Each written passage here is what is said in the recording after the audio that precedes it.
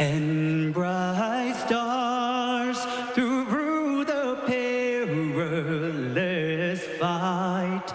O'er the ramparts we watched were so gallantly streaming, and the rockets' red glare, the bombs bursting in air, gave proof through the night that our flag was still there.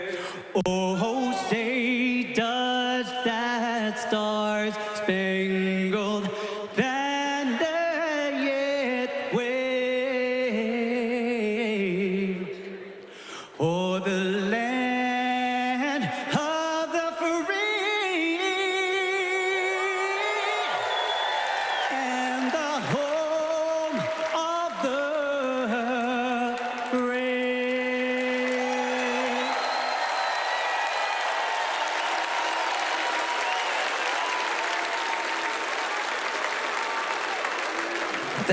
Thank you, Aris. Folks, give it up for Aris one more time.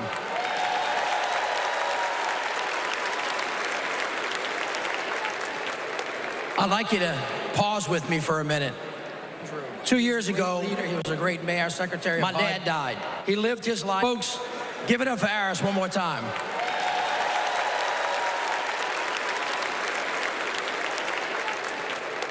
I'd like you to pause with me for a minute.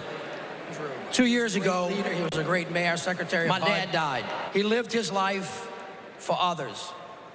We have lost so many patriots since the last convention. So before we go any further tonight, let's take a moment and join with me and let's remember them all.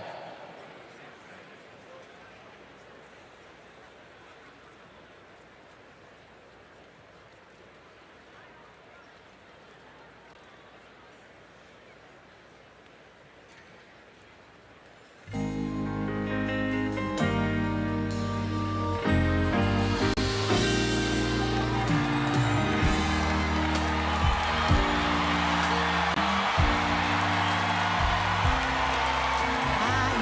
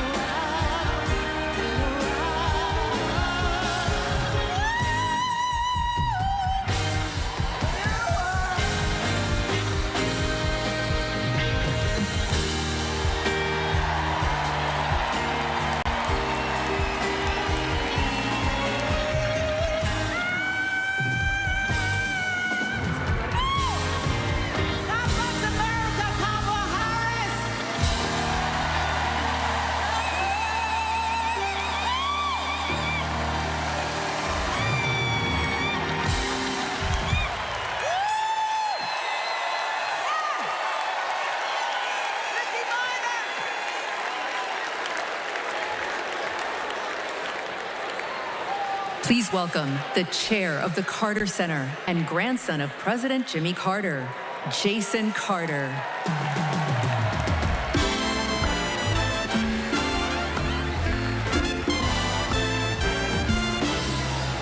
Hello, I'm Jason Carter. My grandfather, President Carter, will have his 100th birthday in October.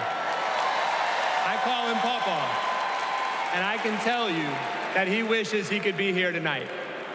He and my grandmother led their lives with an unwavering faith in God, a respect for human dignity, honesty, and a commitment to loving their neighbors as themselves. Those principles guided them throughout their lives, including during their 4 years in the White House and the 4 decades since. For my grandfather, it was never about fame, recognition, accolades, or awards. His legacy is measured by the lives he has touched and the good he has done. Kamala Harris carries my grandfather's legacy. She knows what is right, and she fights for it. She understands that leadership is about service, not selfishness, that you can show strength and demonstrate decency, and that you can get a whole lot more done with a smile than with a scowl. Pawpaw is holding on. He's hopeful. And though his body may be weak tonight, his spirit is as strong as ever. My grandfather can't wait to vote for Kamala Harris. She reminds us all that the promise of America remains unchanged. We are one nation, indivisible, with liberty and justice for all. And my grandfather knows that with her as our next president, we will keep that promise. Thank you.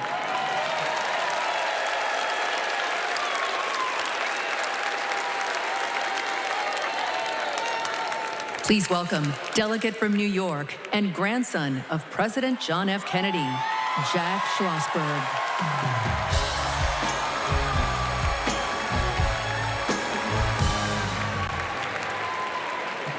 Hi, I'm Jack Schlossberg. President John F. Kennedy is my grandfather, and he's my hero. JFK was the youngest person ever elected president and the first Catholic. He sent a man to the moon, fought for civil rights, and navigated the Cuban Missile Crisis peacefully. Most of all, he inspired a new generation to ask what they could do for our country.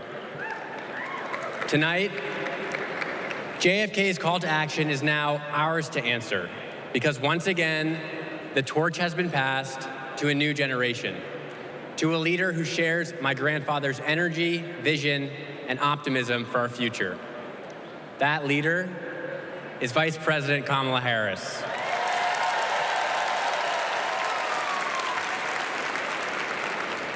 Like President Kennedy, Vice President Harris has dedicated her life to public service. She believes in America, like my grandfather did, that we do things not because they're easy, but because they are hard. As president, she will fight for working families. She will expand investments in clean energy so that my generation will have clean air and good jobs.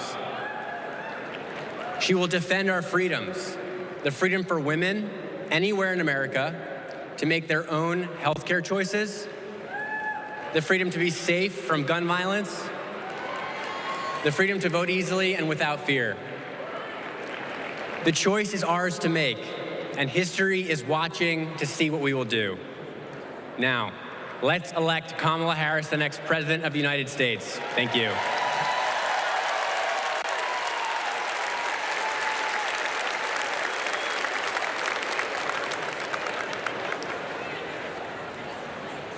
All right, America, how y'all doing? We about to have a fired up, ready to go, yes we can night. Y'all ready? Well, as you can see, the torch has been passed to a new generation. So let's start off the night by talking about what's at the heart of the Harris-Walz agenda.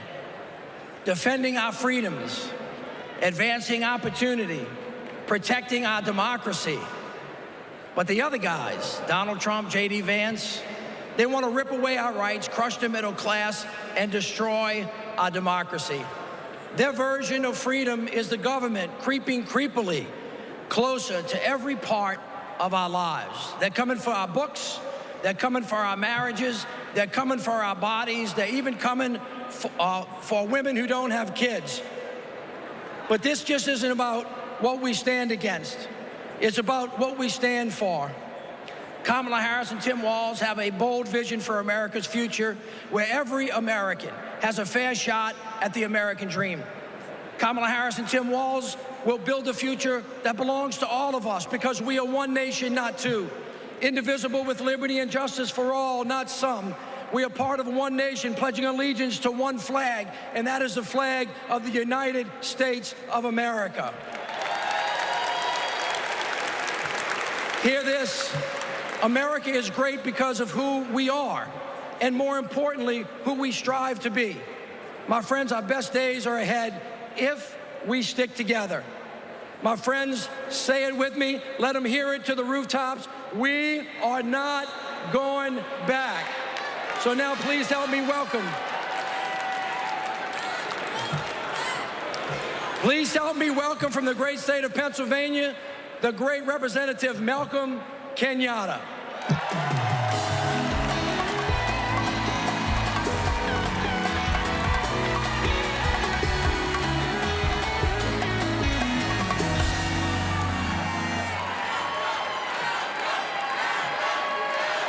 My fellow Americans, my name is Malcolm Kenyatta, a proud son of Pennsylvania.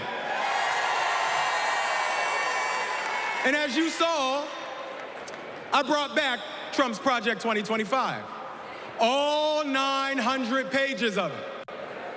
And it's interesting because usually Republicans want to ban books, but now they're trying to shove this down our throats. It is a radical plan to drag us backwards, bankrupt the middle class, and raise prices on working families like yours and mine. Under Project 2025, a family making just $75,000 a year with just 2 kids would pay $1,800 more in federal taxes. No, but there's more. Because on page 465, Project 2025 would stop Medicare from negotiating to lower the price of prescription drugs and capping out-of-pocket costs. And on page 587, Project 2025 would cut overtime pay for hard-working Americans. But my friend, these bad ideas aren't new. As long as we have been fighting to make America work for working families, there have been greedy corporate interests trying to take us back. In 2019, my grandma, a civil rights warrior, called me, her voice cracking, and she said, "I'm so sorry, baby. I'm so sorry. I thought my generation had fixed this. And here you are, fighting the same battles." But I want to tell you tonight, my friends, what I said to my grandma. I said, "It's okay, Grandma. It's just our turn. It's just our turn to stand up for working people and to stand up for our nation's promise. It's just our turn to defend our rights and to ensure that democracy doesn't die on our watch. It's our turn to make history, my friends, by electing Kamala Harris as the next President of the United States of America. God bless you. May God protect our troops.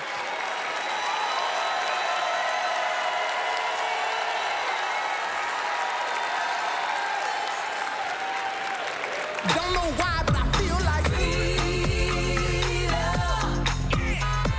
seeing how the Biden-Harris focus on making healthcare affordable for middle-class Americans has benefited so many of my patients. I support Kamala Harris because she fights for the working family and she thinks about the future of our country.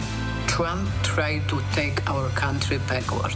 She has taken action to make sure childcare and home care are accessible and affordable. I am a type 1 diabetic since the age of 10, and having my insulin is not an option. My name is Anne from Wisconsin, and this is my daughter, Isla. Isla qualifies for a type of Medicaid based on a level of care for children with disabilities. Donald Trump attempted to cut Medicaid every single year he was in office. Kamala Harris is the only candidate on the ticket this year that will actually continue to fight to get caps on insulin, and we need her in office. I am all in for Harris 2024.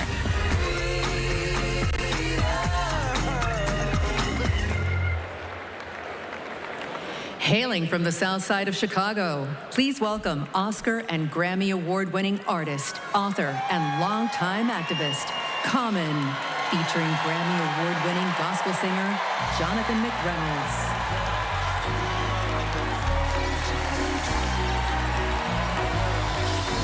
I thank God for this moment in time where Kamala Harris will change the world for the better with love, hope, and grace.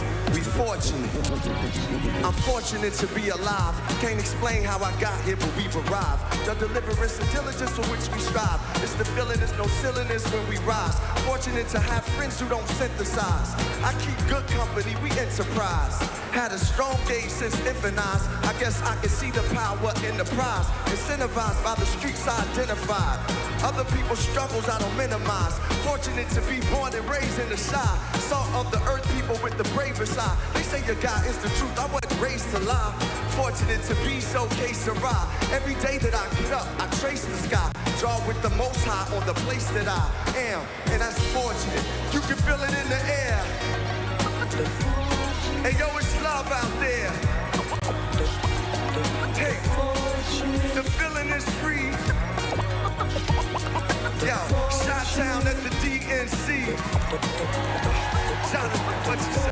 May your struggles keep you near the cross, and may your troubles show that you need God, and may your battles end the way they should, and may your bad days prove that God is good, and may your triumphs keep you humble and high, and may your endings be worthy of every start. Hey, let's take this message to every hood, that your whole life will prove that God is good, and we are fortunate. You can feel it in the air. Hey, hey, yo, it's love out there. Hey, the feeling is free. Yo, we live at the DNC. Fortunate, I was raised by my Uncle Steve and my Uncle Charles. They both told me believe the seeds of a revolutionary. Evolution's very necessary to become fruits and berries of our labor. Told to search for a savior. Fortunate, I had a chance to raise her. In the days of the unknown, I'm fortunate to come home to blocks we fought and swung on. Fortunate the Lord put me on the path to use the microphone for a ride and a staff. Fortunate, yo, we got the golden parents. We fortunate, y'all, for Kamala Harris. Yo, we fortunate. Yo, the love is in the air. Yo, can you feel it out there? Hey, yo, the feeling is free. Shot-town, we live at the DNC. We are fortunate. Thank you, God.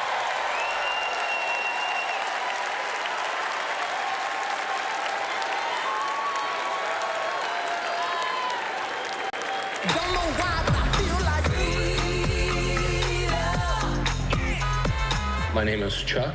I voted for Trump in 2016. My name is Tom. I'm from Michigan, and I'm a former Trump voter. I'm Joanna. I live in Florida. I'm a former Trump voter. I just cannot vote for the man, and it can go from just being dishonest from a criminal and an insurrectionist. He has no respect for Americans. He has no respect for the Constitution. I believe if Trump gets a second term, he's not leaving, he's staying. He broke the law.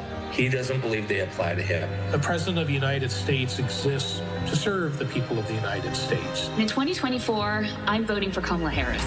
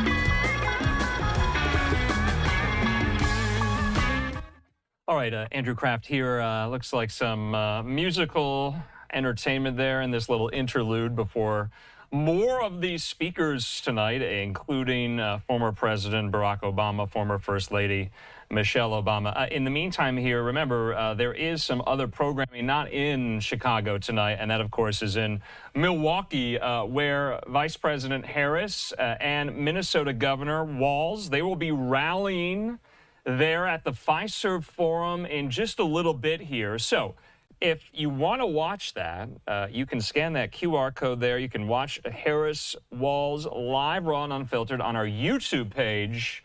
That is going to be set up on an alternative route there. Of course, here, primarily, we will be giving you, from start to finish there, the speakers at the DNC at night 2 of the convention. But, hey, say you want to mosey on over to see Harris and Walz at the Fiserv Forum in Milwaukee, of course, not too far away from Chicago.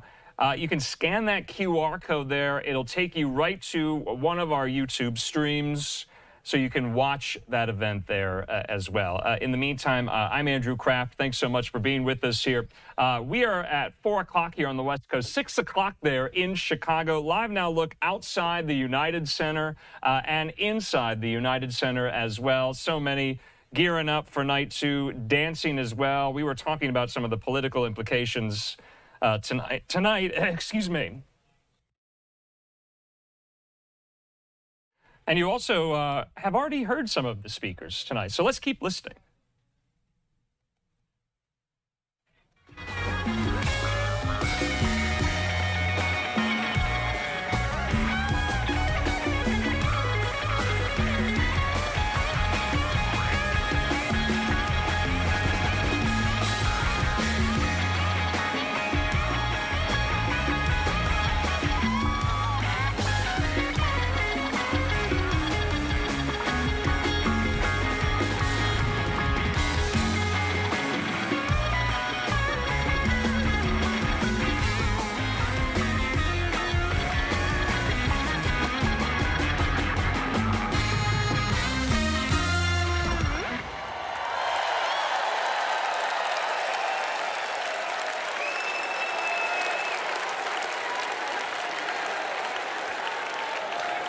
Please welcome Kyle Sweetser from Alabama.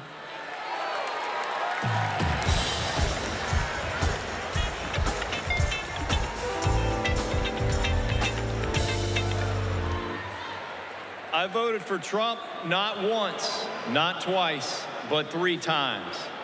You see, I work in construction. I work with my hands. He told us he'd look out for blue-collar workers. So I made my first ever political donation to Trump. And I donated to him many times throughout his presidency. But then I started to see Trump's tariff policy in action. Costs for construction workers like me were starting to soar. I realized Trump wasn't for me. He was for lining his own pockets. Now, I'm not left-wing, period. But I believe our leaders should bring out the best in us, not the worst. That's why I'm voting for Kamala Harris. She's tough. She's going to tackle inflation. Trump will make it worse. I'm voting for Kamala Harris because she'll make us proud to be American again.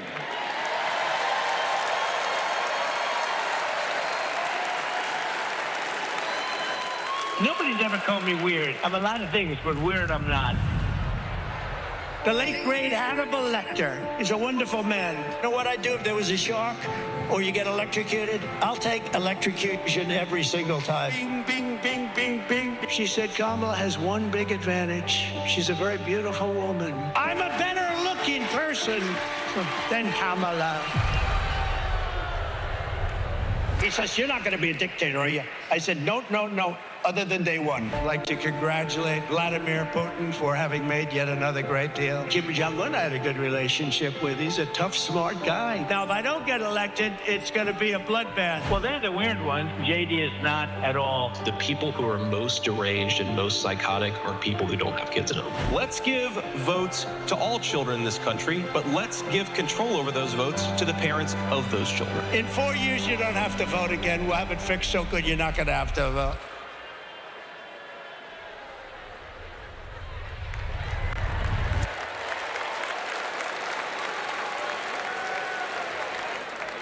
Please welcome Stephanie Grisham.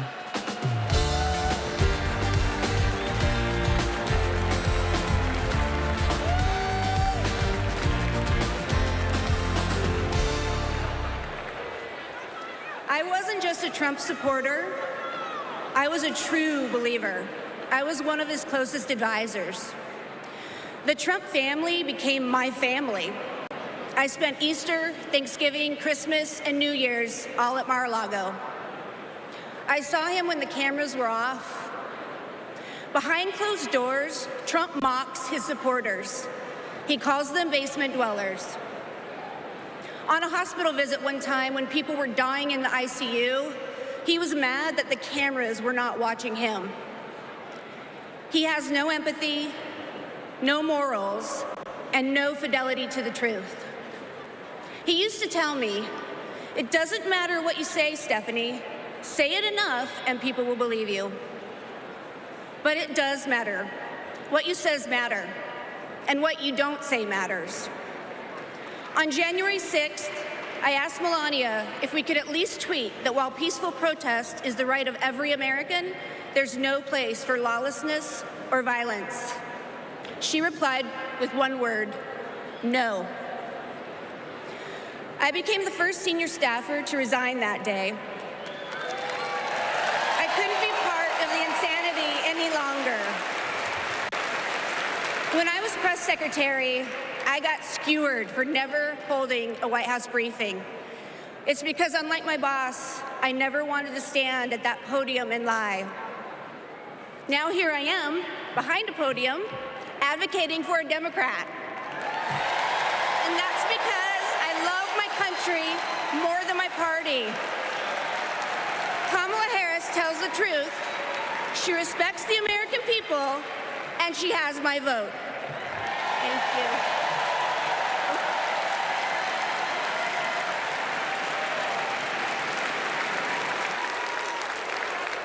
Don't know why, but I feel like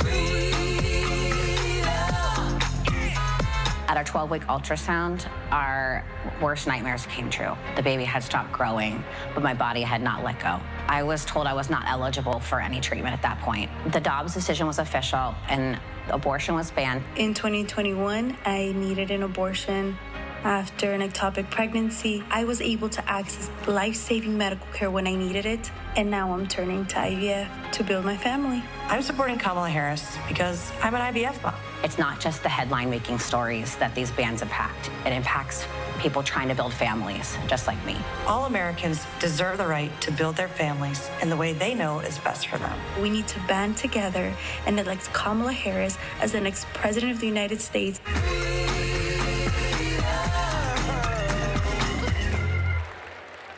Please welcome Nabella Noor.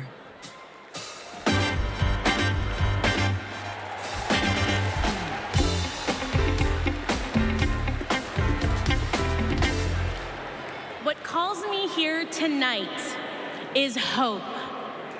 As a woman who has struggled with fertility, I have not always been hopeful, but today I am. I'd always dreamt of motherhood, and coming from a large Bangladeshi American family, I imagined it'd be easy. It wasn't. My husband and I tried to conceive. We failed. We tried and failed again and again and again for 6 long years. Finally, I got pregnant. We were overjoyed, but then I miscarried. I was devastated. It was only after sharing my story online and hearing from women about their experiences with IVF that I felt a tiny glimmer of hope. So I started the IVF process. But just a few weeks before my egg retrieval, I learned I was pregnant. Today, we have 2 beautiful daughters. But this is not everyone's ending. For many women, IVF is the only choice. That choice and more is at stake in November. The freedom to plan your family, the hope of having a family at all. I'm here to stand with everyone fighting for our reproductive freedoms, because my daughters and yours deserve every option, every hope, every possible future. To anyone listening who is struggling to start a family, you are not alone. We will not let you lose hope. Because when we come together to raise our voices with love, we win. Thank you.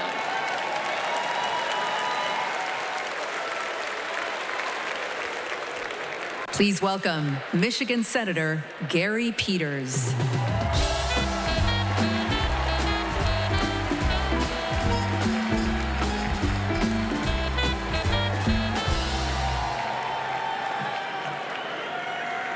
In Michigan, we believe we have to build an economy that grows the middle class. And we know that when unions succeed, all workers win. I was raised in a union household. My father was a teacher, and my mother a nurse's aide. and they gave me and my sisters what every parent wants to provide for their children, an opportunity to pursue their dreams. I went to public school, I worked odd jobs, became an Eagle Scout. And Kamala Harris and Tim Walz grew up just like me.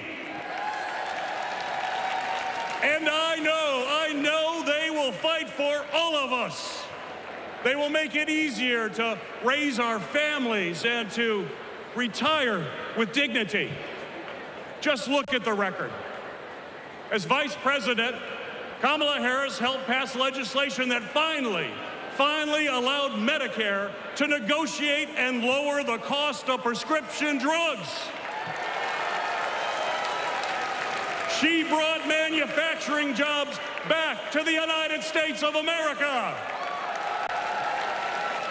And as governor, Tim Walz signed the largest infrastructure investment in Minnesota history.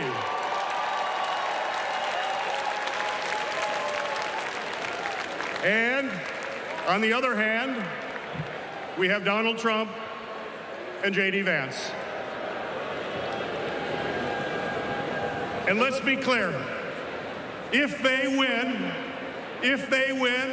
working people like my friends here from the Teamsters will pay the price.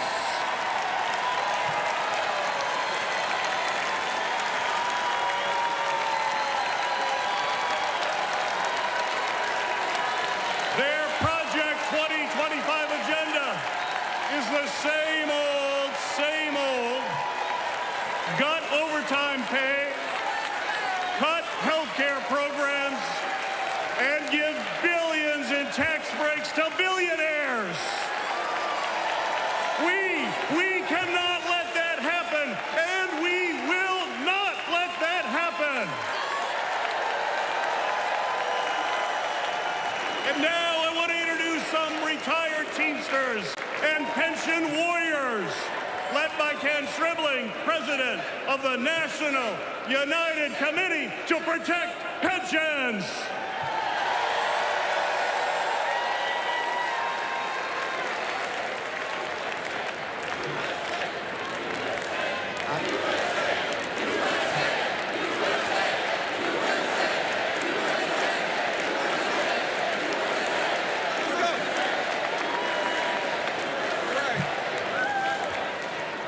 I am Kenneth Stribling, a proud retired Teamster from Local 200 in Milwaukee, Wisconsin.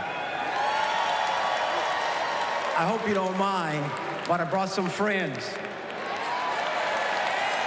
Pension warriors from the NUCPP.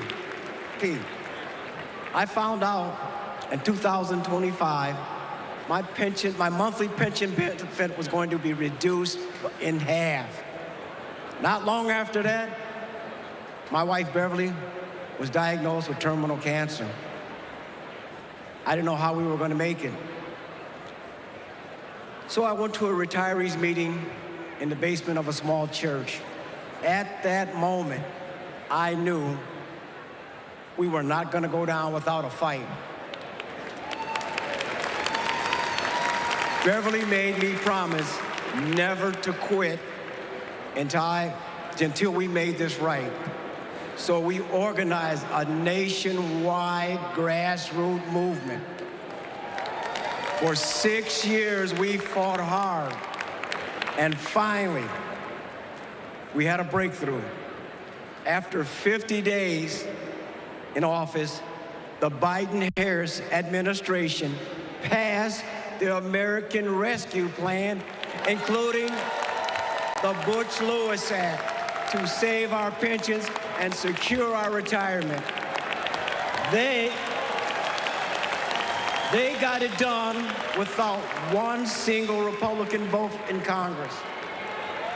They saved over 1 million pensions, including 33,000 from my state, Wisconsin, 52,000 from Pennsylvania, 61,000 from Michigan. As president, I know Kamala Harris will have our backs. She will fight for our retirement, Social Security, and Medicare. Beverly passed away in 2019, but I kept my promise, because a promise is a promise is a promise. Thank you.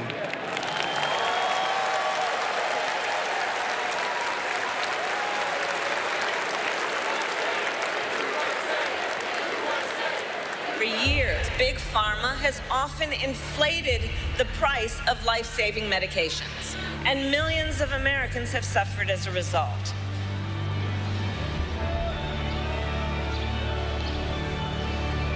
Those costs got passed on to our seniors, but not anymore.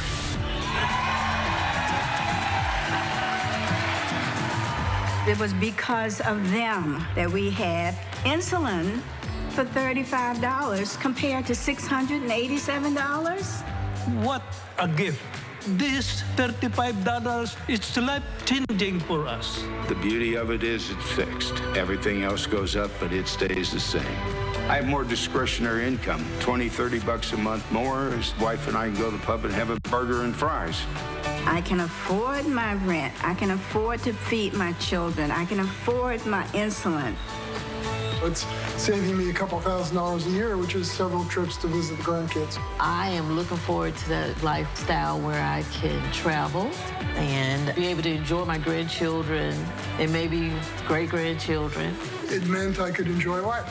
President Joe Biden and Vice President Kamala Harris will be in Maryland this afternoon to unveil a new plan cutting prescription drug costs. 10 popular drugs are affected by this, including cancer, diabetes, heart disease, and blood clot medications. Seniors will save roughly $1.5 billion in out-of-pocket costs next year. With Kamala Harris, I feel so hopeful. I feel the future of America will be good.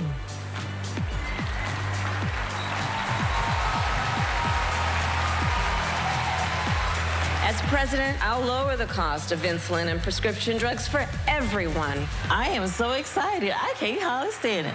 We're going to only go forward. We can't go back.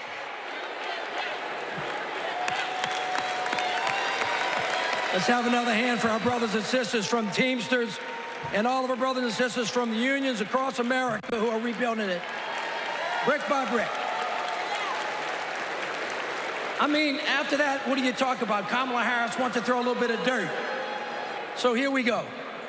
After years of dead ends and broken promises, President Biden and Vice President Harris brought Republicans and Democrats together to actually get something done. Trump promised Infrastructure Week but never built anything. But this time, the Biden-Harris administration is actually breaking ground, and we're starting to turn dirt, ushering in an infrastructure decade. All I see is possibilities ahead. You see, the foundation of a strong economy is literally a country's infrastructure. It's the cornerstone upon which all rest. We finally got a president and a vice president who puts their money where their mouth is. Already, $460 billion out the door, $1 trillion of private sector investment building roads and bridges and airports and ports and water systems so that kids don't have to drink dirty water out of lead pipes and little girls don't have to sit on the back of their mama's car trying to do their homework so they can have a better future for us. We're building a clean energy economy. All of it is moving out of the door. And we're touching every part of the country, from Napakiak, Alaska, all the way down to Lowndes County. We have over, hear me now, 60,000 projects all across this country with funding already underway. We're hitting the ground running, and it's right in everybody's backyards. 2 years ago, after President Biden and Vice President Harris passed the biggest infrastructure investment since President Eisenhower, he called on me and others to help carry out that vision as we rebuild America. As a senior advisor to the president, we pushed out funding for the roads and the bridges. We're literally building bridges to the future. High-speed internet and the clean energy economy. With these projects, we're ushering in a brighter future, a future in which everyone has clean air to breathe, everyone has clean water to drink, a future in which everyone has the opportunity to build generational wealth, a future in which the most vulnerable communities aren't forced to bear the brunt of progress. And we have made historic progress towards that vision. Let's take a look with what progress is being made in communities across the country with products that are being made right here in the USA. Since passing the bipartisan infrastructure law and the American Rescue Plan, the Biden-Harris administration is putting billions of dollars into cities and counties across the country over the next 5 years. I want to particularly thank the mayors of America. You make things work. Thanks to the Biden-Harris administration, the city of Phoenix has a much greener bus fleet. In San Antonio, we're building the airport of the future in the heart of our city. Until 1970, Scranton and New York were connected by passenger rail. And within 5 years, finally, we're getting that connection back. Our vision is to create a truly multimodal city, a city where people can walk, ride public transportation, or ride a bike to get to their destination. Our city is able to create over 2,000 jobs and move our transit system into the future. We are investing over $50 million to take vacant buildings just like this one to turn them into shovel-ready job sites in the heart of our city. We were able to use American Rescue Plan funding for safe, affordable housing for our neighbors. When a dilapidated apartment complex was condemned, we were able to swiftly relocate these tenants. In Tucson, we have planted or distributed over 100,000 drought-tolerant trees to combat extreme heat. In the great city of Baltimore, Maryland, we're opening brand new rec centers that closing in our city, and many, many, many more investments thanks to President Biden and Vice President Harris.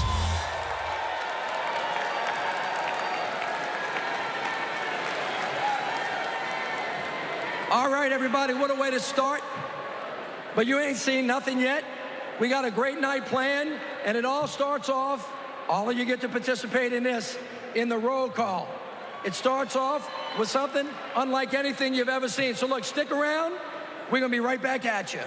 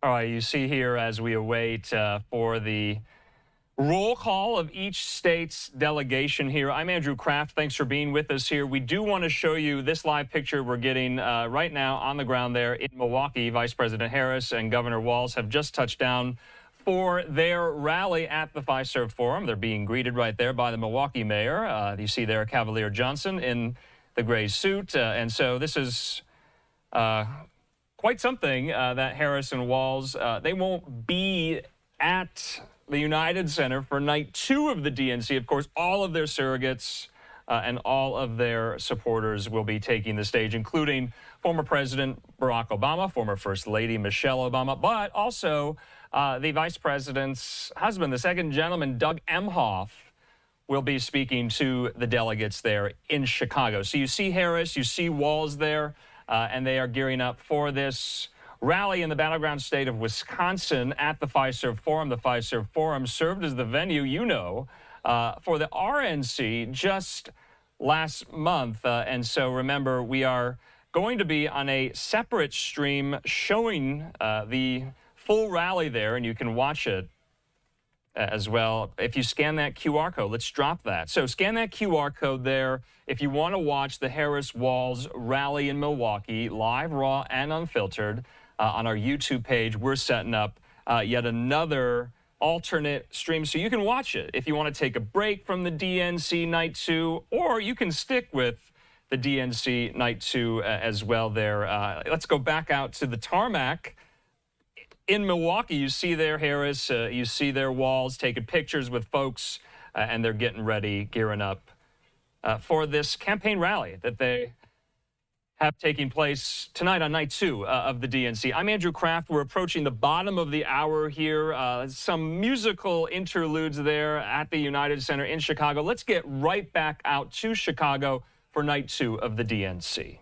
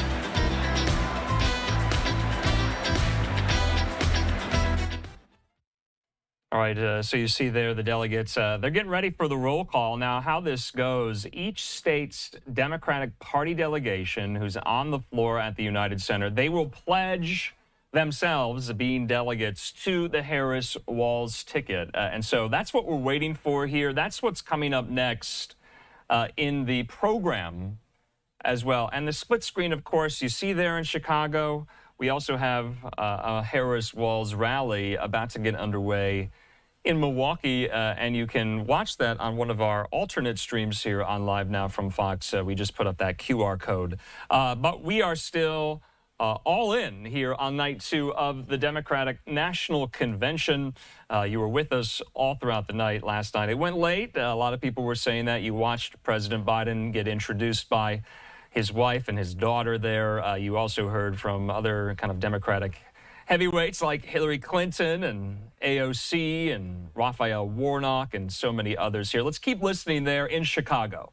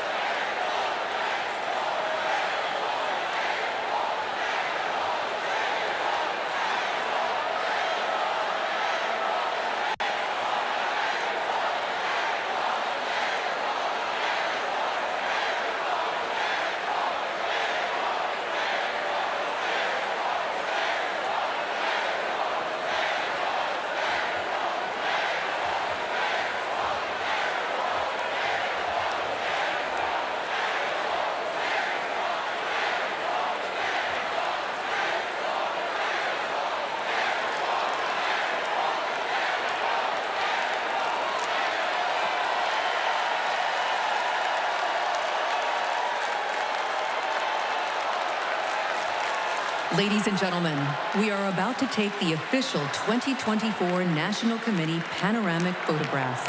At this time, we would ask all of the delegates and guests to take their seats and get ready for this historic photo.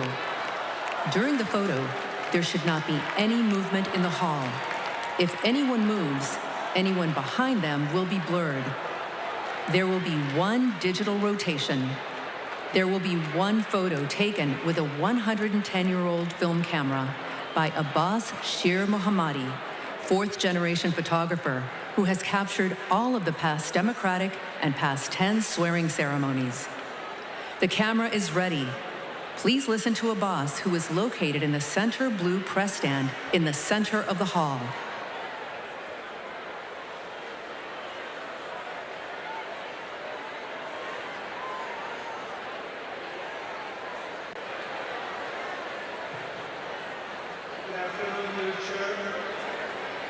Dear delegates, ladies and gentlemen, it's my privilege to photograph you with a 110-year-old camera. I have a request, please. This camera is a film, 110 years old, capturing the images. If there's a slight movement in the hall, not only you will be blurred, the person behind you also will be blurred. I would appreciate if everyone, please, wherever you are, regarding your seat or somewhere else, stand still, look into the camera in the center platform of the press, and hold your hands in the front, please. Do not move. The camera is going to start in about 22 seconds. Please do not move. There are some moving in the hall. Please, wherever you are, stay right there. You're going to make other people glare. Please hold it right there. I greatly appreciate that. The digital right now. Please do not move.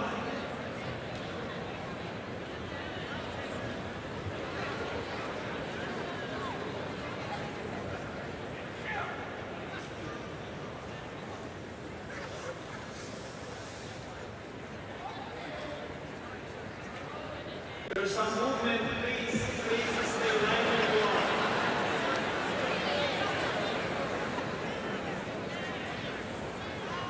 Right there, sir, please keep your hands down. I appreciate that. This is your photo. I'm moving, damn it!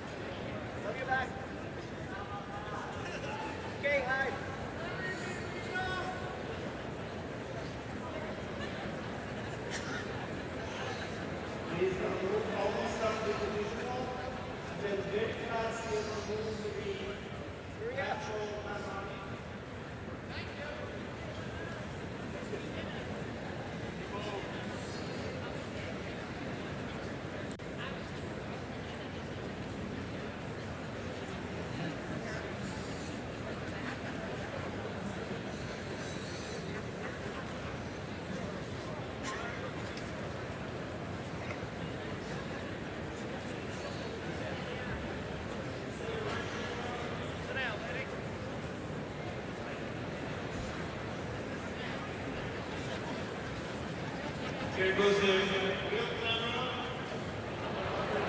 And please do not move. It's an extremely sensitive camera. Thank you.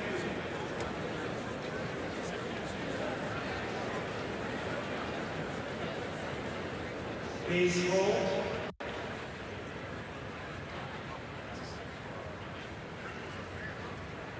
You can see this photograph at democraticphotos.com. 48 hours.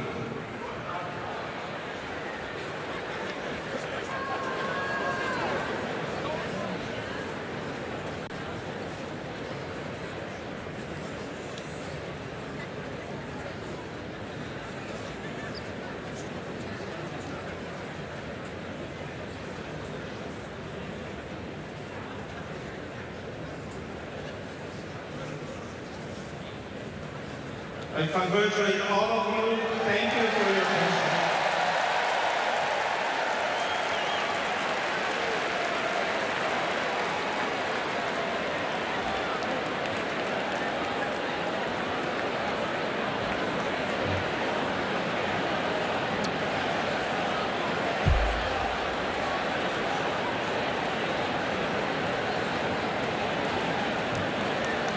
Delegates and guests, please put on your wristbands at your seats.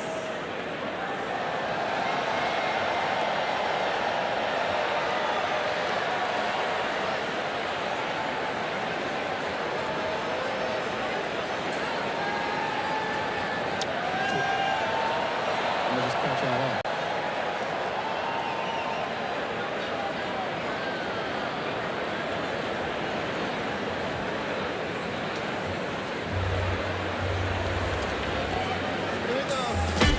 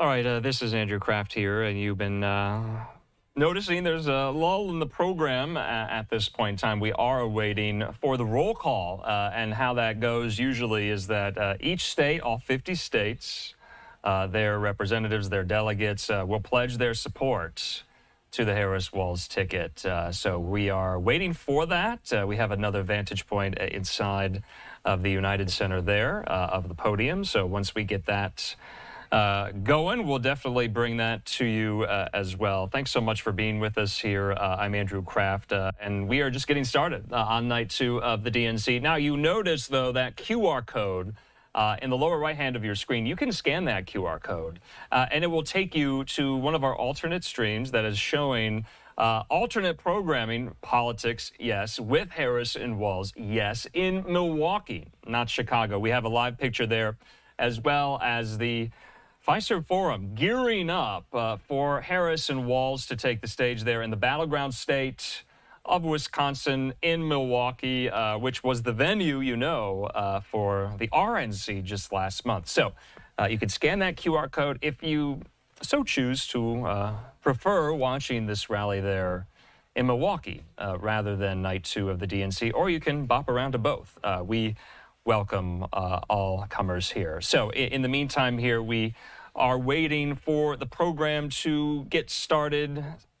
Still, there's been this lull. You saw that photographer capturing the United Center in panorama. That was kind of cool to watch. We also have some of these questions that we have come up with here, but we want to hear from you, including one of them here. Let's take this.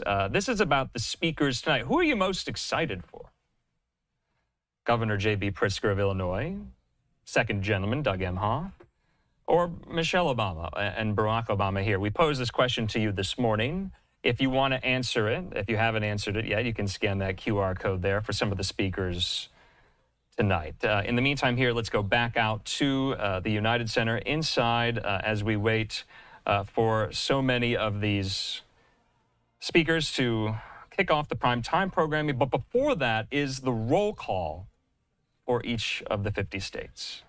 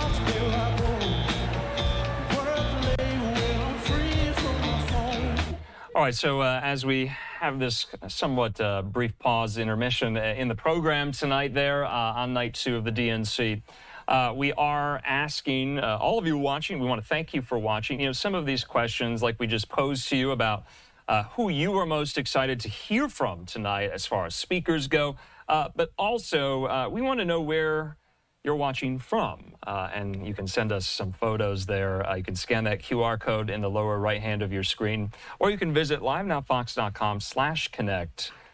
So tell us. I would love to hear and see where you're watching from, how you're watching, and as we wait for the ceremony to get underway here, the primetime portion will start with the roll call, and then more of these speakers. It will be capped off by former President Barack Obama. Of course, he hails from the south side of Chicago. He got his political start in Chicago and Illinois writ large, becoming the first African-American president in 2008. So we just want you to scan that QR code if you're so obliged, so we can see where you're watching from. We have also some of these pictures inside there and outside of the United Center as well. Remember, one of the key storylines going into the DNC, how many of these Gaza war protesters would disrupt not only inside but outside as well. We brought you so many of those pictures outside of the United Center last night and during the day, during the afternoon. And Chicago Police, the joint task force set up by the DNC, the Secret Service, and Chicago Police, really got it under control. We did read out a statement for you that they did have a breach of the outer perimeter, not the inner perimeter. So good news there as people are trying to make their voices heard. President Biden even commenting on some of them last night, saying that they have a point, which is interesting as the Gaza war ceasefire negotiations continue.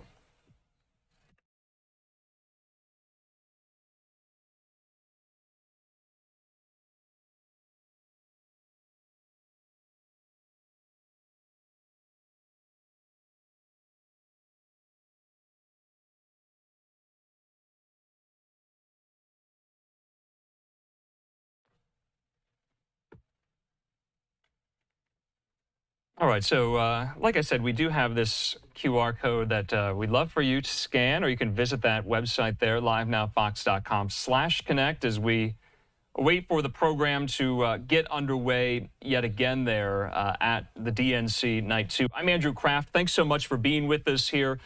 We are just getting started. We have a lot more in store tonight. We've been previewing all throughout the day here. We have our live picture inside the United Center. We also have our live picture outside the United Center, including some of these law enforcement officials who are on hand, making sure everything is safe, secure. Protesters are abiding by the security perimeter that was agreed upon before the DNC got underway here. So this is a live picture outside there in Chicago as well. In the meantime, though, we do want to show you this other vantage point, not in Chicago, but in Milwaukee, Wisconsin. Remember, Harris and Walz are having their own campaign rally in the battleground state of Wisconsin in just a few minutes here. They've already landed there in the Badger State, and they will take the stage there. You see their slogan, Freedom. You see the crowd there at the Fiserv Forum. Now, if you do want to watch that instead of the DNC, or if you want to kind of flip back and forth, you can scan that QR code there, and we hope you do. Anyway, in the meantime, let's get back to the DNC. More speakers stepping up to the podium. Well, good evening, delegates. My name is Jason Ray, and I'm honored to serve as the secretary of both the Democratic National Committee and the Democratic National Convention. I remember watching my very first convention on television when I was just 10 years old. It was the 1996 convention right here at the United Center. Now, nearly 3 decades later, I could not be more thrilled to join you in making history as we nominate Vice President Kamala Harris.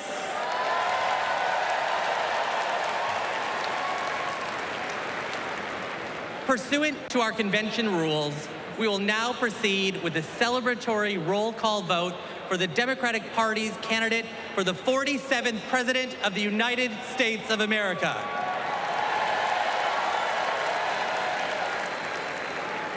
As a reminder, our nomination was made official on August 6th upon the certification of the virtual roll call. This roll call will reflect those results. The chair of each delegation or their designee will report its delegation's voting results for the presidential nomination. Pursuant to the rules, the roll call will follow the alphabetical order of the states, with the District of Columbia and Puerto Rico, the territories, and Democrats abroad treated as states for the purposes of the alphabetical roll call. Delegates, are you ready? Let me hear you. Ladies and gentlemen, my name is DJ Cassidy, and I'd like to welcome you all to the Democratic National Convention roll call. Now we're going to pass the mic from state to state so that all our voices are heard all around the nation. But first, let me pass it back to Secretary Ray to get the celebration started.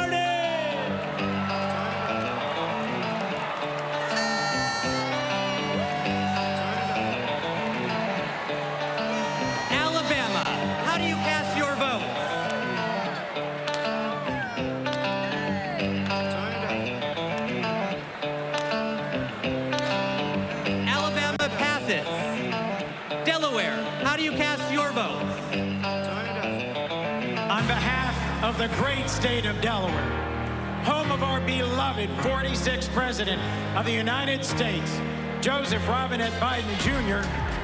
It is our honor to unanimously cast our 34 votes for the next President of the United States, Vice President Kamala Harris!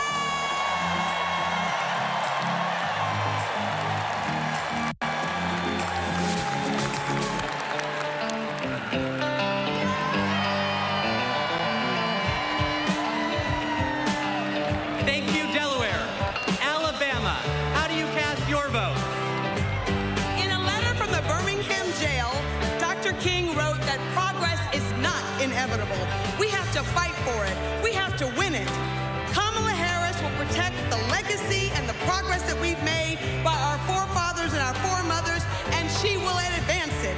She will safeguard our freedom to vote by passing the John Robert Lewis Voting Rights Advancement Act. She will fight for freedom and opportunity and build an economy that works for everyone.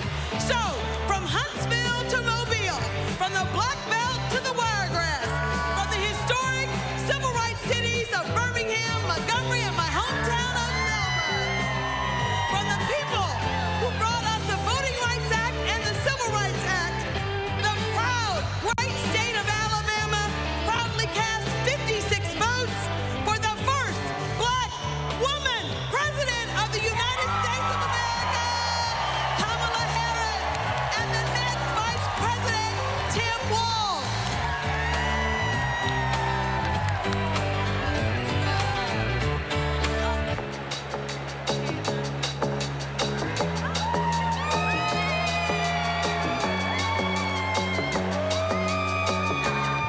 Alaska, how do you cast your vote? Alaska's motto is North to the Future, and that's exactly where Kamala Harris and Tim Walz are going to take us. A future full of opportunity for everyone.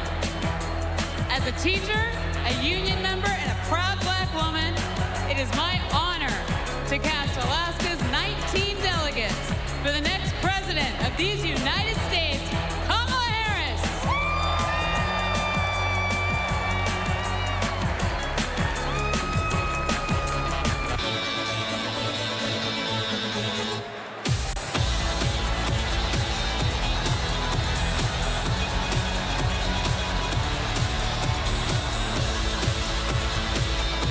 American Samoa, how do you cast your vote? Alofa lava. Here in American Samoa, faith, service, and community are everything. That's why we cast 10 votes for our next president, Kamala Harris.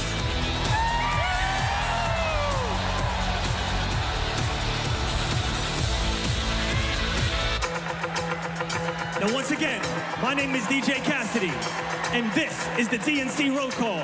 So let's pass the mic around the nation.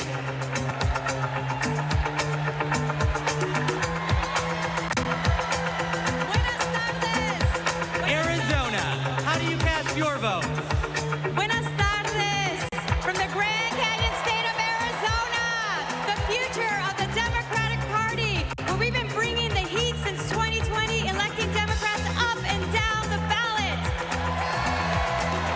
Our diverse coalition is proud to cast our 85 votes for Kamala Harris.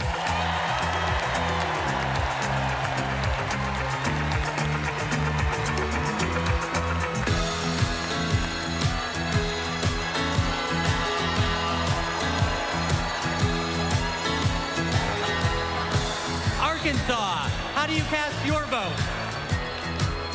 On behalf of the great state of Arkansas, home of American legends Johnny Cash and Sister Rosetta Tharpe, home of the trailblazing civil rights leaders Daisy Bates and the Little Rock Nine, and home of the birthplace of President William Jefferson Clinton,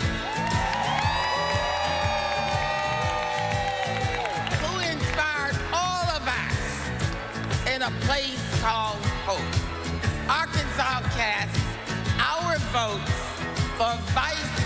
President Kamala Harris and Governor Tim Walz.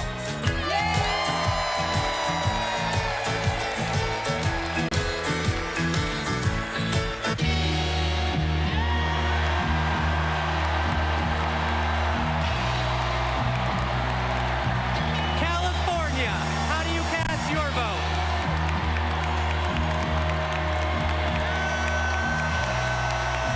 Mr. Secretary, the great state of California passes at this time. California passes.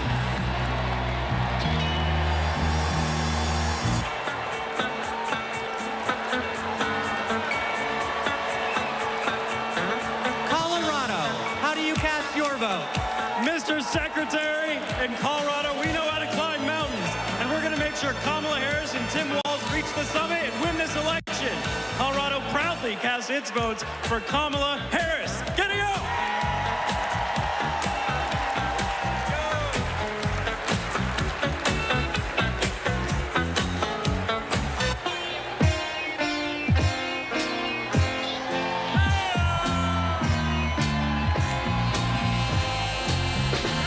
Connecticut, how do you cast your vote? Connecticut, the Constitution state, over the submarine, over the jet engine, over the Yukon Huskies slam dunk, over Keith Richards lead guitar. We vote. Tonight, we cast 73 votes and one president for the first female president of the United States of America, Kamala Harris.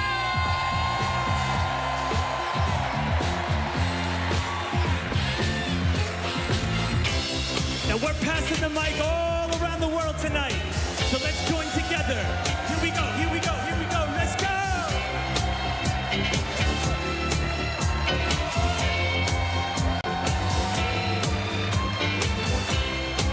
Democrats abroad, how do you cast your vote?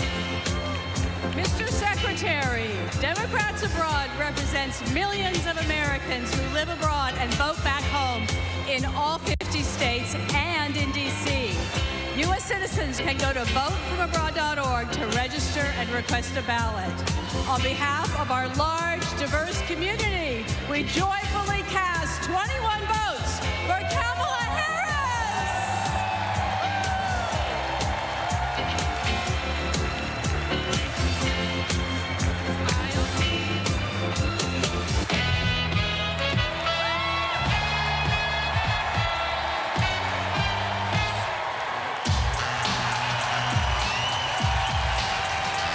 The District of Columbia, how do you cast your vote?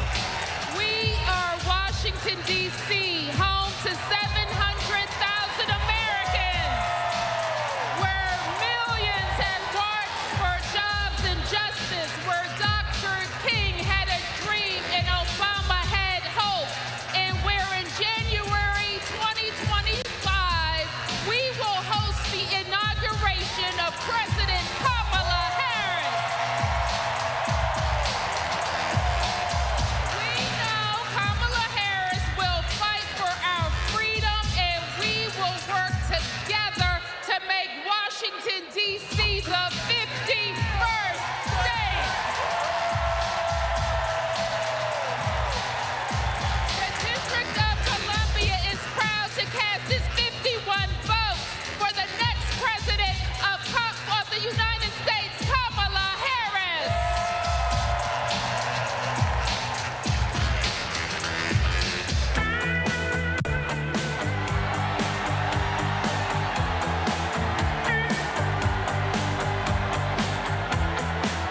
Florida, how do you cast your vote?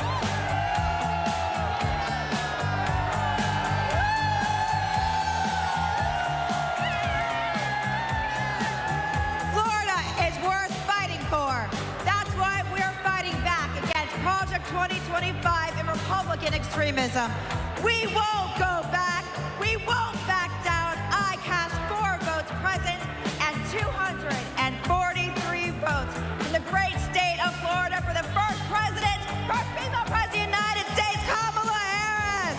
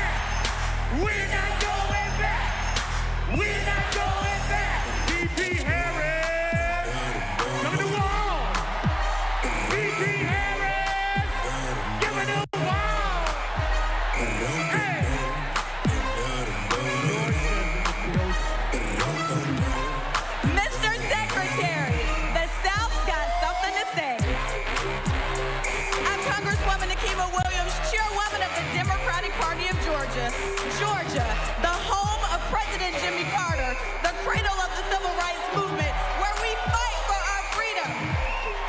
Extremists in Georgia are trying to silence our voices by kicking Georgians off of the rolls and making it harder to vote. But y'all, when we send Kamala Harris to the White House, she'll fight for our freedom to vote, our reproductive freedoms, and our freedom to thrive.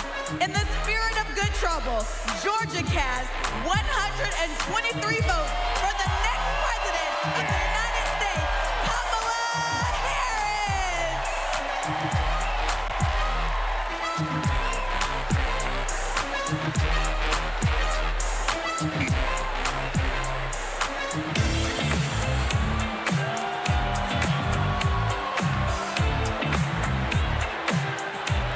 Guam, how do you cast your vote?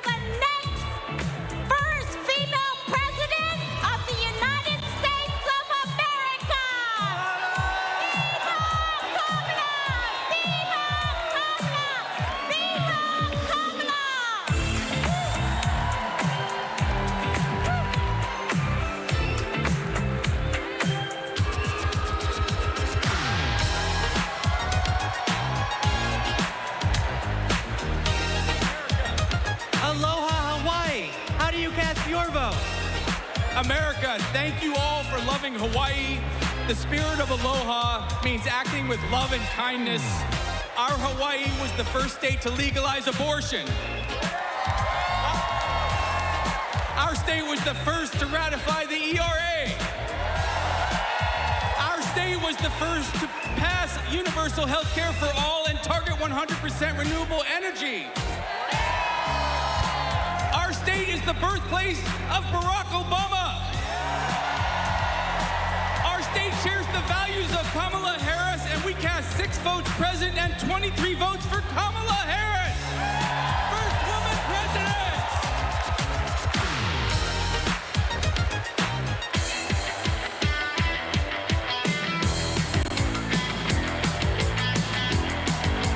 Idaho, how do you cast your vote?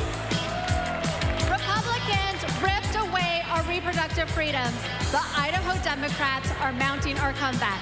For the first time in decades, we're running in every legislative district. We are not going back. Idaho cast 27 votes for Kamala Harris.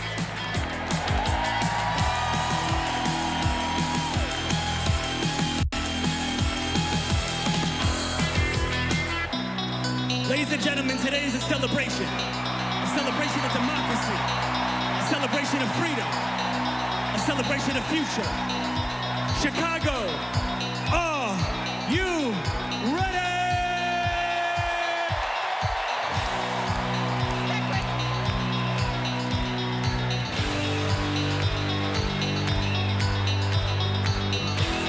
Our convention host, Illinois, how do you cast your vote?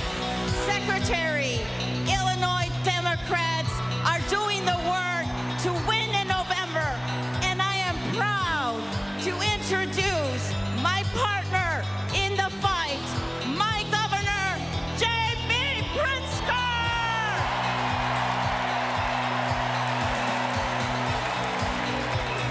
The great state of Illinois, the prairie state, home of 4 presidents, including President Barack Obama. The birthplace of skyscrapers and the adopted home of Superman. The cornerstone of the Midwest Blue Wall. The first state to ratify the 13th Amendment ending slavery. And the 19th Amendment granting women the right to vote. Illinois casts 1 vote present and 86 votes for the next President of the United States, future Madam President Kamala Harris.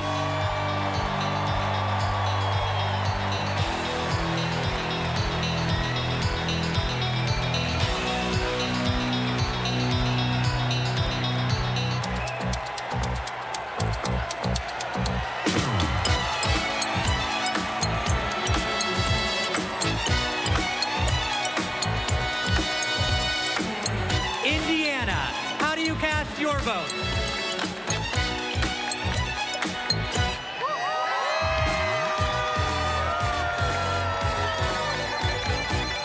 Indiana welcomed me into its heart.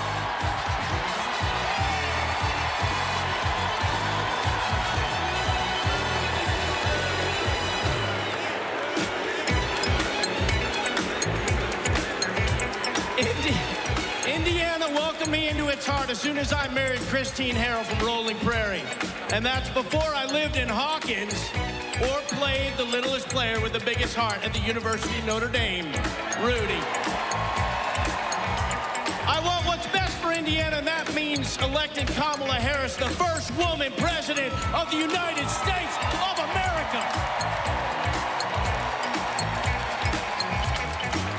On behalf of the great Hoosier State, home of the largest single sporting day event in the world, the Indy 500, home of Michael Jackson, home of Babyface, home of David Letterman, Indiana delivered just 86 delegates to Kamala Harris and Tim Walz as the next president and vice president.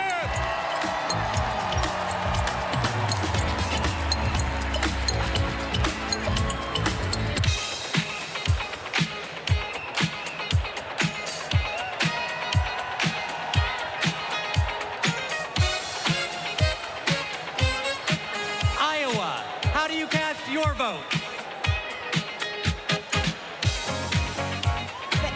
Thank you, Mr. Secretary.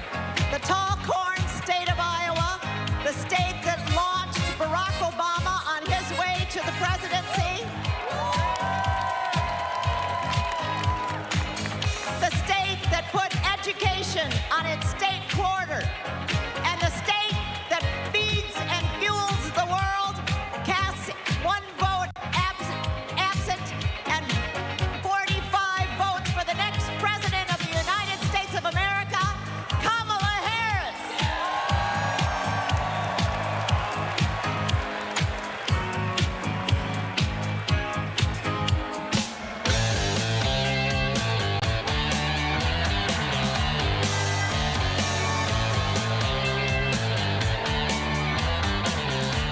Kansas, how do you cast your vote? I can't hear. Hello, delegates from the center of America, the Sunflower State, Kansas, where our farmers feed America, where we elect strong women who govern from the middle. As the first ever black chair of Kansas, I am proud to cast our 39 votes for the first black woman president, Kamala Harris.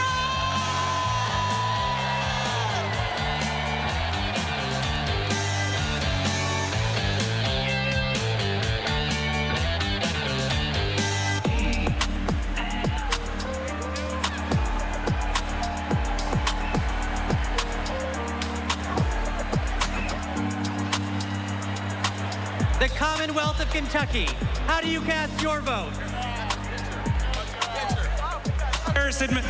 Since 2021, the Biden-Harris administration has shown up for the Commonwealth of Kentucky, and today we're showing up for Vice President Harris. With this administration, we've broken every record for private sector investment, exports, tourism, wages, and new jobs. Together, we're building the 2 largest battery plants on planet Earth, and we open the cleanest, greenest recycled paper mill the world has ever seen. We are proud to cast 56 votes for the next president of the United States, Kamala Harris.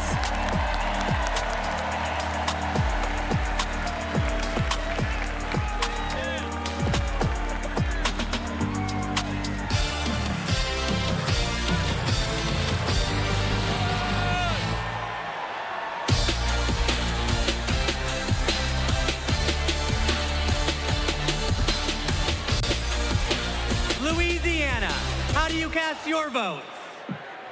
Greetings from Louisiana. Mr. Secretary, my name is Wendell Pierce, and I'm a proud son of Louisiana. And Louisiana is about family, and I'm surrounded by my family of the delegates of Louisiana. And our great Congressman, Troy Carter. Louisiana cast its vote in support of our democracy, and we stand in line for a more perfect union. And born out of that democracy from the Big Easy, the northernmost Caribbean city, the last Bohemia was jazz. And nothing could be more emblematic of jazz and democracy than what we swing with in the Big Easy. And it's because of that that I am here to cast my personal vote for the next President of the United States, Kamala Harris. And now, the leader of our party, Mr. Randall Gaines. The great state of Louisiana, a state that embodies the principles and spirit of hope and resilience, and so does Kamala Harris.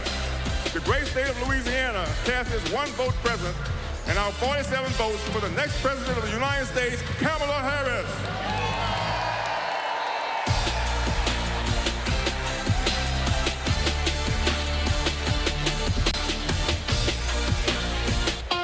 Ladies and gentlemen, we're halfway there. Are you ready? Here we go, here we go. Let's go, let's go, let's go!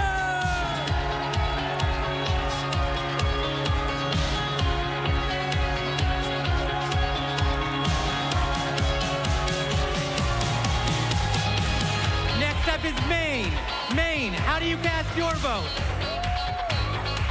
Mr. Chair, great state of Maine, home of environmental climate activists and champions like Edmund S. Muskie and George Mitchell. Happy birthday today, George. The state where the sun rises first on the nation over our bold and rocky coast, bringing with it today a new day for the brave and open-hearted people of this country. We have improved lives, restored rights, and preserved our environment in Maine for future generations. Maine leads, and as Maine goes, so will go the nation.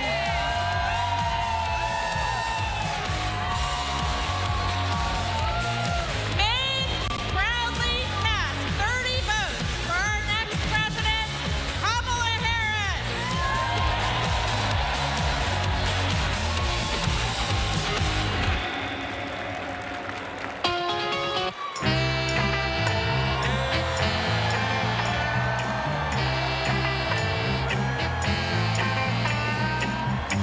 Maryland, how do you cast your vote? We are Maryland!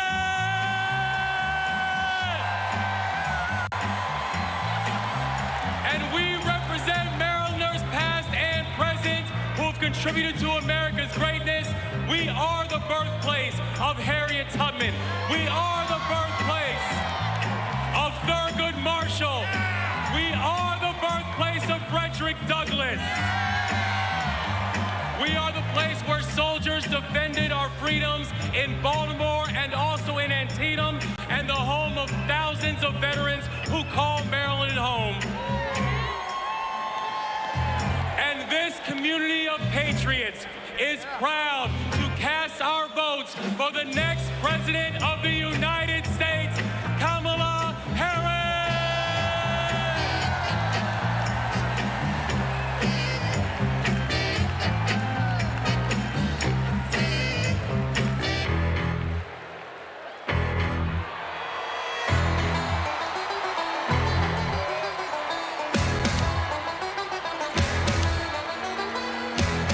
The Commonwealth of Massachusetts, how do you cast your vote? Mr. Secretary, the people of Massachusetts know something about making history. The first Thanksgiving in Plymouth, the first public school, the first public library where we don't ban books. Health care for all, and the first shots fired in our revolution. And we are proud, as the Commonwealth of Massachusetts, to make history once again. Mr. Secretary, Massachusetts counts 116 votes, all of our votes, for Kamala D. Harris for the office of President of the United States.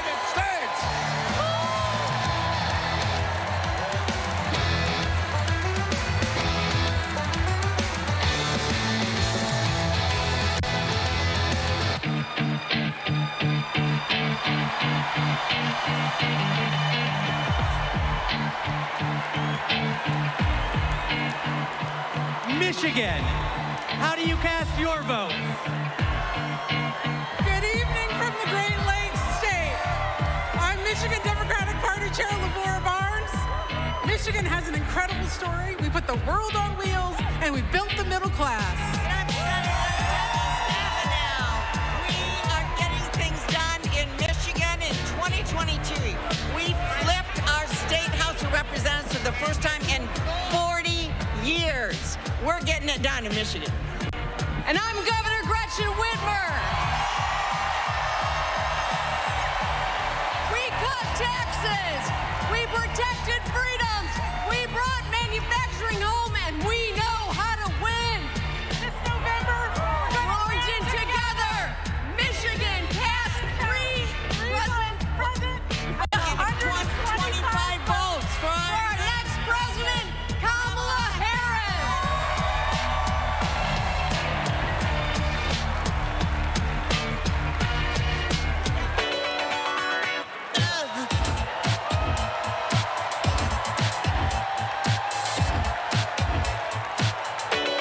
Minnesota, how do you cast your vote? Mr. Secretary, the great state of Minnesota, home of Vice President Hubert Humphrey, Vice President Walter Mondale, and the next Vice President of the United States, Tim Walz. We pass. Minnesota passes.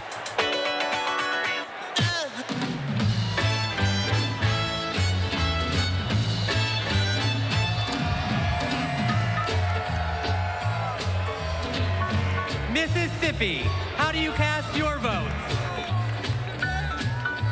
Mr. Secretary, I'm State Chair Shaq Taylor from the home of magnolias and mockingbirds, from the great state of Mississippi, from the Red Clay Hills to the Mississippi River. To our Gulf Coast, we're proud of our heroes such as Fannie Lou Hamer and our special guest, Mr. January 6th, the Honorable Benny T. Thompson. With great joy, Mississippi delivers 40 votes for our future president, Miss Kamala Harris.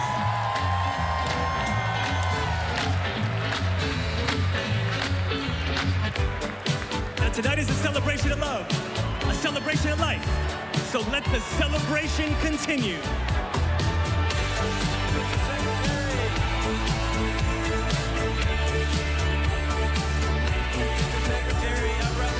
Missouri, how do you cast your vote?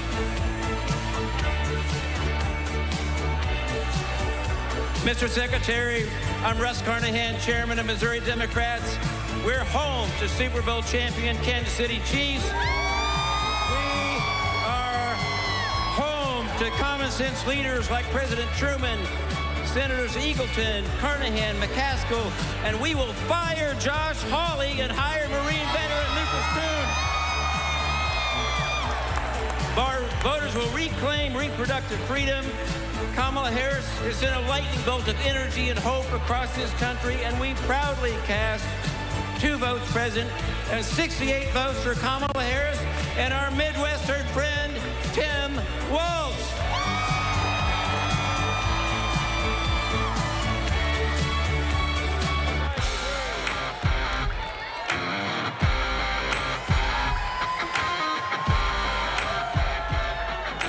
Montana, how do you cast your vote? We, the delegates of the proud state of Montana, on behalf of Big Sky Country, the last best place in these United States, I'm grateful for the beauty of our land and determined to protect it for future generations. We who sent the first woman to Congress proudly cast our 24 delegate votes to send the first woman to the White House, Kamala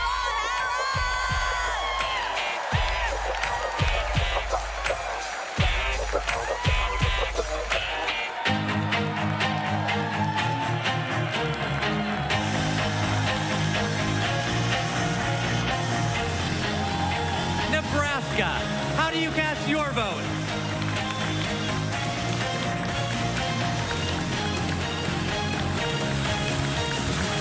Nebraska, home of 4 tribal nations today, and icons Malcolm X, Standing Bear, and Willa Cather, and our homegrown homeboy,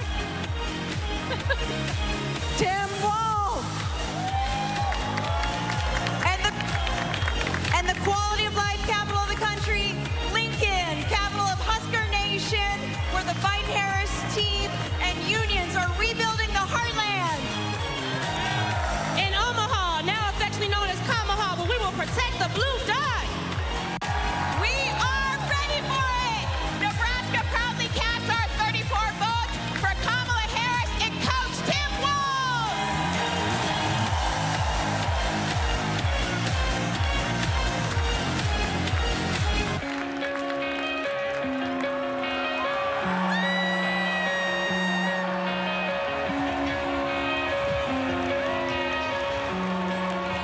Nevada, how do you cast your vote? As a survivor of the largest mass shooting in modern American history, I'm voting for Kamala Harris because America is done running from gun violence. No more pretending books are more dangerous to second graders than assault rifles. No more stolen lives. No more silent streams. No more shattered families. As Vice President, she helped pass the nation's first significant gun safety law in 30 years. Nevada is the battle-born state, and Kamala Harris was born for this battle. Now our chair, Danielle Moreno. Nevada is the most diverse battleground state in the country, home of the late great Senator Harry Reid, the only Latina ever to serve in the U.S. Senate, Catherine Cortez Masto,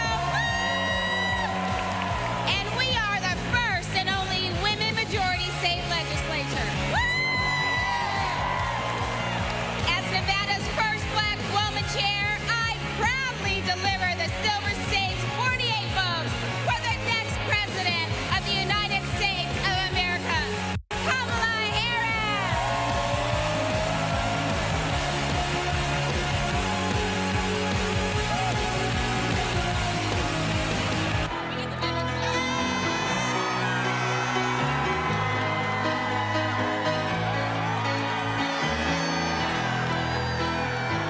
New Hampshire, how do you cast your vote?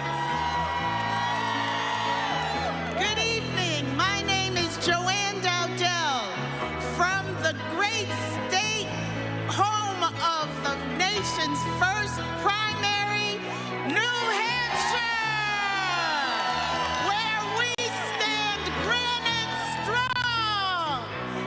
We are so proud of the many women throughout our state committed to building a future of opportunity and trailblazing the way for all of us.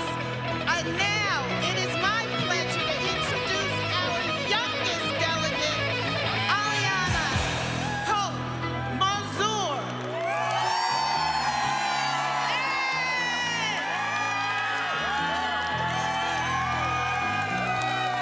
The great Live Free or Die state of New Hampshire casts all 34 of our votes for our next black woman and first South Asian president, Kamala Harris.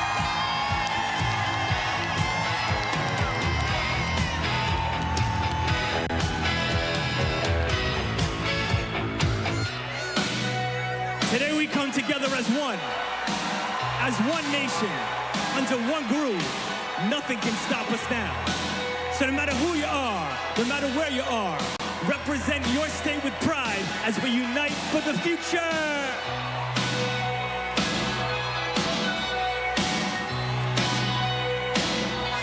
New Jersey, how do you cast your vote? Everybody, I'm Governor Phil Murphy. We're from Jersey, baby, and you're not. In the great Garden State, we care about protecting women's rights and lifting up vulnerable communities.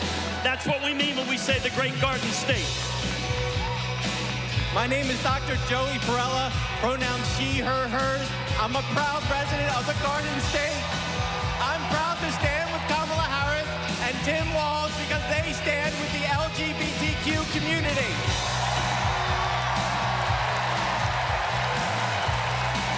It's time to turn the page on Trump. Thank you. I'm Leroy Jones, the chairman of the New Jersey State Committee, the home of the late, great Whitney Houston. And New Jersey and these amazing delegates cast 2 votes present and 142 votes for Kamala Harris, President of the United States of America. When we fight, we win. When we fight, we win. When we fight, we win.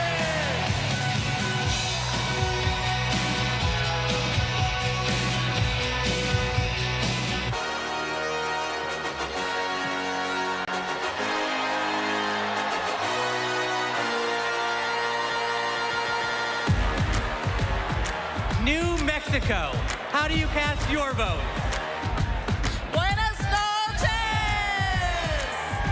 Chair Jessica Velasquez here with our delegates from the land of enchantment, the great state of New Mexico, where we live our family values, respect women, love our land, our water, our blue skies, our green chili, and our sunsets. We are proud to cast 45 votes for Kamala Harris and Tim Walz.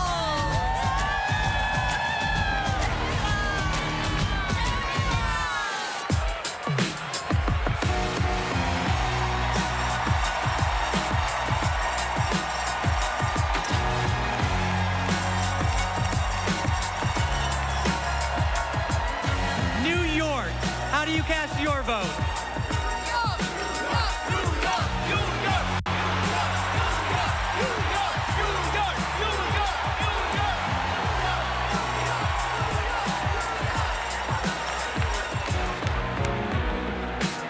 Mr. Secretary, my name is Henry Garrido.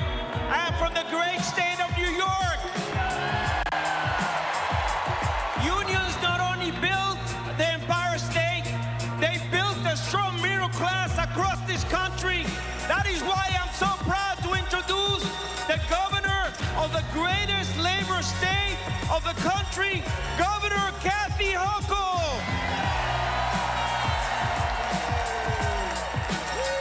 As governor of the greatest state that ever existed. Hey, we're New Yorkers, get used to it. From Seneca Falls, the birthplace of the women's rights movement, to Stonewall, the birthplace of the LGBTQ movement, to Stone King Mountain, the birthplace of the environmental justice movement, and the birthplace of the labor movement. We are also not just the birthplace of great progressive movements, we are the birthplace of Shirley Chisholm. We are the birthplace of Geraldine Ferraro. And we are the home of Hillary Clinton. And that's why, as the first woman governor of New York, I am so proud to cast 298 votes to make Kamala Harris the first female president of the United States of America.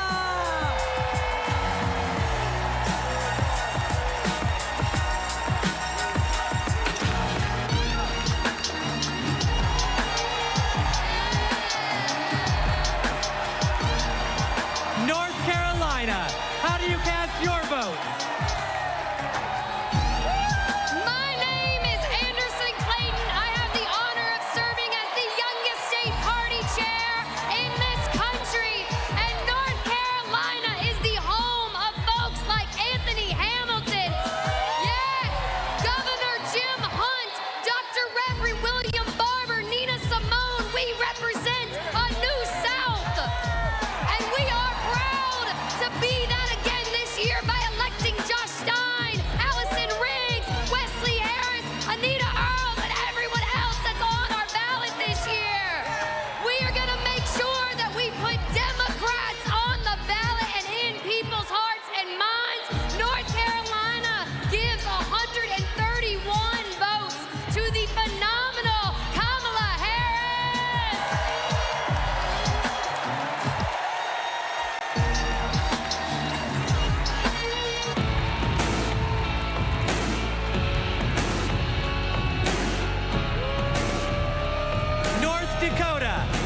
cast your vote? Mr. Secretary, the Democrats of North Dakota, the Peace Garden State, are proud to cast our 17 votes for Vice President Kamala Harris and the best neighbor you could ever hope to have, Governor Tim Walz, for President and Vice President of the United States of America. Let's go!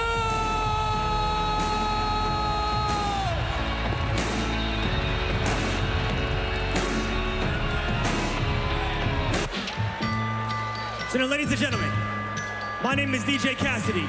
This is the DNC roll call, and tonight, your voice is the future.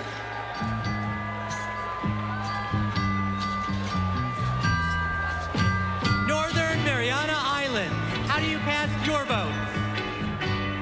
Hafaday, Tiro, and hello, everyone. We are the Northern Mariana Islands, where our customs, our culture, our land, and our oceans breathe life into our people. The earth is not red or blue. The earth is sick, and we must protect it. Home to some of the living legends in celestial navigation and to some of the friendliest people in the Pacific.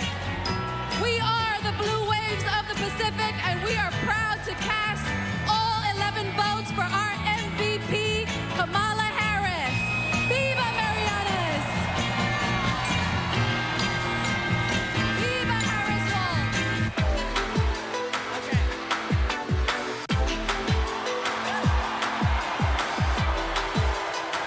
Ohio, how do you cast your vote?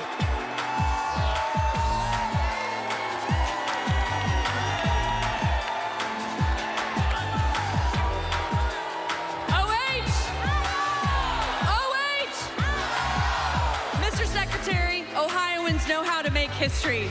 We put a man on the moon, and we are the founding home of the AFL-CIO. We enshrined abortion rights in our state constitution by 13 points, and we are going to send Sherrod Brown back to the U.S. Senate. As the first woman to lead Ohio Democrats, I am proud to cast our ballots for the first woman to be president of the United States. Mr. Secretary, we cast one vote present and 142 votes for Kamala Harris and Tim Walz.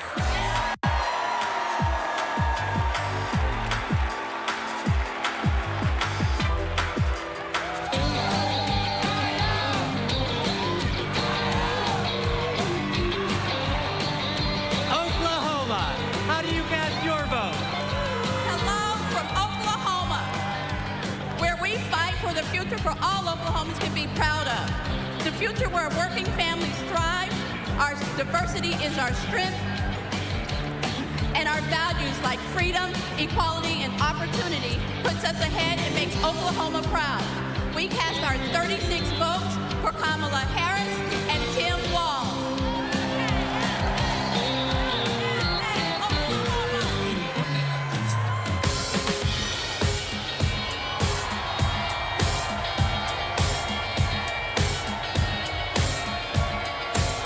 Oregon, how do you cast your vote?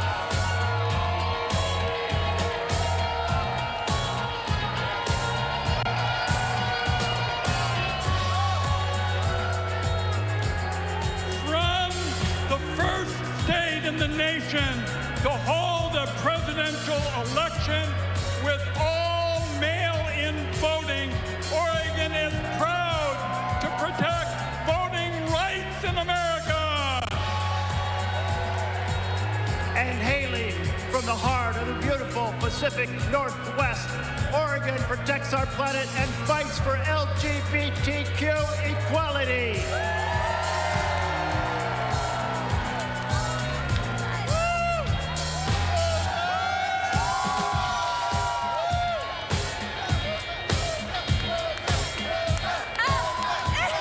And where we believe that reproductive rights are human rights, Oregon cast 78 votes for Kamala Harris.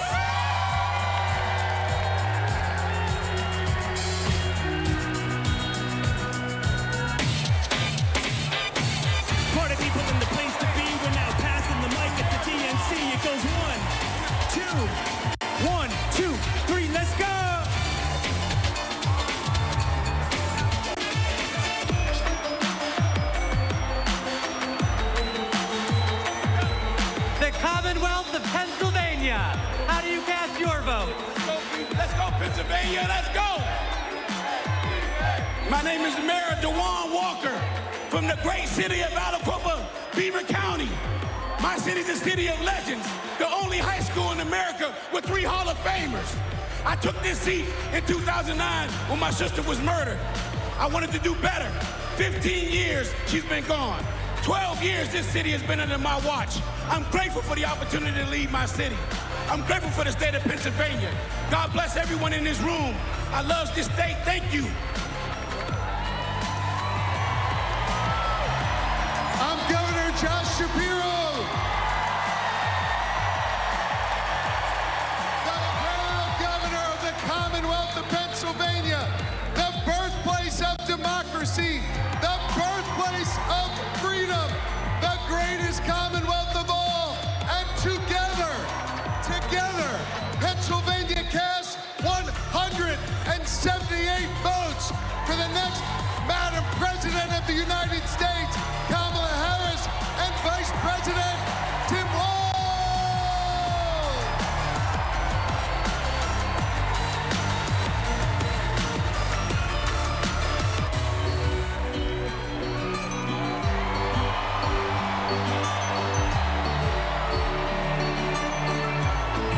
Puerto Rico, how do you cast your vote?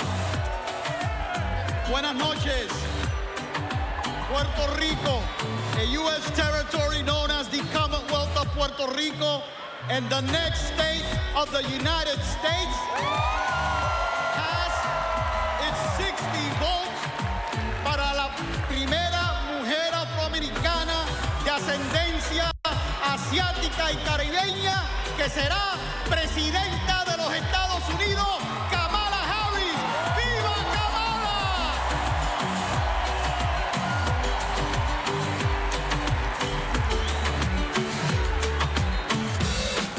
DNC, let's go!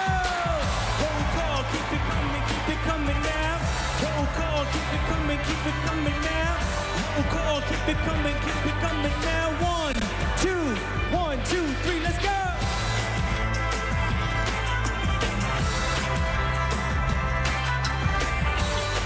Rhode Island, how do you cast your vote? I am Joe Shikachi, Speaker of the Rhode Island House. We are the smallest state, but we have the biggest ideas. Home to the nation's first wind farm and a historic act on climate, we continue leading the way on sustainability and housing. The deep blue ocean state is proud to cast 1 vote present and 34 ballots for the next president of the United States, Kamala Harris.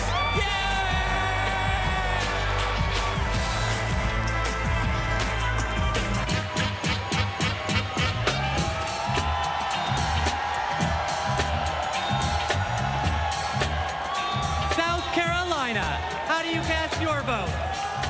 I'm Crystal Spain. I'm Crystal Spain, chair of the South Carolina Democratic Party.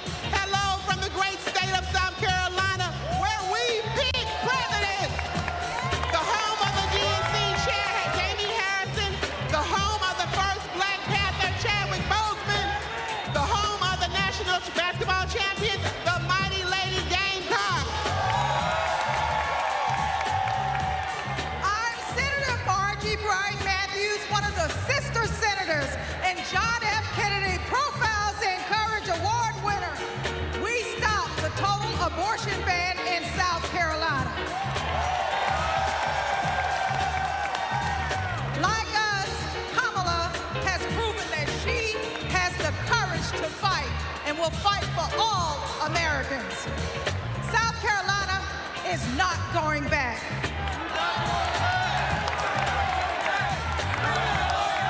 We're going forward on reproductive rights. We're going forward on voting rights. We're going forward against hate crimes. Forward with a prosecutor and not a crook. That's why we are proud to cast our 65 delegates for Kamala Harris.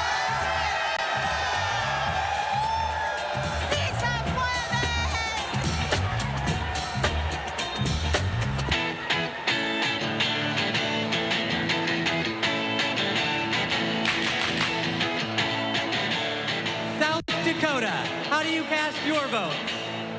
In my beautiful Lakota language, that means hello, my relatives. I shake your hand with a happy heart. That is the spirit of my beloved South Dakota.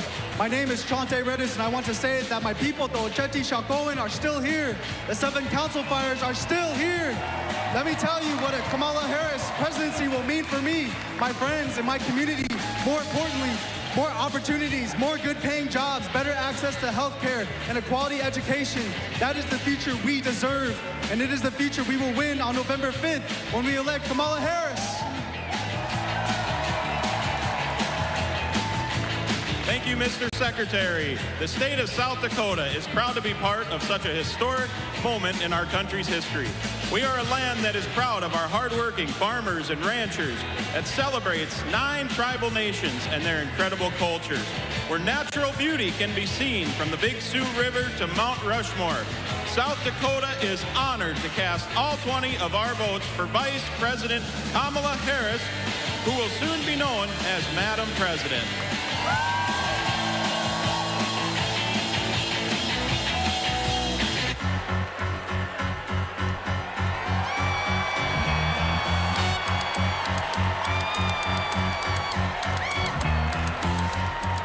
Tennessee, how do you cast your votes? Mr. Secretary, the great state of Tennessee, birthplace of rock and roll, hometown to the blues, the home of 7 HBCUs, and the state that gave women the right to vote. From the bluffs of Memphis to the peaks of Mountain City, the movement for justice rooted in love in Tennessee is still strong. It is a movement where kids are free from gun violence, a movement where women have the right to choose, a movement where working people get access to economic opportunity, a movement where those who have been pushed to the periphery are brought to the center, a movement where those who have been pushed down are lifted up. It is alive in Tennessee because we believe that justice will roll down like waters and righteousness like an ever-flowing stream, which is why we are so proud to have been the first state in the union to have pledged all of our delegates to Kamala D. Harris. We cast 72 votes for the first woman and next president of the United States, Kamala D. Harris.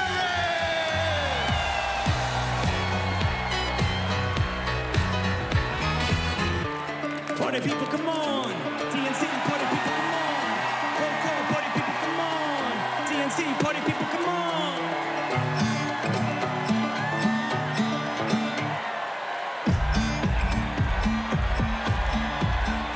Texas, how do you cast your vote?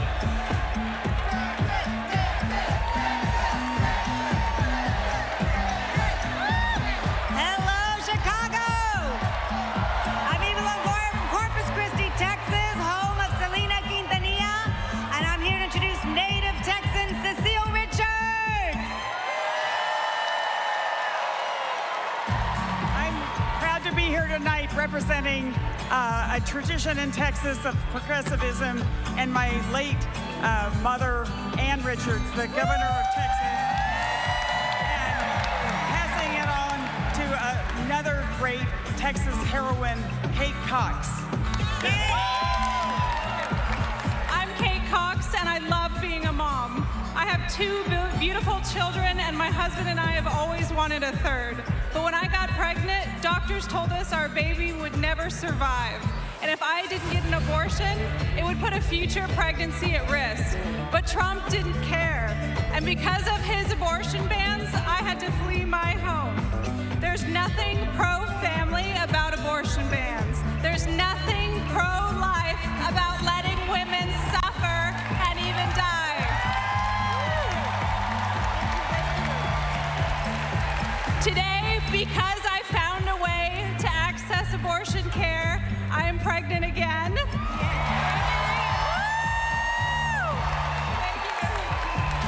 And my baby is due in January, just in time to see Kamala Harris sworn in as President of the United States. Mr. Secretary, my name is Gilberto Hinojosa, chair of the Texas Democratic Party, and as a nation's biggest battleground state with 40 electoral votes on behalf of 30 million Americans. Texas cast 3 votes for president and 263 votes for freedom, for the future, for the first woman to serve as the next president of the United States, Kamala Harris.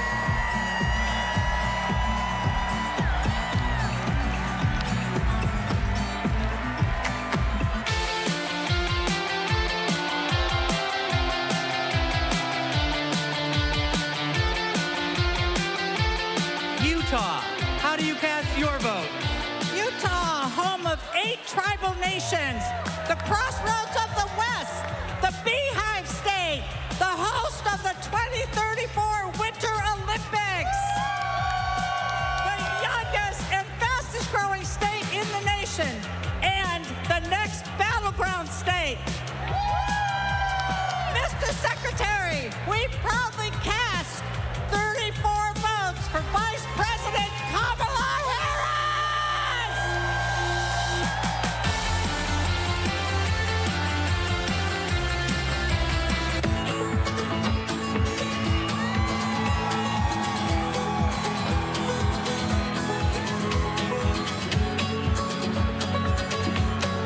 Vermont, how do you cast your vote? Vermont knows the value of public education. We even have a teacher as our congresswoman. And in 1777, we were the first state to place public education in our Constitution. As someone with significant learning disabilities, I know the value of investing in every single child. We are proud to call Vermont home, and we are proud to cast our 24 votes for Kamala Harris because we are not going back.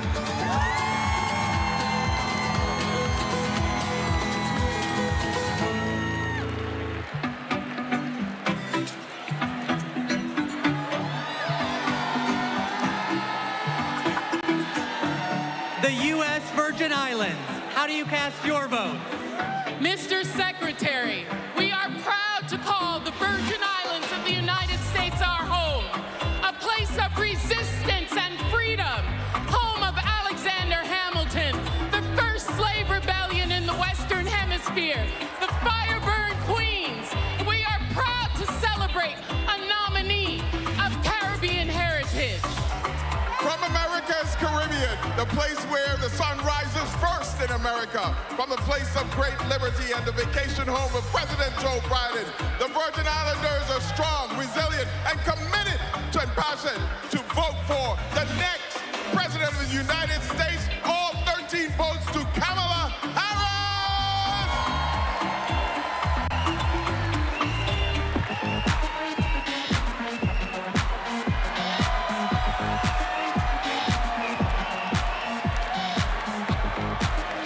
The Commonwealth of Virginia, how do you cast your vote? Mr. Secretary, the Commonwealth of Virginia is proudly represented by Senator Mark Warner and Senator Tim Kaine, majorities in the House of Representatives with 6 hardworking Congress members and majorities in the General Assembly. We also are proud to be represented by 25,000 hardworking, mostly union workers who build freedom, by building aircraft carriers and submarines. Senator Warner. Virginia, where this year we're going to return Tim Kaine to the United States Senate.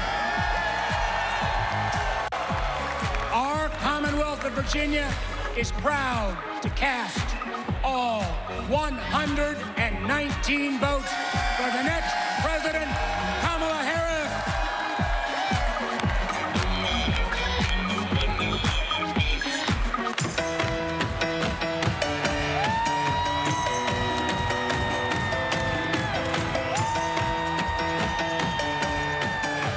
Washington, how do you cast your vote?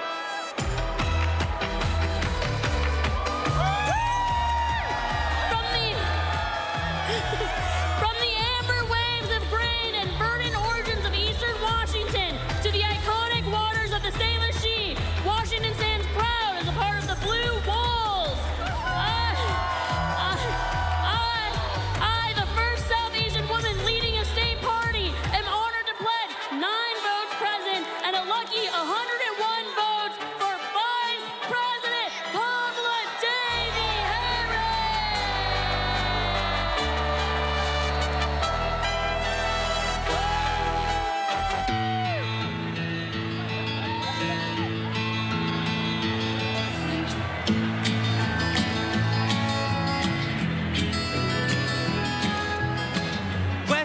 Virginia.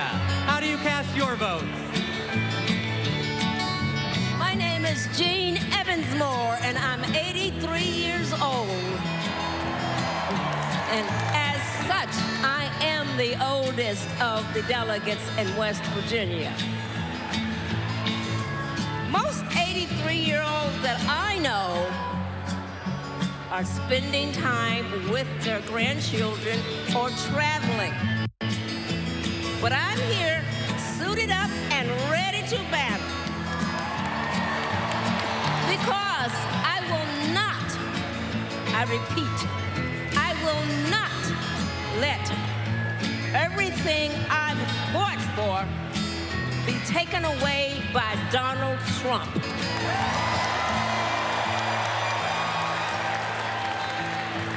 My name is Catherine Prather. I am 18 years old, and I am the youngest delegate from West Virginia. I'm suited up and ready for battle because I will not let my freedoms and my future be taken away by Donald Trump.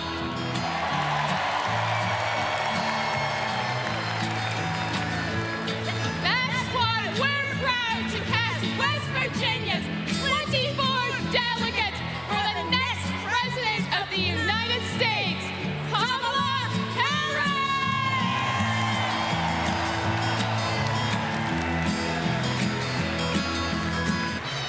Ladies and gentlemen, my name is DJ Cassidy. Now, are you ready?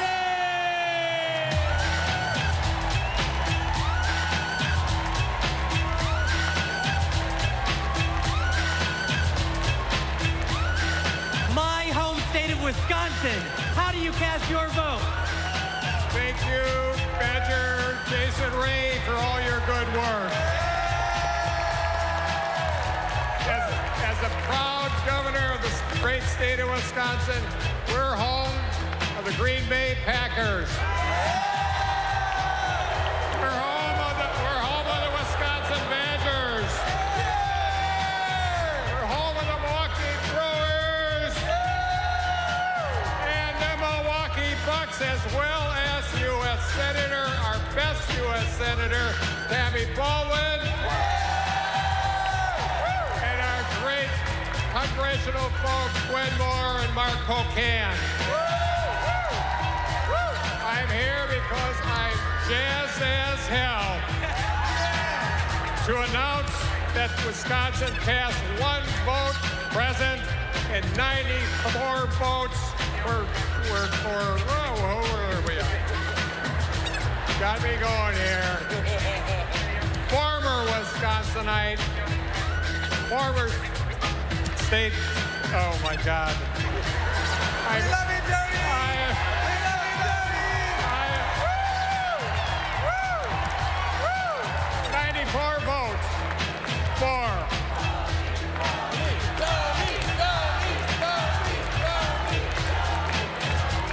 I'll get there, Jason, I'll get there.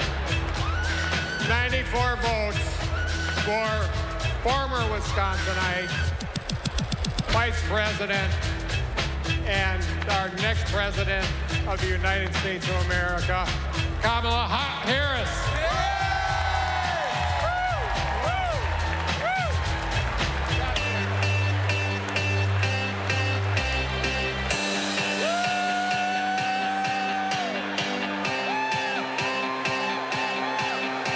Wyoming. How do you cast your vote? Mr. Secretary, delegates, my name's Joe Barbudo, and these folks around me, we are honored to be representing the great state of Wyoming.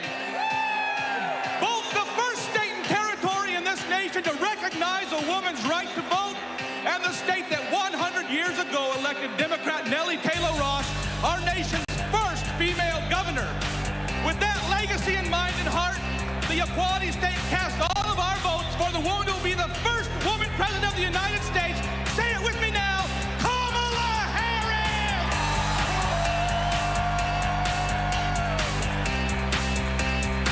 All right. Good job.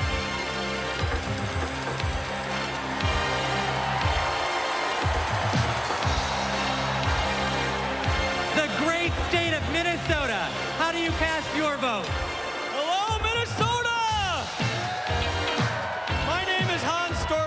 Tim Walz was my neighbor, coach, and favorite teacher. We were excited to go to his classroom every day. If you've ever been in high school, you know that can be rare. He opened our eyes to the world. He taught us how to talk about global issues with respect, curiosity, and kindness, even and especially when we disagreed. But he wasn't just a great teacher. He was also a great neighbor and friend. In fact, when he was in the midst of a budget battle as governor of our state, he still found time to attend my brother's funeral. Mr. Walz means the world to my family. He's always been there for us, and that's how I know he'll always be there for you as vice president.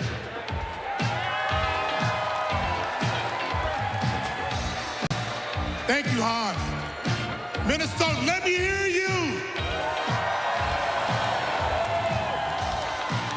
There you go. 14 years in the National Football League taught me a lot about leadership. A good leader cannot be selfish. He has to look out for his team. Coach Walz is unselfish as they come. He has led Minnesota with honesty and integrity. And in November, Minnesota is going to send Tim Walz and Kamala Harris to the White House. Let's go! I'm Amy Klobuchar, the senator from the great state of Minnesota, where nearly everyone votes and purple reigns. And I'm Tina Smith from the great state of Minnesota, the home of the next Vice President of the United States, Tim Walz. Minnesota, we cast 10 votes present, and we deliver 81 votes for Kamala Harris and Tim Walz.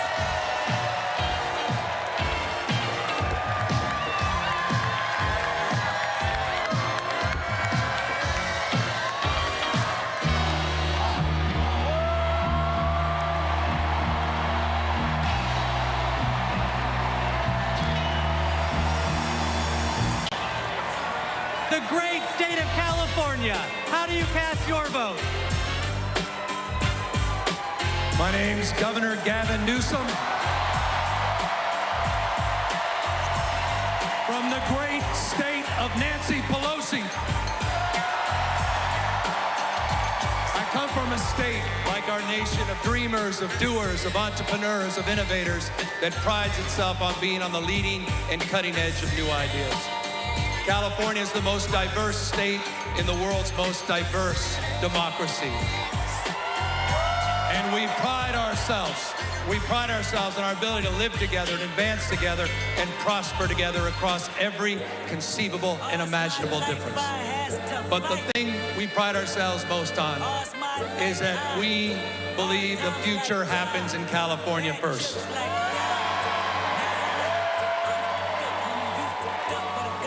And Democrats, I've had the privilege for over 20 years to see that future taking shape with a star in Alameda courtroom by the name of Kamala Harris.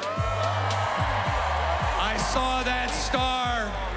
saw that star fighting for criminal justice, racial justice, economic justice, social justice. I saw that star get even brighter as Attorney General of California, as a United States Senator, and as Vice President of the United States of America.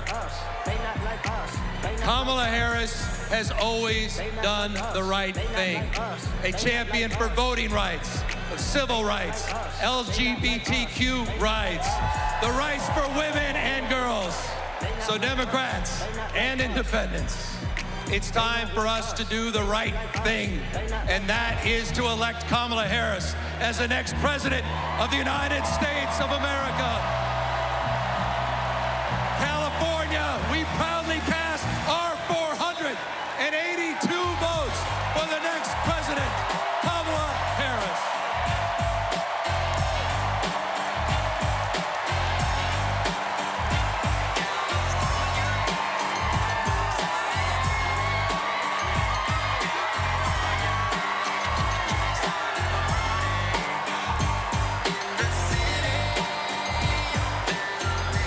Thank you to everyone who participated in our celebratory roll call.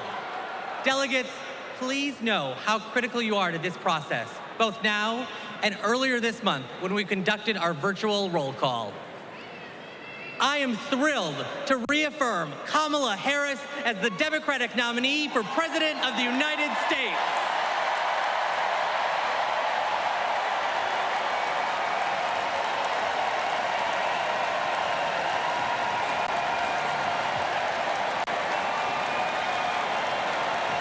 Pursuant to the convention rules of procedure, Vice President Kamala Harris has been invited to make an acceptance speech, which she will give on Thursday, August 22nd. But now, a special surprise. It's my pleasure to introduce our party's official nominee for President of the United States, live from my home state of Wisconsin, Vice President Kamala Harris.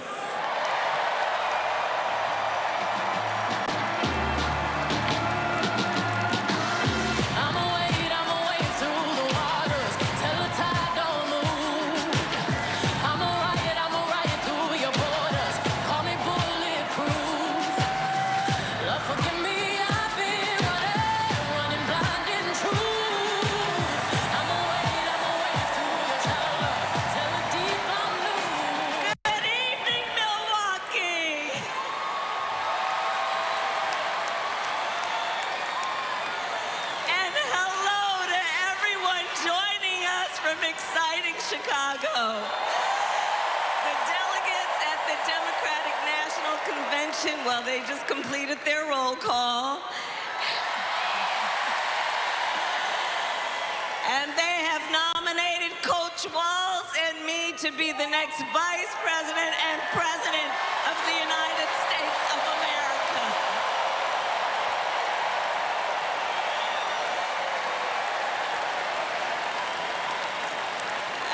Thank everyone there and here for believing in what we can do together. We are so honored to be your nominees. This is a people-powered campaign, and together we will chart a new way forward. A future for freedom, opportunity, of optimism and faith. So to everyone in Chicago and across America, thank you. Thank you. Thank you. And you're going to hear from our wonderful second gentleman shortly. I'll see you in 2 days, Chicago.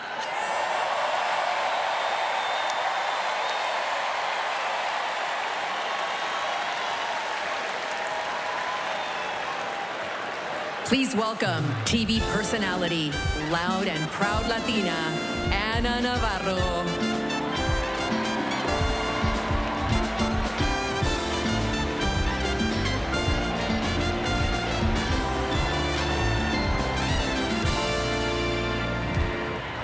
Buenas noches, Chicago. So tell me, are you excited? Wow, what energy, what a moment. I have to tell you, I will never stop being the little refugee girl who came to this country at the age of 8. Thank you for inviting me to be here. Welcome to the second night of the Democratic National Convention. Let me tell you about the Kamala Harris I know. She is legitimately a joyful, optimistic leader. She cares about policy, yes, but she also cares about people and how that policy affects real people, not just the members of Mar-a-Lago. And you know what else? Kamala Harris, she likes dogs. And my dog, Cha-Cha, likes her. Dogs are good judges of character. So are cats. We cannot elect a president who does not like dogs or hangs around with people who shoot them. Now, let's be serious. Donald Trump and his minions call Kamala a communist. I know communism. I fled communism from Nicaragua when I was 8 years old. I don't take it lightly. And let me tell you what communist dictators do. And it's never just for one day. They attack the free press. They call them the enemy of the people, like Ortega does in Nicaragua. They put their unqualified relatives in cushy government jobs so they can get rich of their positions, like the Castros do in Cuba. And they refuse to accept legitimate elections when they lose and call for violence to stay in power, like Maduro is doing right now in Venezuela. Now, you tell me something. Do any of those things sound familiar? Is there anybody running for president who reminds you of that? And I know one thing, it's not Kamala Harris. That is not the America we love. It's not the land of freedom we treasure. Last night, we heard President Biden say that he loves his job, but he loves his country more. Every American needs to love our country more. Every American has the duty to put our country first. Country first before party. Country first before political ambition. Country first before habit. And in this election, putting country first means one thing and one thing only: voting for Kamala Harris. And that is what this night is about. That is what we're going to talk about tonight. So you know what? Let's get it started. Let's get this fiesta going.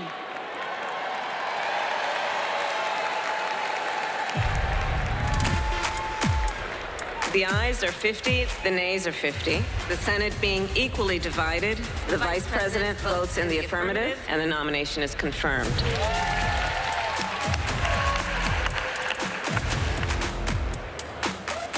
And the concurrent resolution as amended is adopted.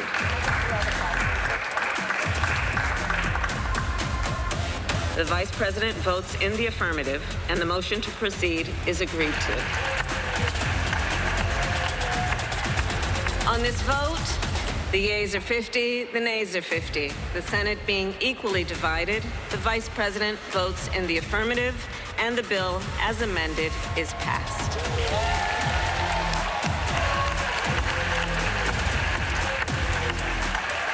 It is my honor to present the Golden Gavel to Vice President Harris, 32 tie-breaking votes.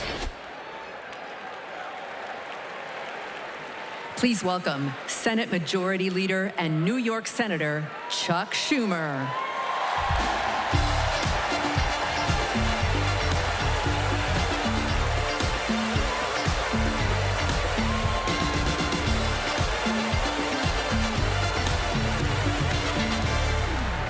Everybody, wasn't that a great roll call? Now just let me hear you if you're ready for President Kamala Harris. Friends, we're here to talk about one thing: tomorrow, and building a better tomorrow for all Americans. This November, we can choose a brighter, a fairer, a freer future, or we can relive the dark night of Trump's American carnage.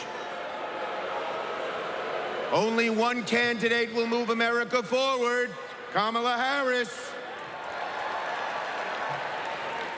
Vice President Harris has been the best partner Senate Democrats could ever have asked for. Under her and President Biden's leadership, Senate Democrats lowered prescription drug prices and created millions of good-paying American jobs. I worked with Kamala Harris when she was Senator Harris. I saw a leader who was fearless, who stood up for middle-class families like the one she was raised in, who focused on things that really mattered.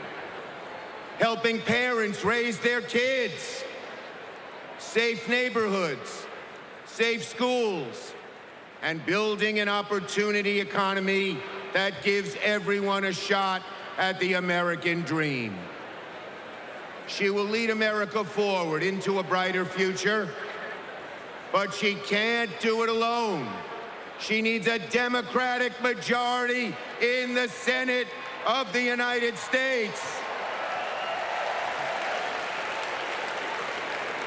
Now, my friends, 2 years ago, the naysayers said Senate Democrats stood no chance in the midterms. I told them, just you wait. We're going to keep the Senate and maybe pick up a seat or two, and that's exactly what happened. Well, ladies and gentlemen, my good friends at this convention, I am telling all of you now, we're going to hold the Senate again, and we're poised to pick up seats.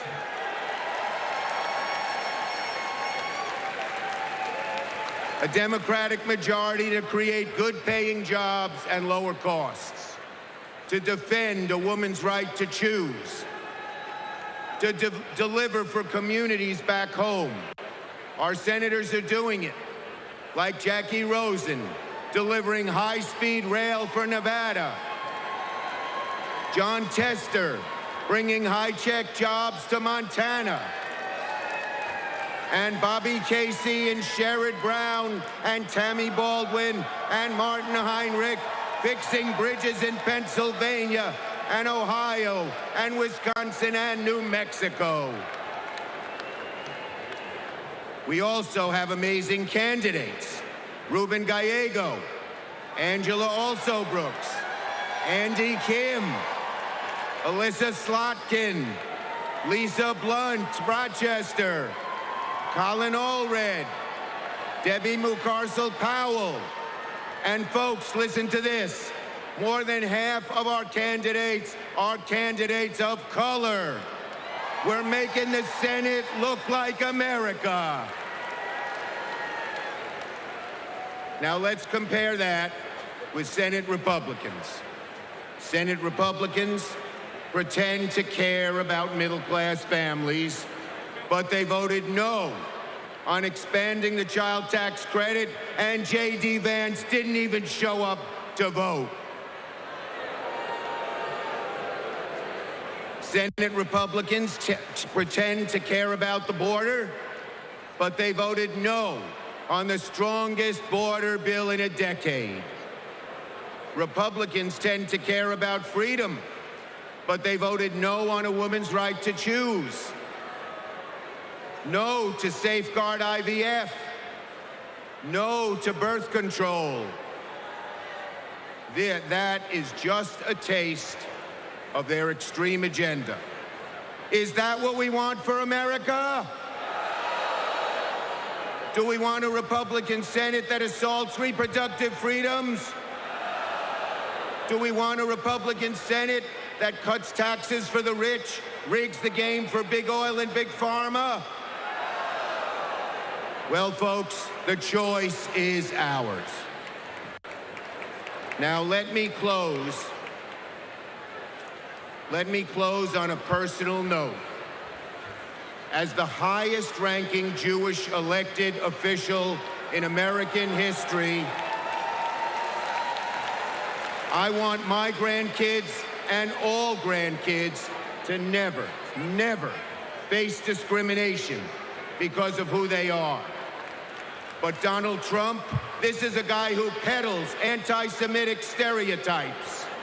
He even invited a white supremacist to Mar-a-Lago. And unfortunately, his prejudice goes in all directions.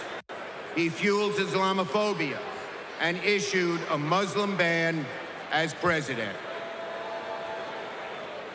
Tonight, folks, I am wearing this blue square to stand up to anti-Semitism, to stand up to all hate. Our children, our grandchildren, no matter their race, no matter their creed, their gender, or family, deserve better than Donald Trump's American carnage. So, are you ready to make sure Donald Trump never, ever gets near the White House again? So let's elect Kamala Harris, Tim Walz, and a Democratic majority in the Senate, and keep the torch of freedom burning bright for generations to come. On to victory in November.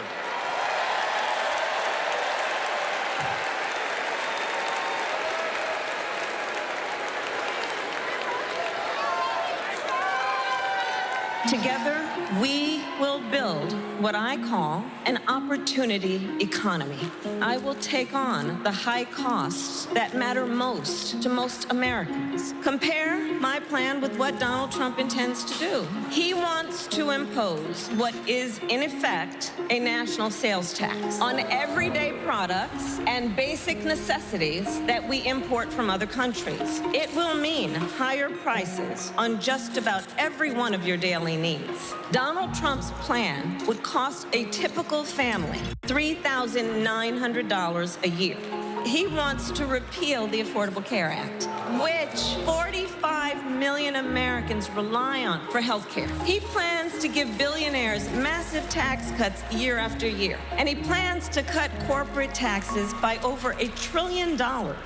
That if you want to know who someone cares about, look who they fight for. We capped the price of insulin at $35 a month and the total cost of prescription drugs at $2,000 a year for seniors. And just yesterday, we announced that we are lowering the price for 10 more life-saving drugs. As president, I will work to build the housing we need. And by the end of my first term, we will end America's housing shortage by building 3 million new homes and rentals that are affordable for the middle class. More than 100 million Americans will get a tax cut by restoring the Earned Income Tax Credit and the Child Tax Credit, through which millions of Americans with children got to keep more of their hard-earned income. We will provide $6,000 in tax relief to families during the first year of a child's life. Now is the time to chart a new way forward. I will fight to give money back to working and middle-class Americans. Increase the security and stability financially of your family and expand opportunity for working and middle-class Americans.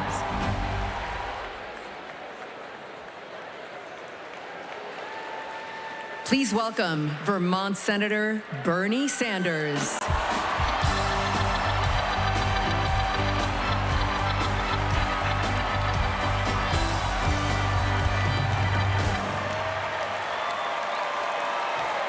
Thank you.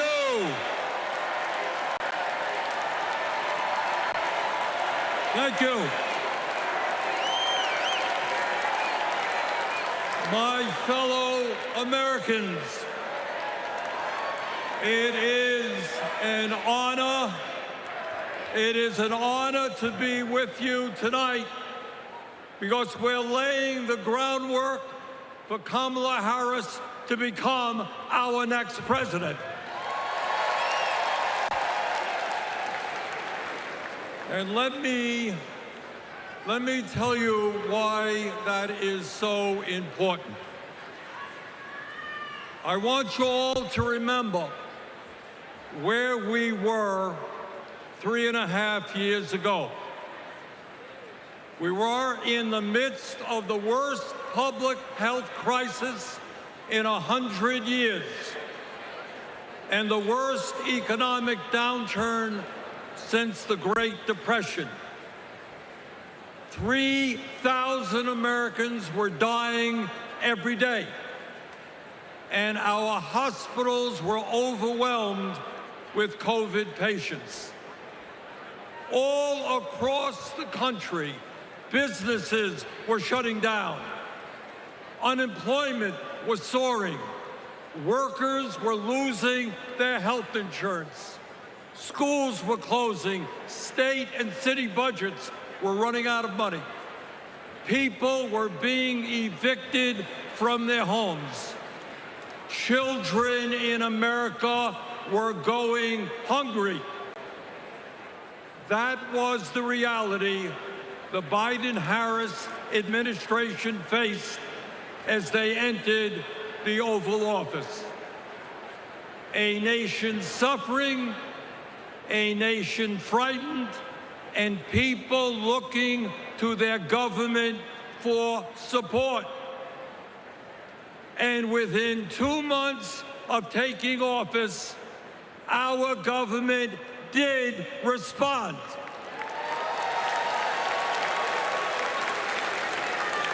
We passed the American Rescue Plan, which provided $1,400 for every man, woman, and child in the working class.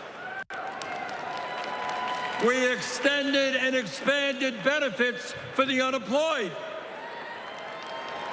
We provided emergency assistance for small businesses to stay open. We guaranteed health care coverage to tens of millions of Americans through one of the largest expansions of Medicaid in history.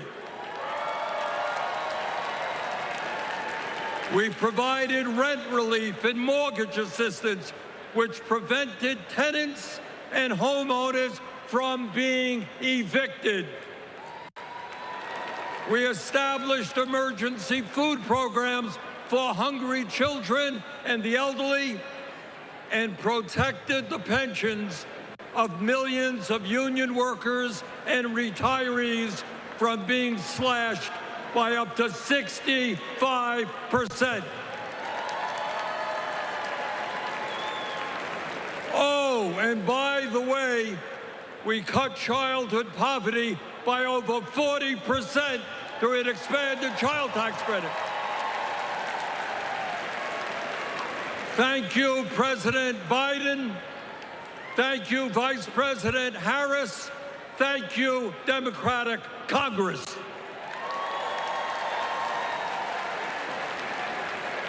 Now, I say all of this not to relive that difficult moment, but to make one simple point. When the political will is there, government can effectively deliver for the people of our country. And now we need to summon that will again, because too many of our fellow Americans are struggling every day to just get by, to put food on the table, to pay the rent, and to get the health care they need. Brothers and sisters, bottom line, we need an economy that works for all of us, not just the billionaire class.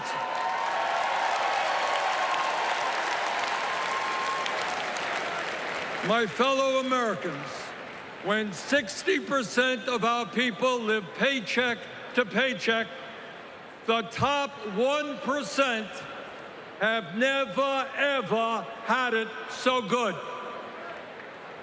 And these oligarchs tell us we shouldn't tax the rich.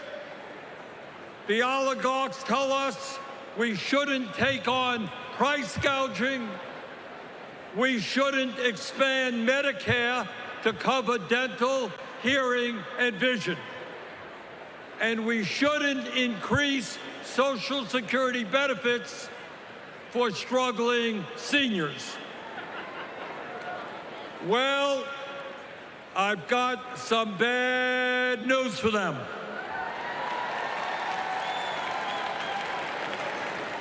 That is precisely what we are going to do.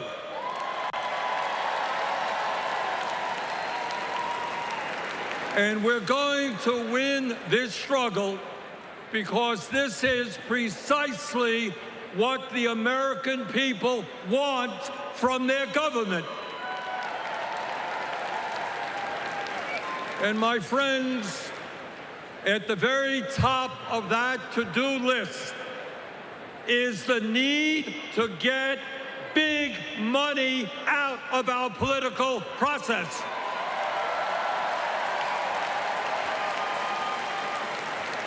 Billionaires in both parties should not be able to buy elections, including primary elections.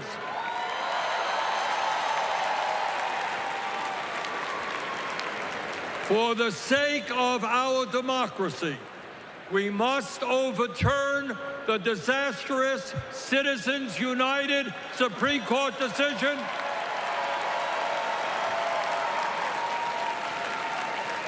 and move toward public funding of elections. And let me tell you what else we must do.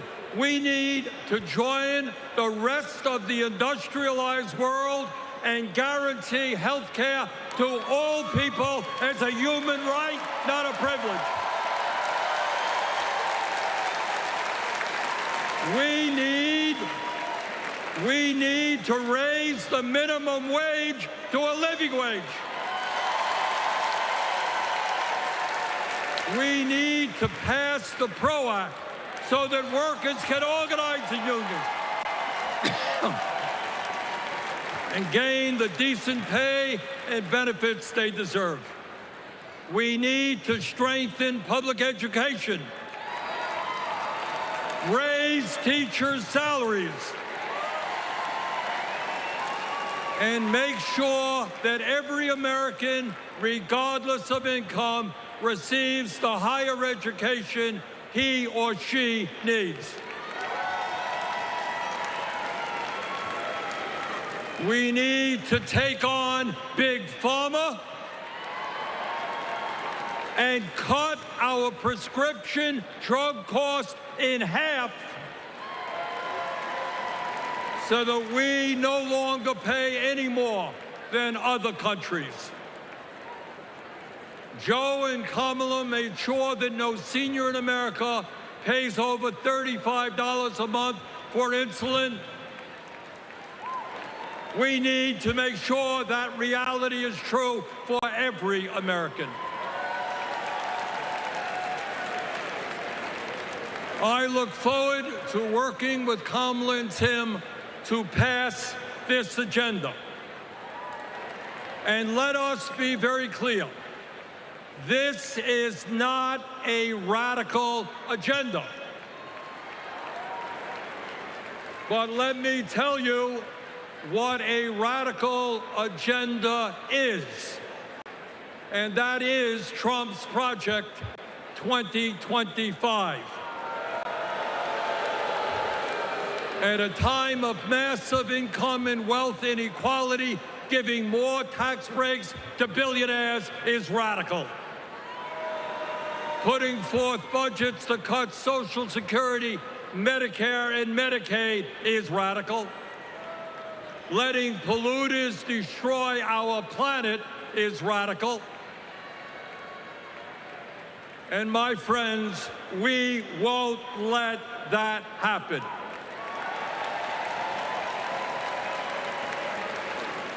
Fellow Americans, in the last 3.5 years, working together, we have accomplished more than any government since FDR. But much, much more remains to be done. We must summon the courage to stand up to wealth and power and deliver justice for people at home and abroad. Abroad, we must end this horrific war in Gaza.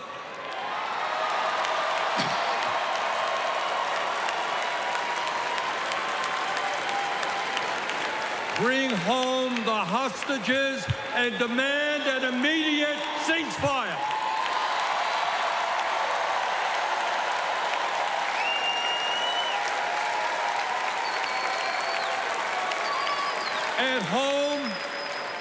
At home right here, we must take on big pharma, big oil, big ag, big tech, and all the other corporate monopolists whose greed is denying progress for working people. On November 5th, let us elect Kamala Harris as our president, and let us go forward to create the nation we know we can become. Thank you all very much.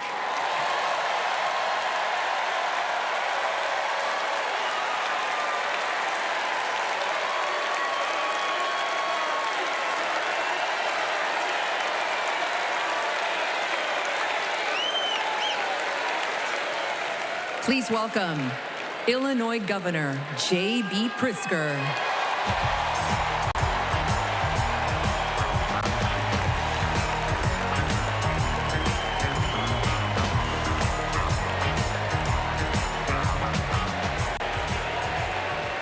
Fellow Democrats, welcome to Chicago.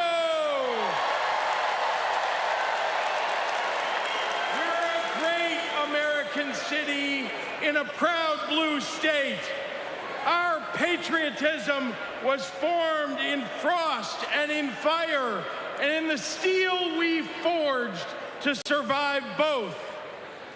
Our love of country has been a tapestry of faith that weaves from Abraham Lincoln reuniting a house divided to Barack Obama declaring blue states and red states make one United States.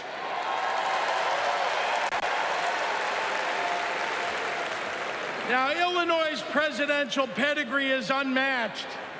And given that Vice President Kamala Harris spent some of her early life right here, I speak for the entire Illinois delegation when I say we claim her too.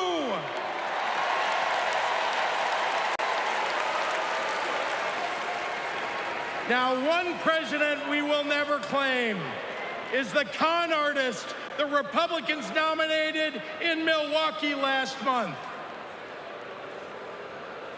Donald Trump once called Chicago embarrassing. To quote a great Chicagoan who won 6 world championships on these very grounds, we take that personally.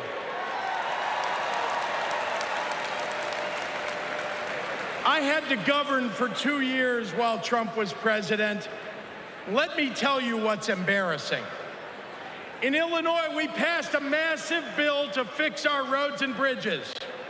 When Donald Trump proposed his own plan, he turned right around and called it stupid. We eliminated the grocery tax. Donald hasn't been in a grocery store since his first bankruptcy. Illinois invested in clean energy and the jobs it brings. Donald claimed that windmills in the ocean made the whales a little batty. During COVID, we supported small businesses and jobs. And Donald, well, Donald told us to inject bleach. Donald Trump thinks that we should trust him on the economy because he claims to be very rich. But take it from an actual billionaire.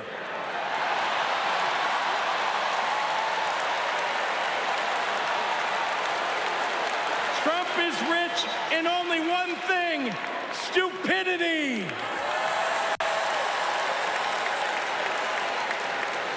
Now, I meet with business leaders all the time, and there's one universal thing they all need: people. They need more workers to fill all the jobs they have. But the anti-freedom, anti-family policies of MAGA Republicans are driving workers away. Here's the thing. Americans don't want to be forced to drive 100 miles to deliver a baby because a draconian abortion law shut down the maternity ward. Americans want the hope of giving birth through IVF, not the fear that it might be taken away. Americans with LGBTQ kids don't want them facing discrimination at school because the state sanctioned it. Americans want to go to their neighborhood grocery store and not have to worry about some random guy open carrying an AR-15.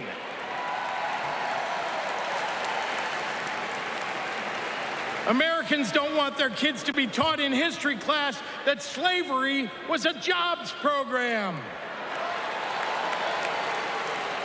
And if Americans are black or brown, they want to get promoted at work without being derided as a DEI hire for the sin of being successful while not white.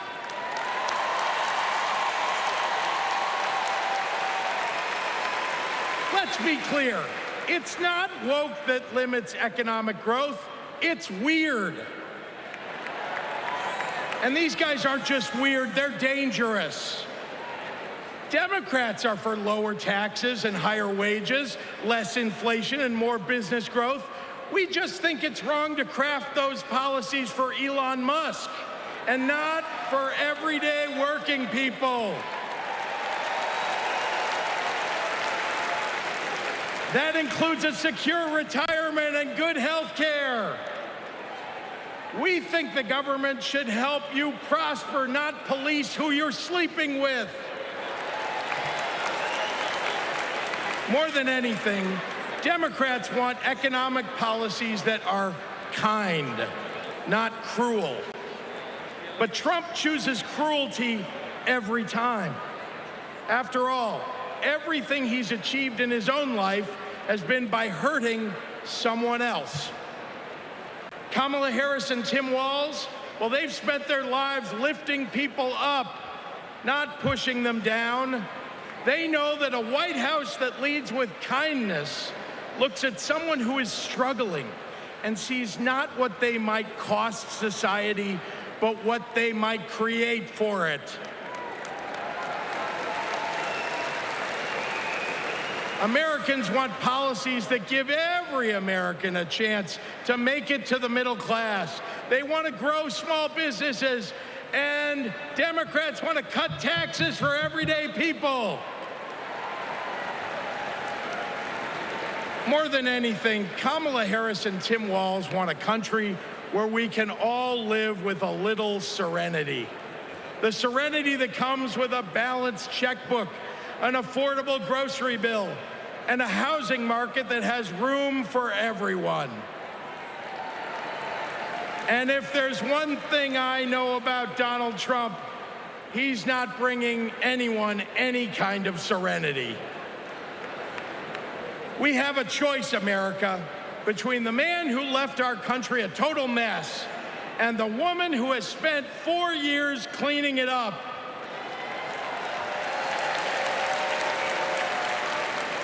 And I think it's time we stop expecting women to clean up messes without the authority and the title to match the job.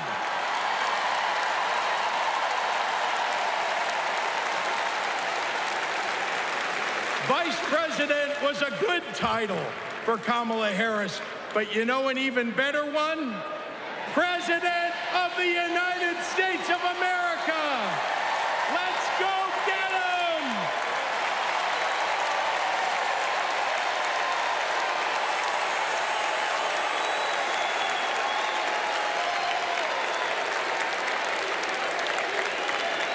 Please welcome former chair and CEO of American Express and current chair and managing director of General Catalyst, Ken Chenault.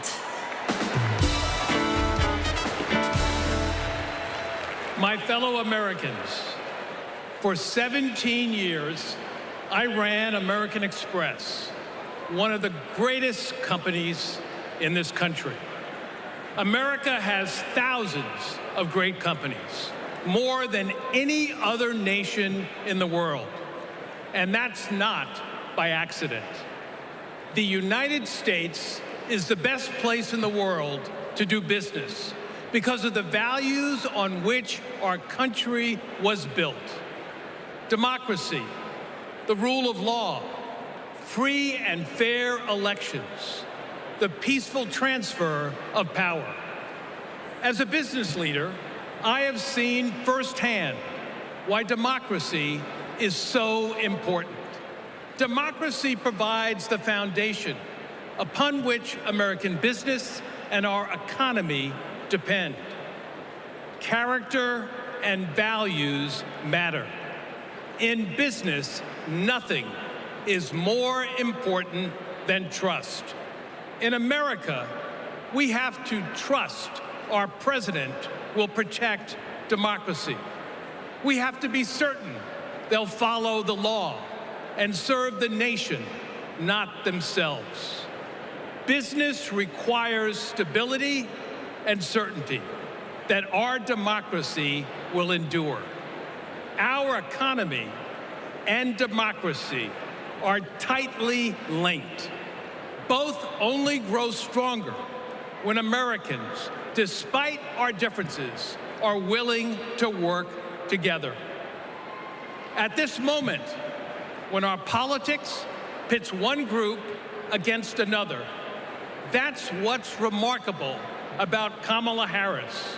She is for all Americans. She understands it's possible, in fact necessary, for a president to be both pro-business and pro-worker. Kamala Harris understands that government must work in partnership with the business community. She knows that a market-based economy needs a strong and effective government. Kamala Harris understands that we need to help entrepreneurs turn good ideas into thriving companies, that we can create good-paying jobs by helping manufacturers expand. Kamala Harris believes in growing the economic pie for the benefit of current and future generations. Unlike her opponent, she knows the way not to build an advanced economy is a broad tariff that would only raise prices, hurt consumers and businesses, and cost jobs. She knows the way not to do it is to give people like me a tax cut when that money should be invested to grow the middle class. If you want to lead, you have to be willing to serve. Kamala Harris's vision for the economy serves us all. She has demonstrated throughout her career that she wants to serve all people and wants all Americans to have the opportunity to work to achieve their own share of the American dream. Our economy goes up and down, but the reason America is the strongest nation in the world is because of her commitment to something bigger than ourselves, our commitment to each other, to democracy. That's what this election is about. It's more than a choice between two parties or sets of policies. It's a choice about who we're going to be as a country. In his words and actions, Kamala Harris's opponent has shown us that he does not believe in our democratic values, and he will seek only to serve himself and his desire for vindication and vengeance. Kamala Harris will face the facts. She will navigate this country, the greatest country in the world, through the inevitable challenges, while also leading with the hope and values that America was founded on. Kamala Harris understands that the role of a leader is to instill hope, to repudiate the merchants of fear, and focus on ensuring that the best days are ahead of us. She believes in America, its principles, the hopes and dreams of our people, and the promise of our future. That is why I believe Kamala Harris should be the next president of the United States of America. God bless America.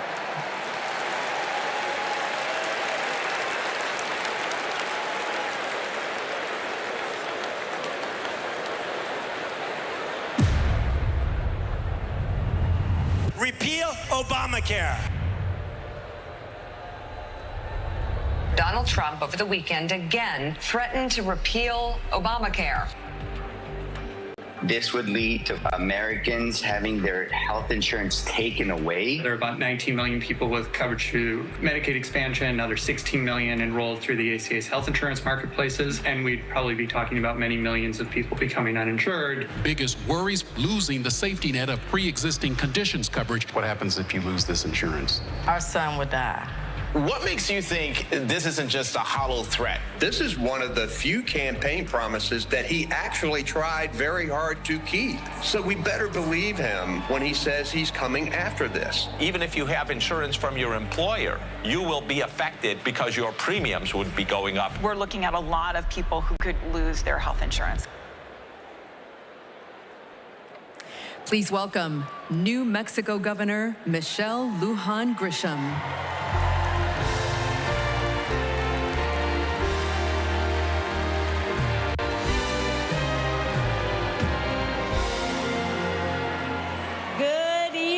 America.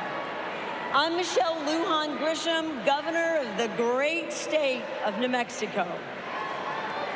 And in my state, we like things spicy, a little chili on everything, a little kick in our campaigns.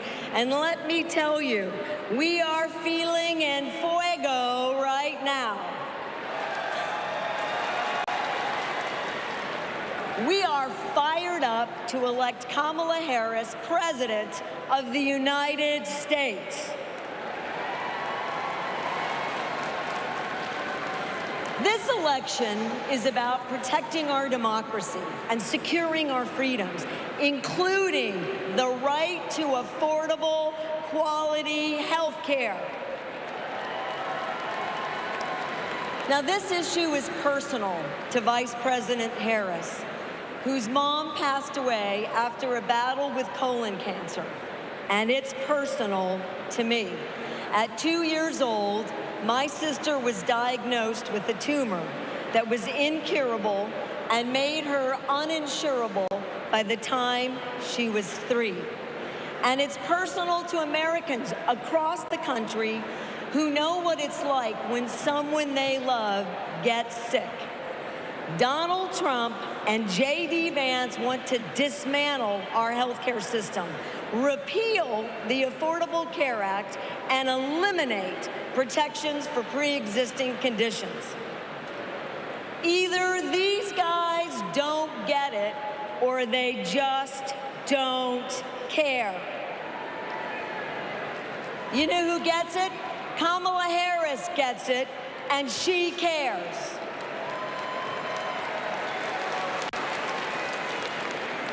As Attorney General, she took on drug companies that jacked up prices and hospitals that overcharged patients.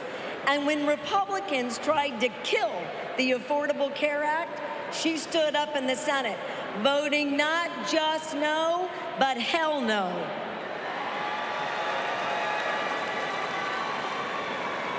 And Kamala Harris hasn't just stopped Republicans from making our healthcare system worse.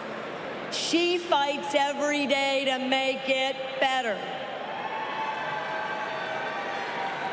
And I know, I spent 20 years working to get Medicare the ability to negotiate lower drug prices. As Vice President, Kamala Harris delivered it. You know what Donald Trump delivered? Junk plans, higher premiums, and abortion bans. And if you don't think a second term would be worse, then I've got a box of Trump steaks to sell you. We have not just a better choice. America, we have the best choice. Yes, we do. Kamala Harris will protect your right to care. She'll cap drug costs, she'll go after corporate price gougers, and ensure every woman who needs it can access reproductive health care.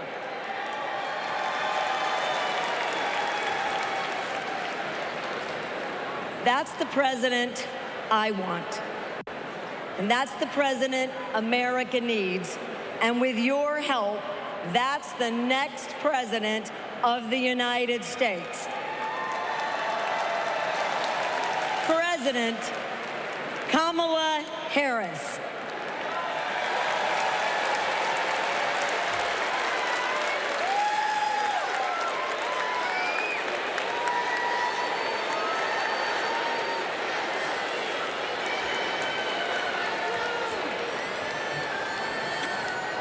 I love you too. Y en español, los quiero. So, my mom, like Kamala's mom, got sick. When my mom died in 2021, Kamala called me. She had lost her mother to cancer in 2009. Kamala helped me navigate my grief. She said that heartbreak and loss are the price for having loved and having been loved. How I wish our mothers could be here to see this moment.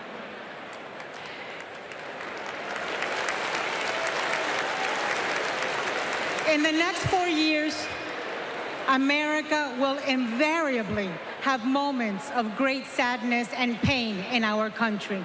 Some will be natural disasters. Some will be man-made disasters.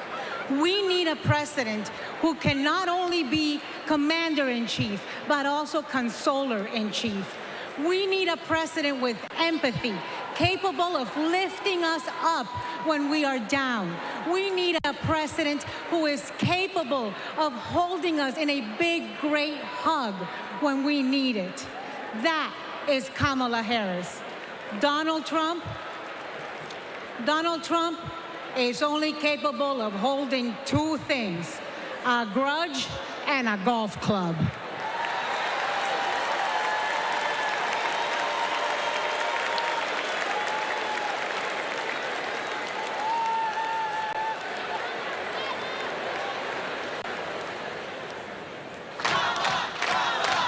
I remember when Kamala was first running for district attorney and people were like, oh, I don't know if she's tough enough.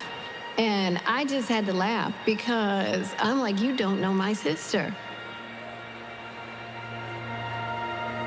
Kamala had been a hard and tough prosecutor in Alameda County, prosecuting men who were pimping young girls and rapists. Kamala wanted to make sure that murderers and child abusers face meaningful accountability and consequences for those actions. One of the cases that she had early in her career was where a man had scalped his girlfriend.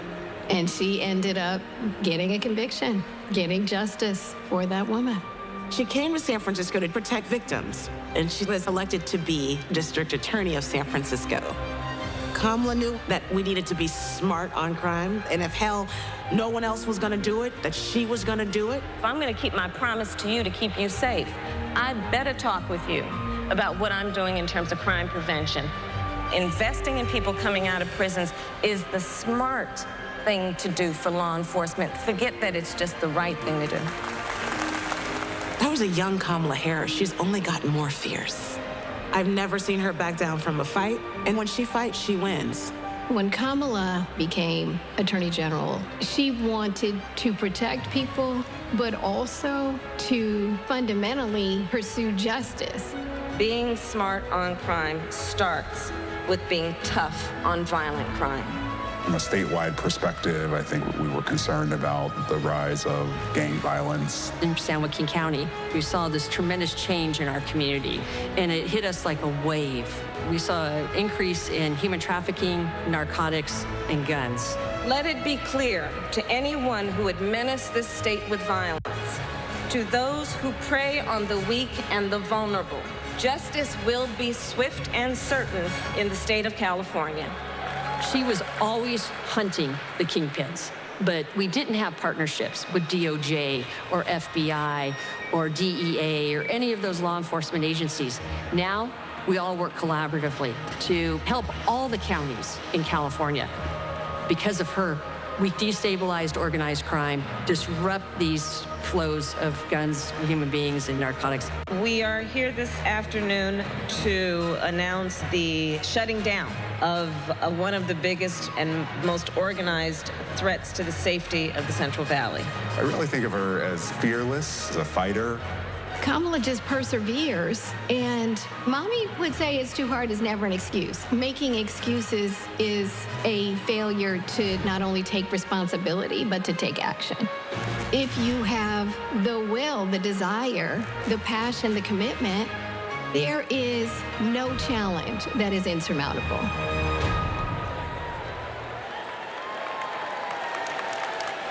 Please welcome the Democratic nominee for Senate in Maryland, Angela Also Brooks.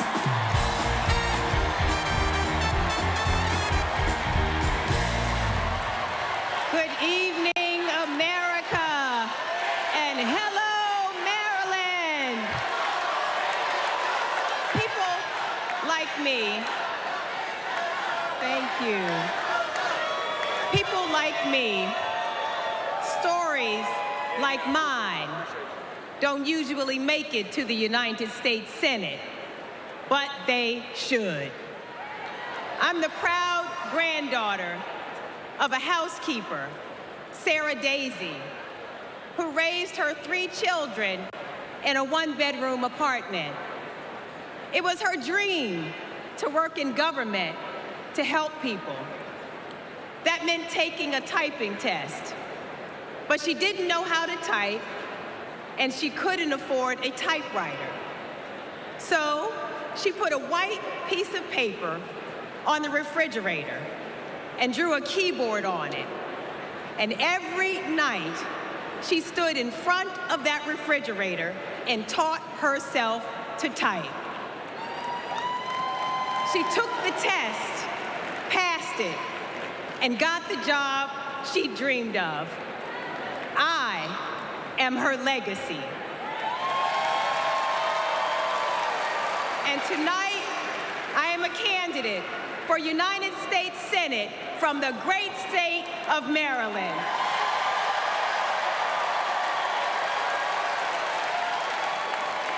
I've always been inspired by women like my grandmother, women who imagine a better future and then have the grit to make it a reality. One of those women is a friend, a mentor, and a role model. That woman is Kamala Harris. Let me tell you about the Kamala I've known for 14 years.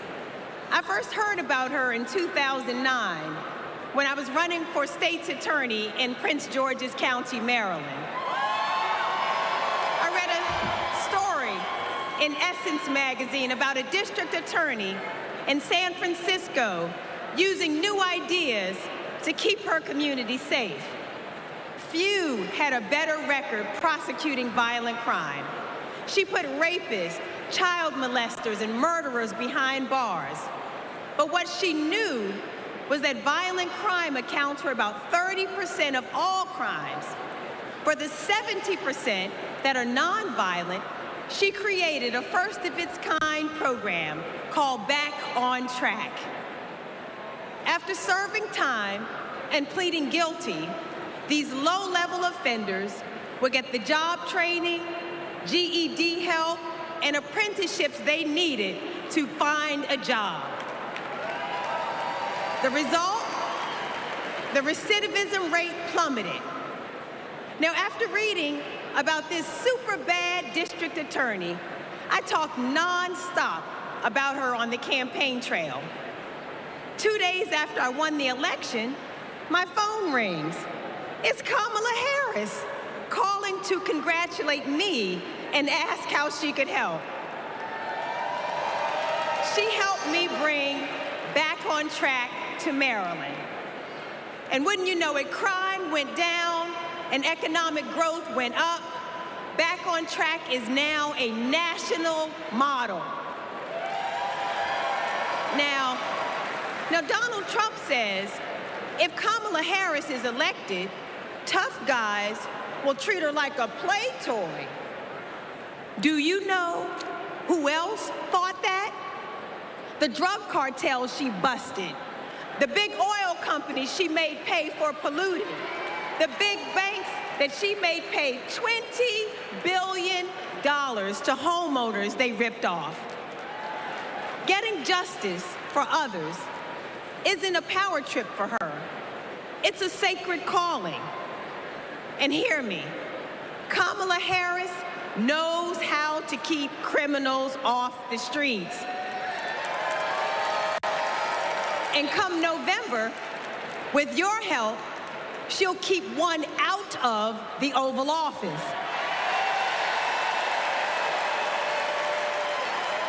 Ever since Donald Trump rode down that ridiculous escalator, we as a nation have felt trapped. Every national decision has been made in reaction to this one man and his extremist MAGA movement. We are still frozen by the fear that Donald Trump might once again come to power. And it's not just our politics that have been trapped, it's our imagination. And then Kamala came along. Kamala has reminded us that we don't need to fear anything. Not the future, and certainly not that man. This is our moment to leave Donald Trump where he belongs, in America's past. We stand with Kamala Harris because we as a country are not going back. For the ancestors who sat at lunch counters and made sure that we all had the right to vote, we are not going back. For the mamas and grandmamas who marched to make sure that women could control our own bodies, we are not going back. For the parents who work from can't see in the morning until can't see at night, not so that they will have a better future, but so that their children will have a better life. We are not going back. When facing an obstacle, my father has often said to me, your faith is stronger than your fears. Tonight, our faith is stronger than our fears. Faith in the promise of America. Faith in the American idea, in the American values that we share. Faith that we, the people, can choose a new leader, a better future for the people. Faith that as dark as our days and challenges have sometimes felt, it's always darkest before the dawn. We know that we can endure for a night because joy cometh in the morning. Morning is coming. Morning is coming. And that joy will be led by Kamala Harris. Thank you so much.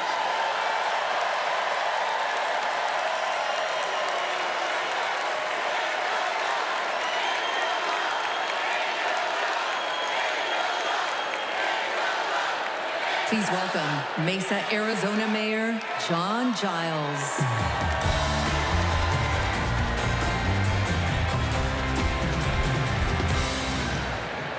Good evening. I have a confession to make. I'm a lifelong Republican. So I feel a little out of place tonight, but I feel more at home here than in today's Republican Party. The grand old party has been kidnapped by extremists and devolved into a cult, the cult of Donald Trump. Trump doesn't know the first thing about public service. Like a child, he acts purely out of self-interest. We all need an adult in the White House, and we've seen what happens when we don't have one. Trump made a lot of lofty promises: unlimited economic growth, American manufacturing reborn, a secure border. Turns out Donald Trump was all talk. He wanted our votes, but he couldn't deliver a thing. But these days, my city of Mesa, Arizona is on the move. I'm going to ribbon cuttings every single week, all because Joe Biden and Kamala Harris reached across the aisle and they delivered for my conservative community and countless more across the country. My hero, John McCain, taught us to put country over party. And that's how Vice President Harris and Governor Walz will lead too. I have an urgent message for the majority of Americans who, like me, are in the political middle. John McCain's Republican Party is gone, and we don't owe a damn thing to what's been left behind. So let's turn the page. Let's put country first. Let's put adults in the room where our country deserves. Thank you.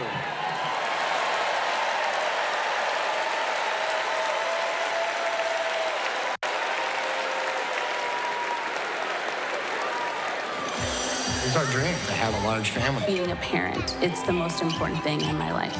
For decades, Americans have turned to the miracle of IVF treatments.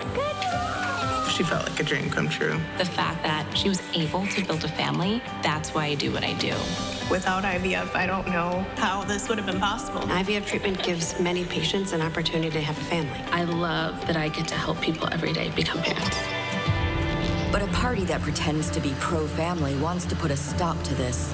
They are attacking the right to expand and start a family. It's unthinkable. They may never have the family that they've dreamt of. In the U.S. Senate, Republicans blocked a Democratic bill that would have established protections for in vitro fertilization. Mr. Vance, no. If Republicans actually cared as much about protecting IVF, this would have been a simple yes vote. Family means support. To me, family is your whole world. It's the life that you build. IVF made my family. It made my heart whole. It made my life full. It made my life full. And it made my life full. And we will always fight for you, for your family, for your freedoms, and for your future. Kamala Harris and Tim Walz honor the freedoms of all families to make decisions about what is right for them, for this generation and generations to come.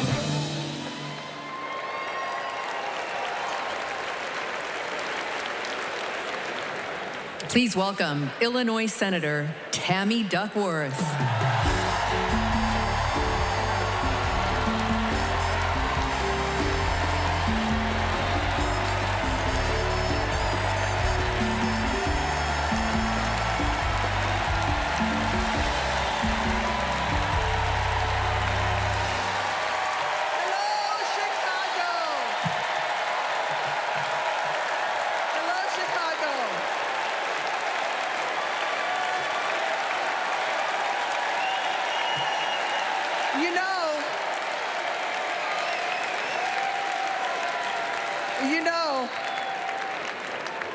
I went to war to protect America's rights and freedoms. So I take it personally when a five-time draft-dodging coward like Donald Trump tries to take away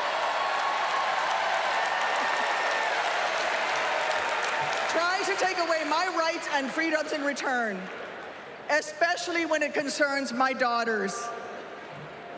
My girls, gamer girl Abigail and queen of the monkey bars, Miley, are everything to me. But they would never have been born without access to reproductive care. Because after 10 years of struggling with infertility, I was only able to have them through the miracle of IVF. But now, Trump's anti-woman crusade has put other Americans' right to have their own families at risk. Because if they win, Republicans will not stop at banning abortion. They will come for IVF next. They'll prosecute doctors. They will shame and spy on women. And if you think that's far-fetched, just look up what happened in Alabama last year. So let me say to every would-be parent, I see you. I'm with you. And together, in November, we'll send a message to old Cadet Bone Spurs.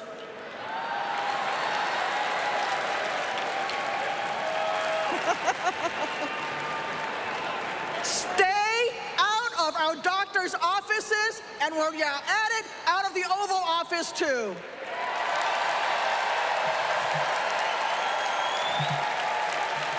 Look, my struggle with infertility was more painful than any wound I earned on the battlefield. So how dare a convicted felon like Donald Trump treat women seeking health care like they're the ones breaking the law? How dare J.D. Vance criticize childless women on cable news, then vote against legislation that would have actually helped Americans to start families? How dare the GOP endanger the dreams of countless veterans whose combat wounds prevent them from having kids without IVF, punishing our heroes for their willingness to serve? It's simple. Every American deserves the right to be called mommy or daddy without being treated like a criminal. Kamala Harris believes that. So let's make some history and elect her in November. God bless America.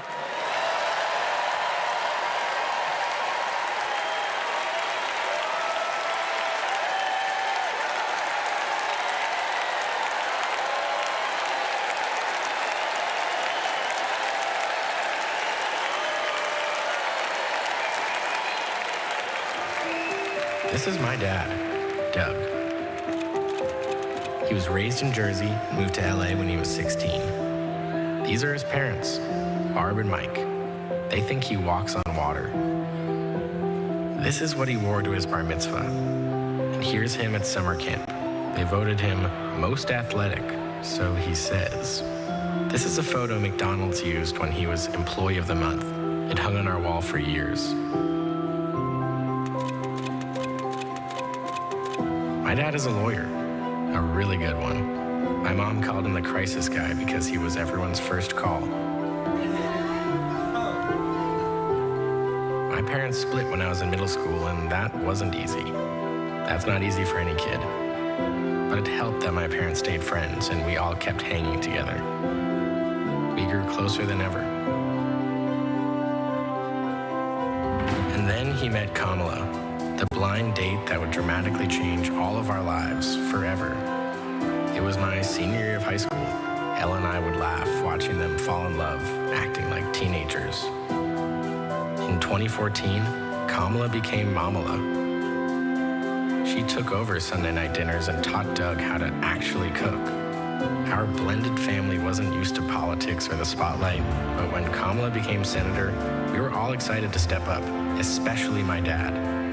Then Kamala became vice president. It felt like Doug was a bit out of place on Capitol Hill. I thought, what is my goofy dad doing here? But he embraced it. He left his practice after being a lawyer for 30 years. That was tough. I was so proud to watch him do it, to stand by her side, an example of true partnership.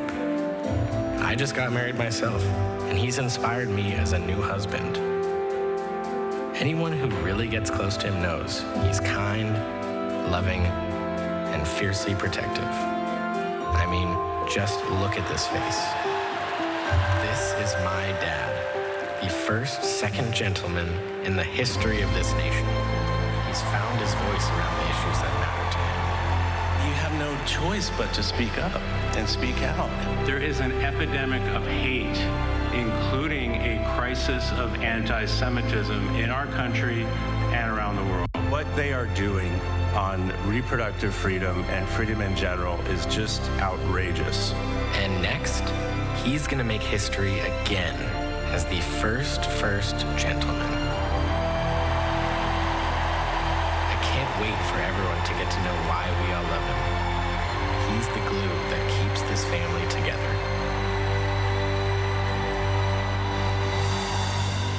We might not look like other families in the White House, but we are ready to represent all families in America.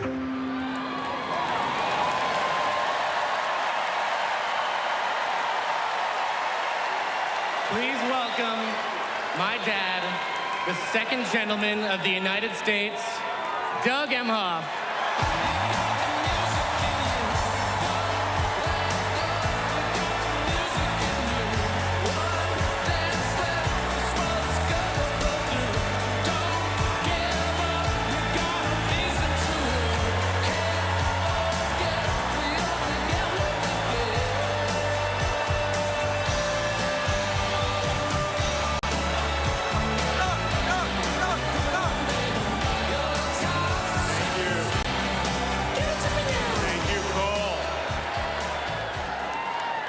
I guess he didn't want me to give this speech. He just...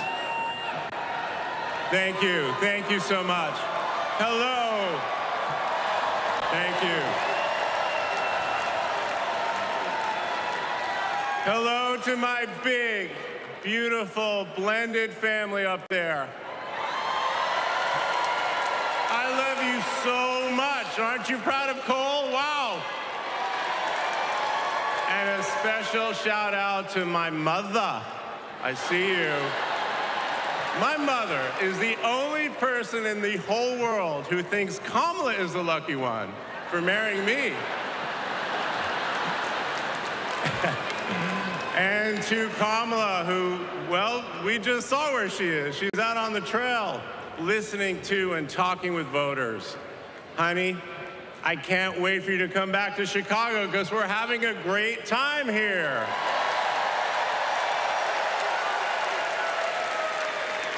I love you so much. I'm so proud of how you're stepping up for all of us. But that's who she is. Wherever she's needed, however she's needed, Kamala rises to the occasion. And she did it for me and our family. And now that the country needs her, she's showing you what we already know. She's ready to lead.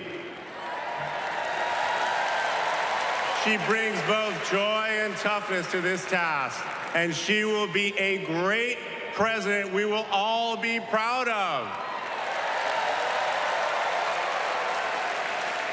Now, I'm the son of two Brooklynites, Mike and Barb.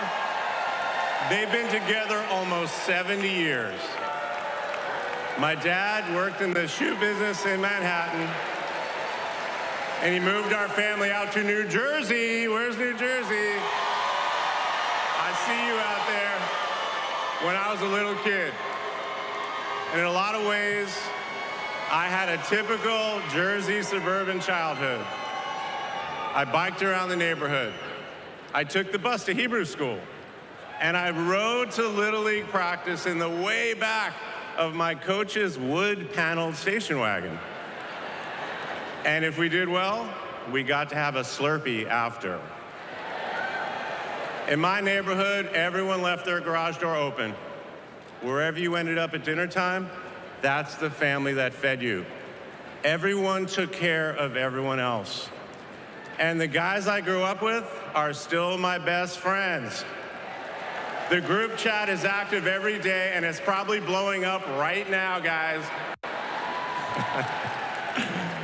When my dad had to get a new job, we moved across the country to LA.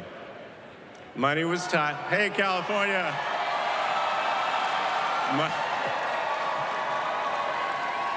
Money was tight, so I worked at McDonald's in high school for some extra cash. Not only was I Employee of the Month, but I still have the framed picture, which you just saw, and there was a ring, golden arches and all.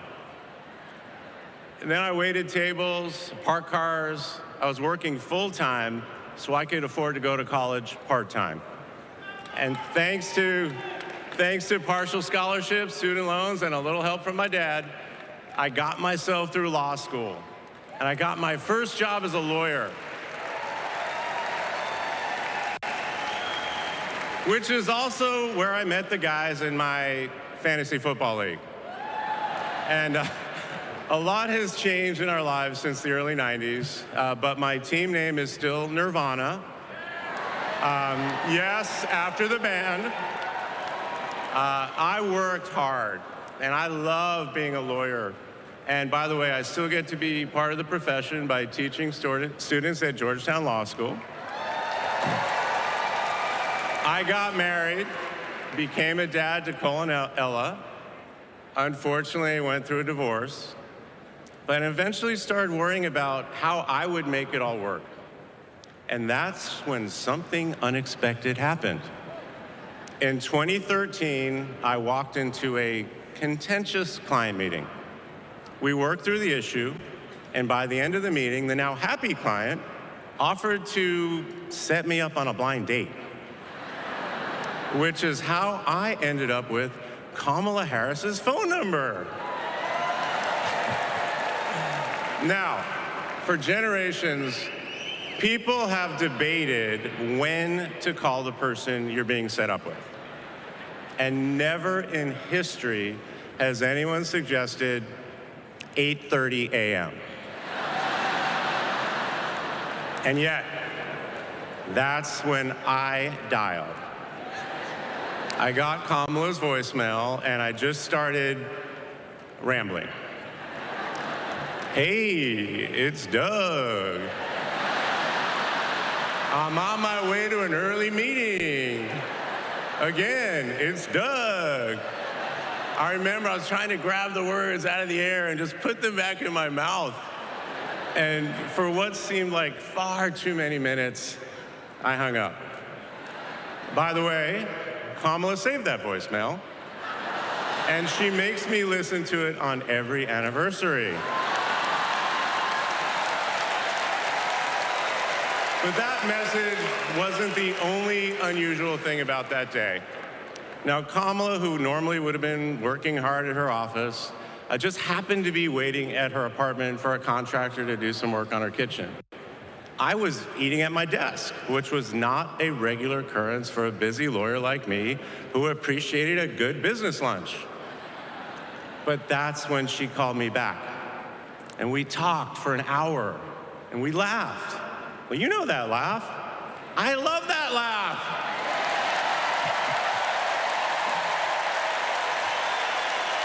And maybe that counted as our first date. Or maybe it was that Saturday night when I picked her up and told her, buckle up, I'm a really bad driver. Because you can't hide anything from Kamala Harris, so you might as well own it.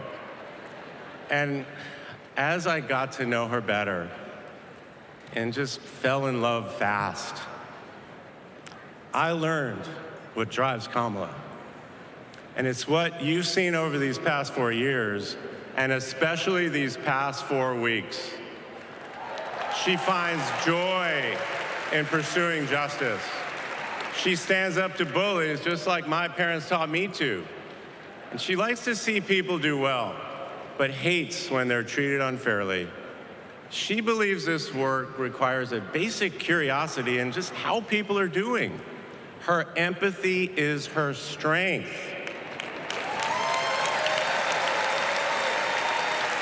Over the past decade, Kamala has connected me more deeply to my faith, even though it's not the same as hers. She comes to synagogue with me for high holiday services, and I go to church with her for Easter. I get to enjoy her mom's chili relleno recipe every Christmas, and she makes a mean brisket for Passover. It brings me right back to my grandmother's apartment in Brooklyn, you know, the one with the plastic-covered couches. But Kamala has fought against anti-Semitism and all forms of hate her whole career. She's the one who encouraged me as second gentleman to take up that fight, which is so personal to me. And those of you who belong to blended families know that they can be a little complicated. But as soon as our kids started calling her Mamala, I knew we'd be okay. Ella calls us a three-headed parenting machine. Kamala and Kirsten, thank you both. Thank you both for always putting your family and the kids first. Now, Cole and Ella's friends knew that when they'd come over for Sunday dinner with Mamala, it was going to be real talk. In between taking cooking instructions, they'd have to answer questions about what problem they wanted to solve in the world. They learned that you've always got to be prepared because Kamala is going to prosecute the case. And in the same breath that Cole and Greenlee told us that they were engaged, they asked Kamala to officiate their wedding.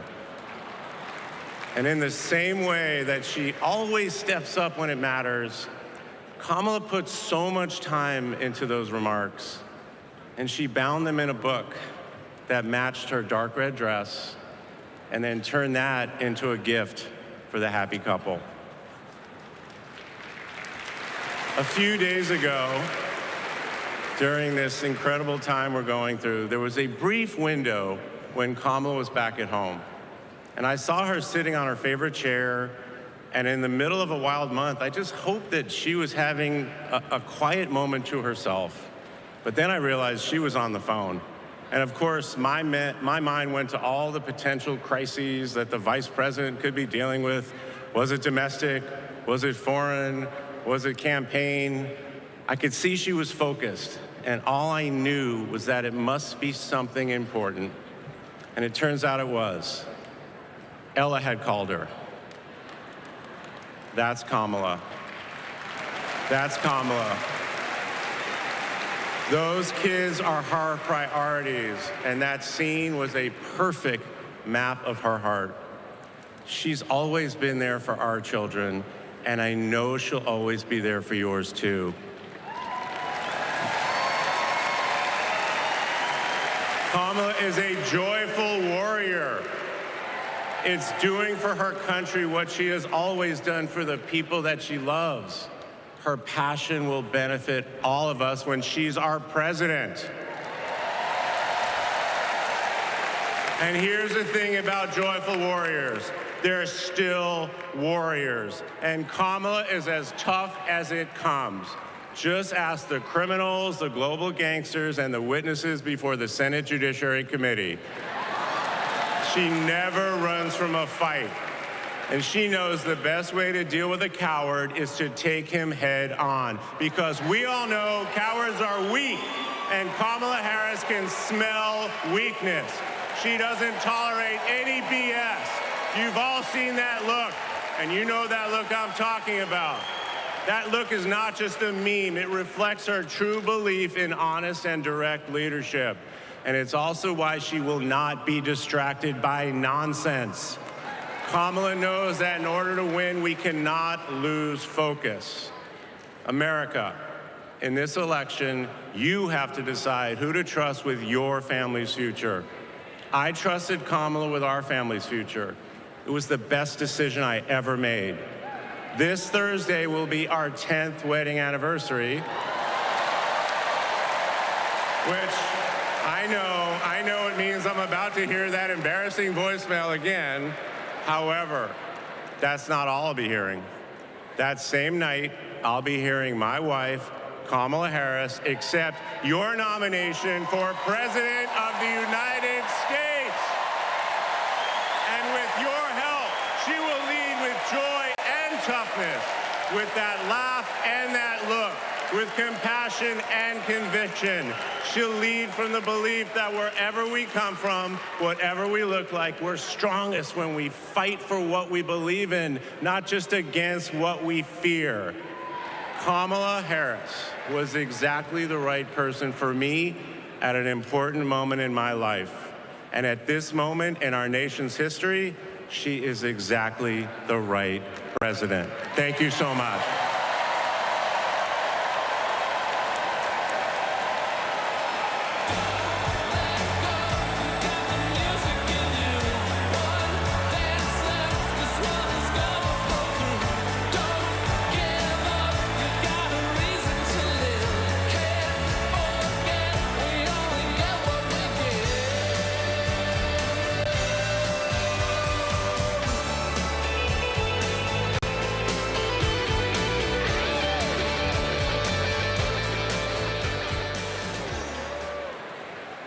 Please welcome former First Lady Michelle Obama.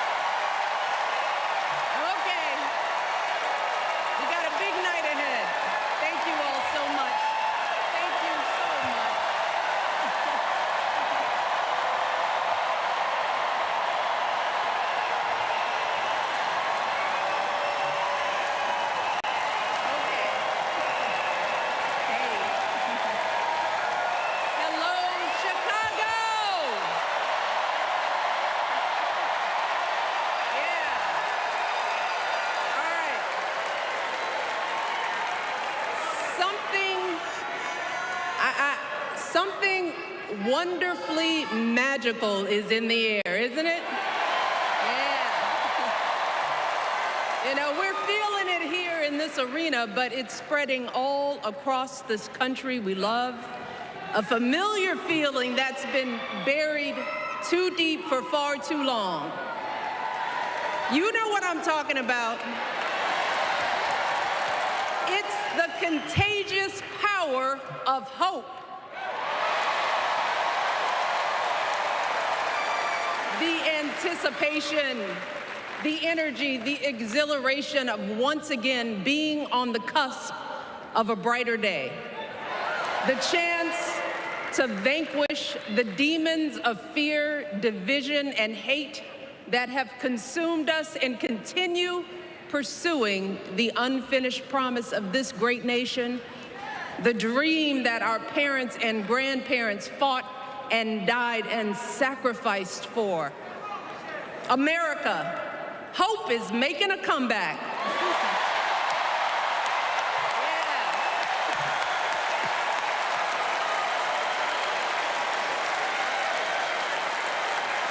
But to be honest, I am realizing that until recently, I have mourned the dimming of that hope.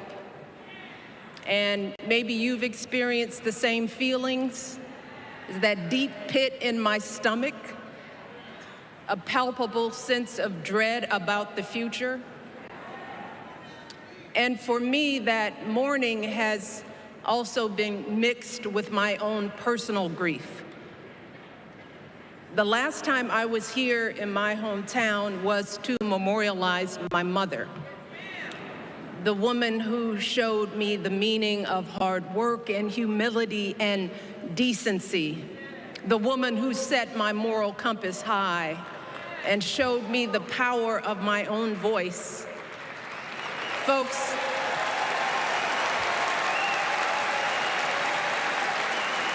I still feel her loss so profoundly.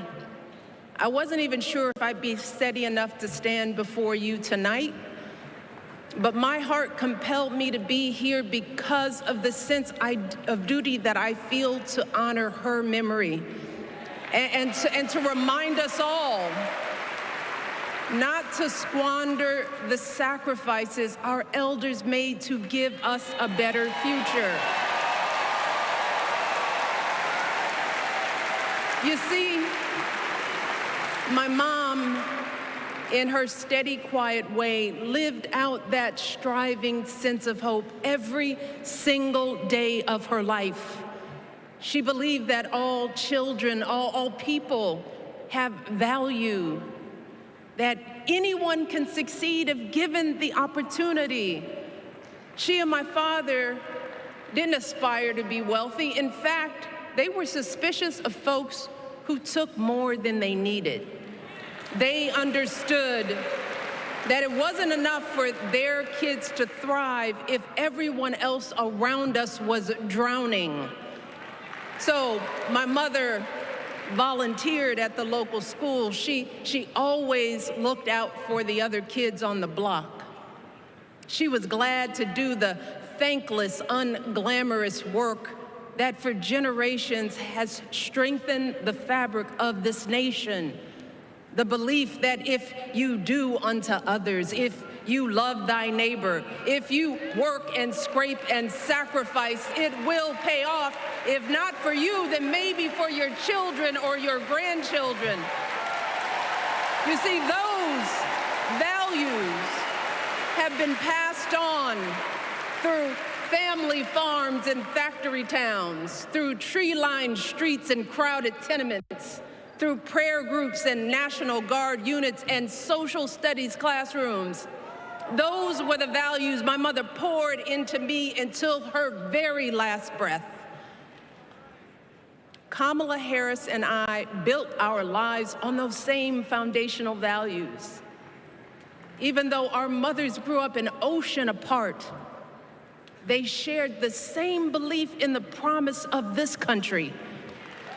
That's why her mother moved here from India at 19.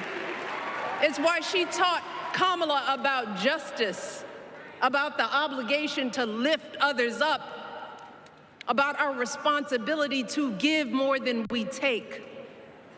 She'd often tell her daughter, "Don't sit around and complain about things, do something." So, with that voice in her head, Kamala went out and she worked hard in school, graduating from an HBCU, earning her law degree at a state school. And then she went on to work for the people, fighting to hold lawbreakers accountable, strengthening the rule of law, fighting to get folks better wages, cheaper prescription drugs, a good education, decent health care, child care, elder care. From a middle-class household, Kamala worked her way up to become Vice President of the United States of America. My girl, Kamala Harris, is more than ready for this moment. She is one of the most qualified people ever to seek the office of the presidency. And she is one of the most dignified. A tribute to her mother, to my mother, and to your mother too. The embodiment of the stories we tell ourselves about this country. Her story is your story. It's my story. It's the story of the vast majority of Americans trying to build a better life. Look, Kamala knows, like we do, that regardless of where you come from, what you look like, who you love, how you worship, or what's in your bank account, We all deserve the opportunity to build a decent life. All of our contributions deserve to be accepted and valued. Because no one has a monopoly on what it means to be an American. No one.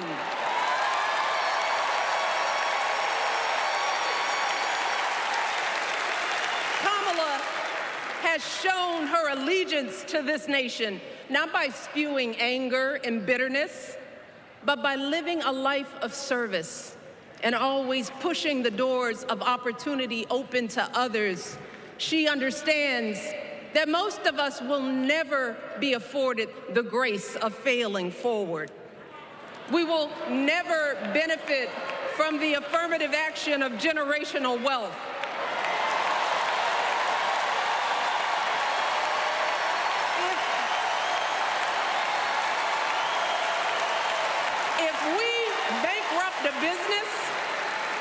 If we bankrupt a business or choke in a crisis, we don't get a second, third, or fourth chance.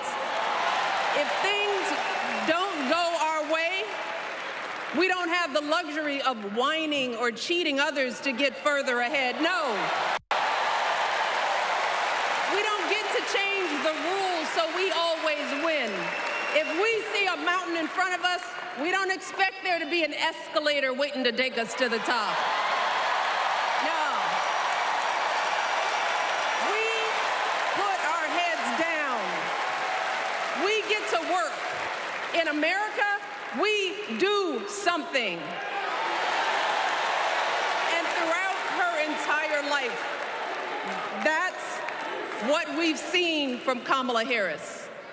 The steel of her spine, the steadiness of her upbringing, the honesty of her example, and yes, the joy of her laughter and her light.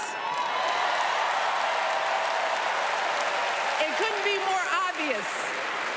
Of the two major candidates in this race, only Kamala Harris truly understands the unseen labor and unwavering commitment that has always made America great.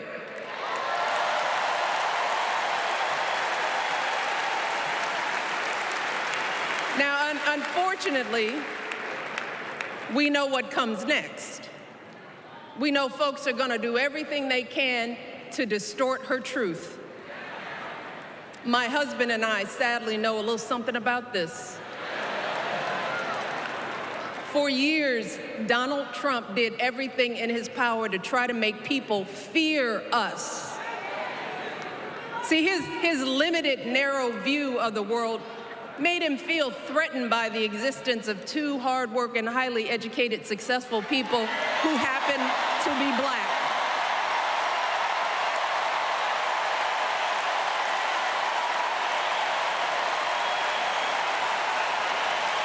Wait.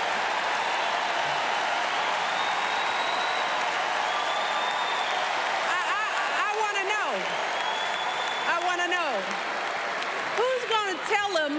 Who's going to tell him that the job he's currently seeking might just be one of those black jobs?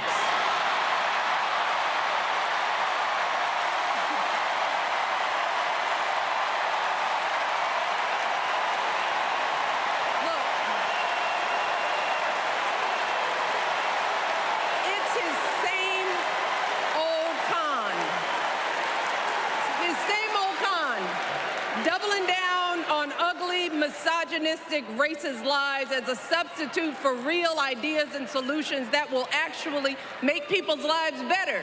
Look, because cutting our health care, taking away our freedom to control our bodies, the freedom to become a mother through IVF like I did, those things are not going to improve the health outcomes of our wives, mothers, and daughters.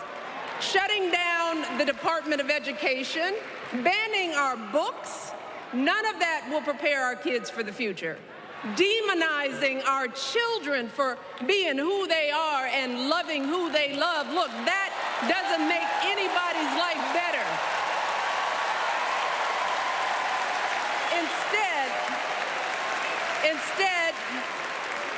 It only makes us small.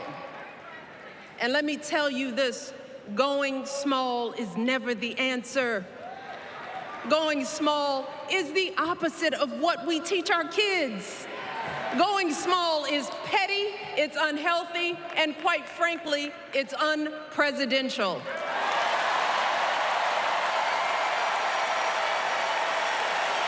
So,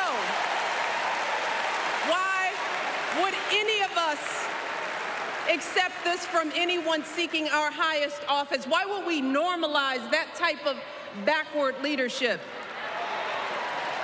Doing so only demeans and cheapens our politics. It only serves to further discourage good, big-hearted people from wanting to get involved at all. America, our parents taught us better than that, and we deserve so much better than that. That's why we must do everything in our power to elect two of those good, big-hearted people. There is no other choice than Kamala Harris and Tim Walz. No other choice.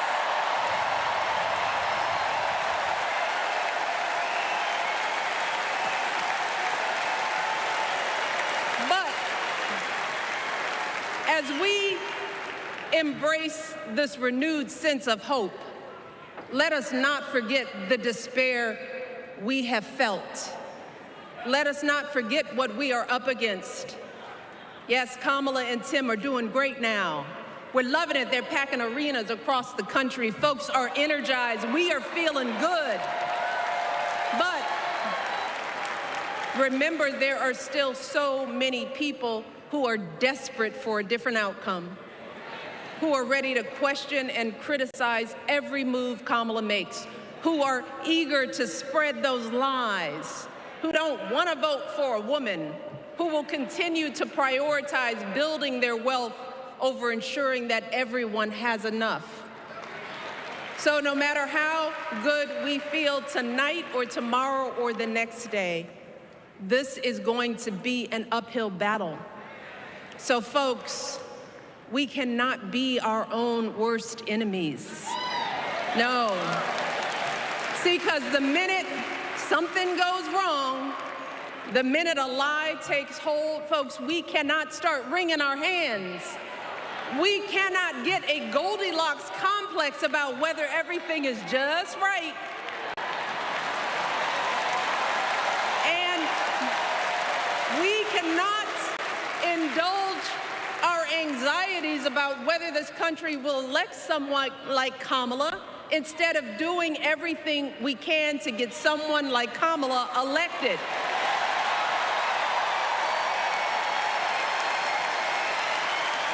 Kamala and Tim, they have lived amazing lives. And I am confident that they will lead with compassion, inclusion, and grace.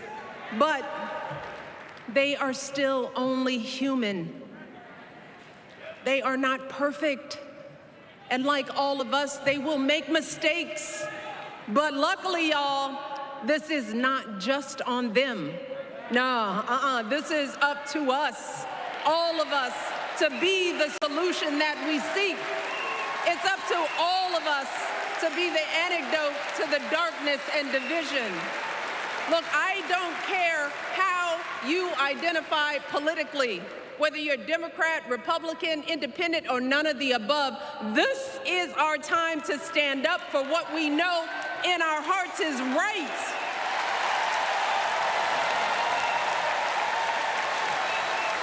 To stand up, not just for our basic freedoms, but for decency and humanity, for basic respect, dignity, and empathy, for the values at the very foundation of this democracy. It's up to us to remember what Kamala's mother told her. Don't just sit around and complain, do something. So if they lie about her, and they will, we've got to do something. If we see a bad poll, and we will, we got to put down that phone and do something. If we start feeling tired, if we start feeling that dread creeping back in, we got to pick ourselves up, throw water on our face and what? We only have 2.5 months, y'all, to get this done. Only 11 weeks to make sure every single person we know is registered and has a voting plan. So, we cannot afford for anyone America to sit on their hands and wait to be called. Don't complain if no one from the campaign has specifically reached out to you to ask you for your support. There is simply no time for that kind of foolishness. You know what you need to do. So,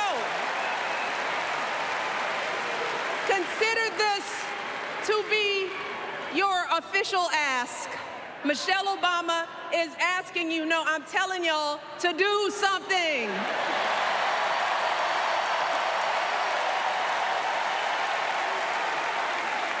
Because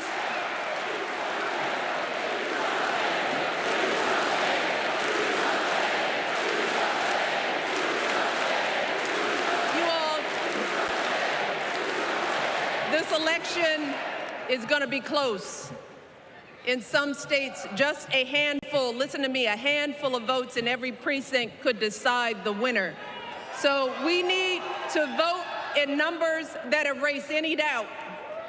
We need to overwhelm any effort to suppress us. Our fate is in our hands.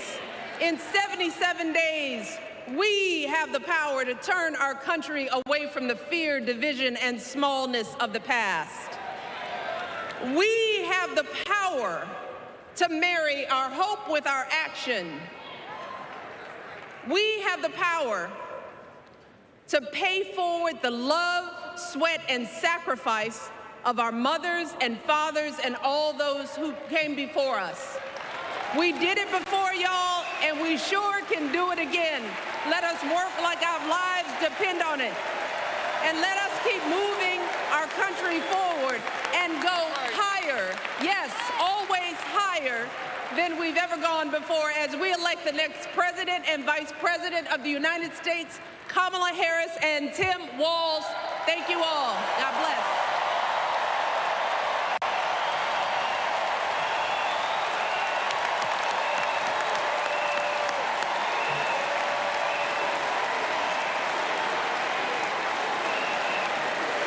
Now, before I go, I have one more job tonight.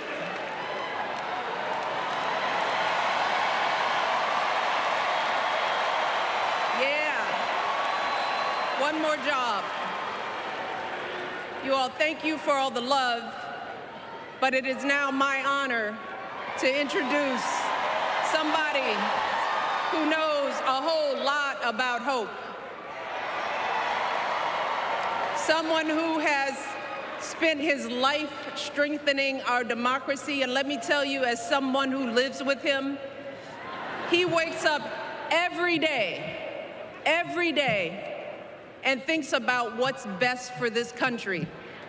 Please welcome America's 44th president and the love of my life, Barack Obama.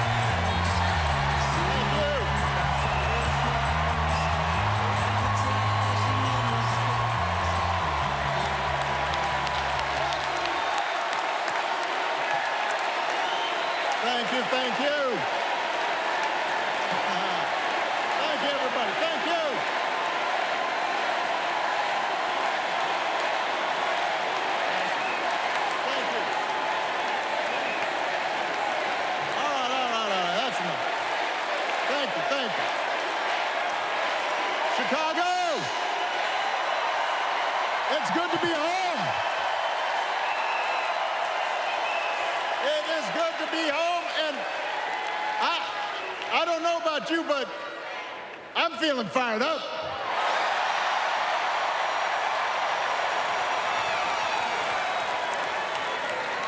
I am feeling ready to go.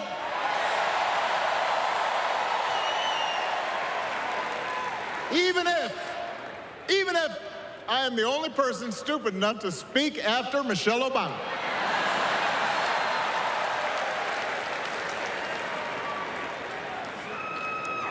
I am feeling hopeful because this convention has always been pretty good to kids with funny names who believe in a country where anything is possible. Because we have a chance to elect someone who has spent her entire life trying to give people the same chances America gave her. Someone who sees you and hears you and will get up every single day and fight for you. The next president of the United States of America, Kamala Harris.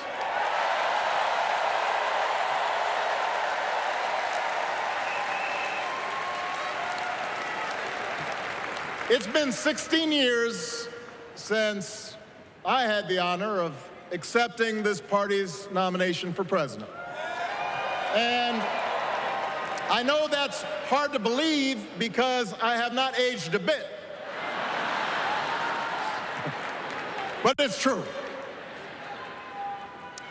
And looking back, I can say without question that my first big decision as your nominee turned out to be one of my best. And that was asking Joe Biden to serve by my side as vice president.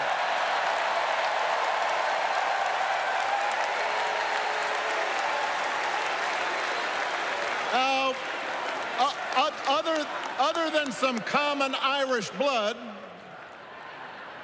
Joe and I come from different backgrounds. But we became brothers.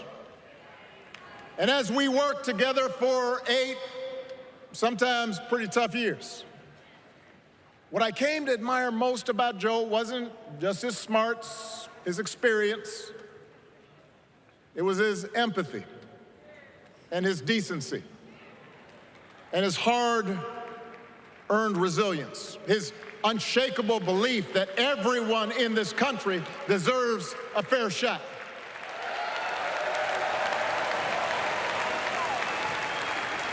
And over the last 4 years, those are the values America has needed most.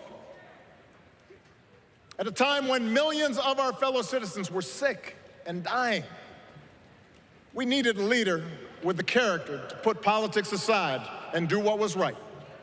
At a time when our economy was reeling, we needed a leader with the determination to drive what would become the world's strongest recovery. 15 million jobs, higher wages, lower health care costs.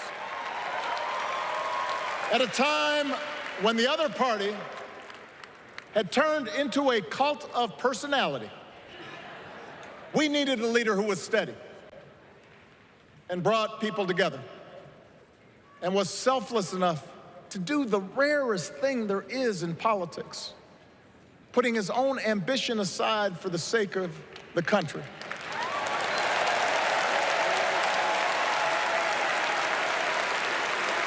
History will remember Joe Biden as an outstanding president who defended democracy at a moment of great danger. And I am proud to call him my president, but I am even prouder to call him my friend.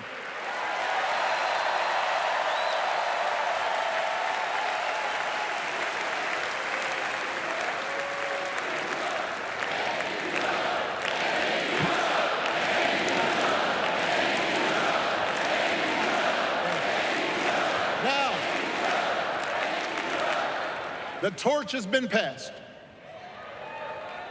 Now it is up to all of us to fight for the America we believe in.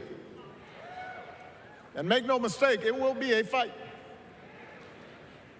For all the incredible energy we've been able to generate over the last few weeks, for all the rallies and the memes, this will still be a tight race in a closely divided country. A country where too many Americans are still struggling. Where a lot of Americans don't believe government can help. And as we gather here tonight, the people who will decide this election are asking a very simple question. Who will fight for me? Who's thinking about my future, about my children's future, about our future together? One thing is for certain, Donald Trump is not losing sleep over that question.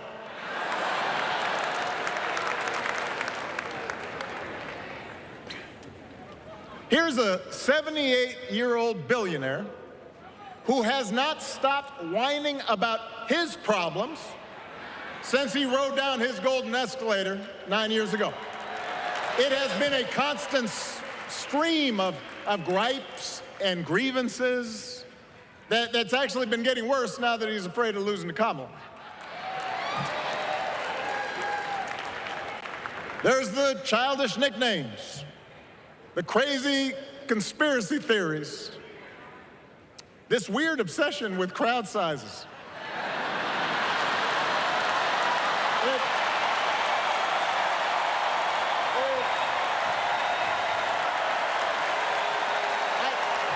It just goes on and on and on. The other day I heard someone compare Trump to the neighbor who keeps running his leaf blower outside your window every minute of every day.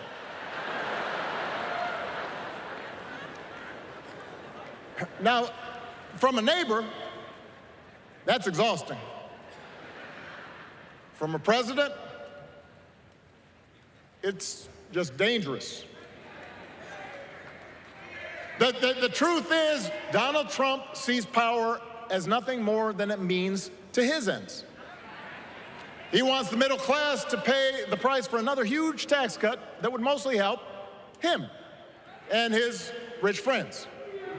He killed a bipartisan immigration deal written in part by one of the most conservative Republicans in Congress that would have helped secure our southern border because he thought trying to actually solve the problem would hurt his campaign. He doesn't. Do not boo. Vote.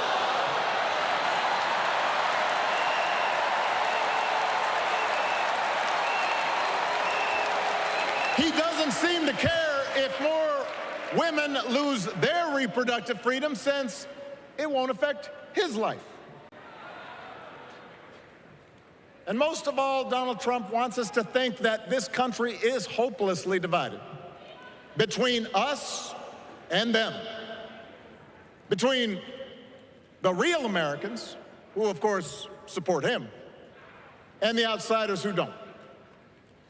And he wants you to think that you'll be richer and safer if you will just give him the power to put those other people back in their place. It is one of the oldest tricks in politics from a guy whose act has, let's face it, gotten pretty stale. We do not need 4 more years of bluster and bumbling and chaos. We have seen that movie before, and we all know that the sequel is usually worse.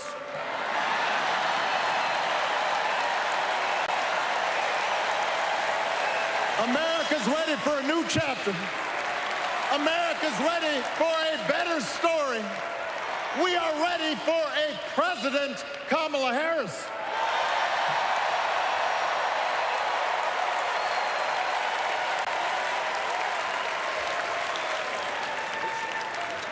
And Kamala Harris is ready for the job. This is a person who has spent her life fighting on behalf of people who need a voice and a champion. As you heard from Michelle, Kamala was not born into privilege. She had to work for what she's got. And she actually cares about what other people are going through. She's not the neighbor running the leaf blower. She's the neighbor rushing over to help when you need a hand. As a prosecutor, Kamala stood up for children who had been victims of sexual abuse. As an attorney general of the most populous state in the country, she fought big banks and for-profit colleges, securing billions of dollars for the people they had scammed. After the home mortgage crisis, she pushed me and my administration hard to make sure homeowners got a fair settlement. Didn't matter that I was a Democrat. Didn't matter that she had knocked on doors for my campaign in Iowa. She was going to fight to get as much relief as possible for the families who deserved it.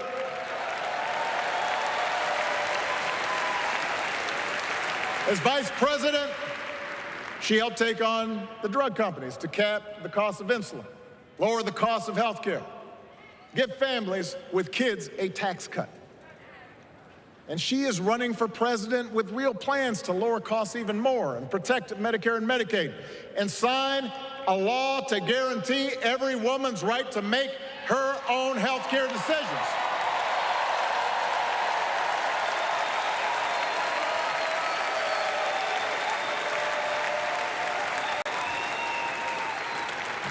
In other words, Kamala Harris won't be focused on her problems. She'll be focused on yours. As president, she won't just cater to her own supporters and punish those who refuse to kiss the ring or bend the knee. She'll work on behalf of every American. That's who Kamala is. And in the White House, she will have an outstanding partner in Governor Tim Walz.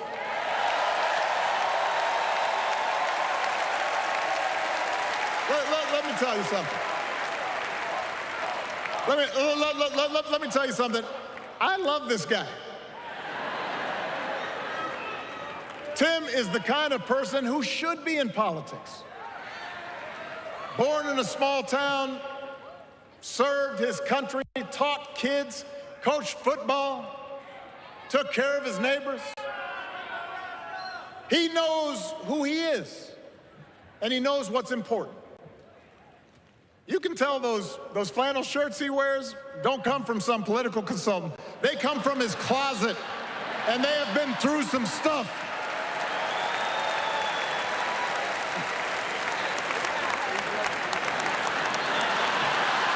They have been through some stuff. That's right.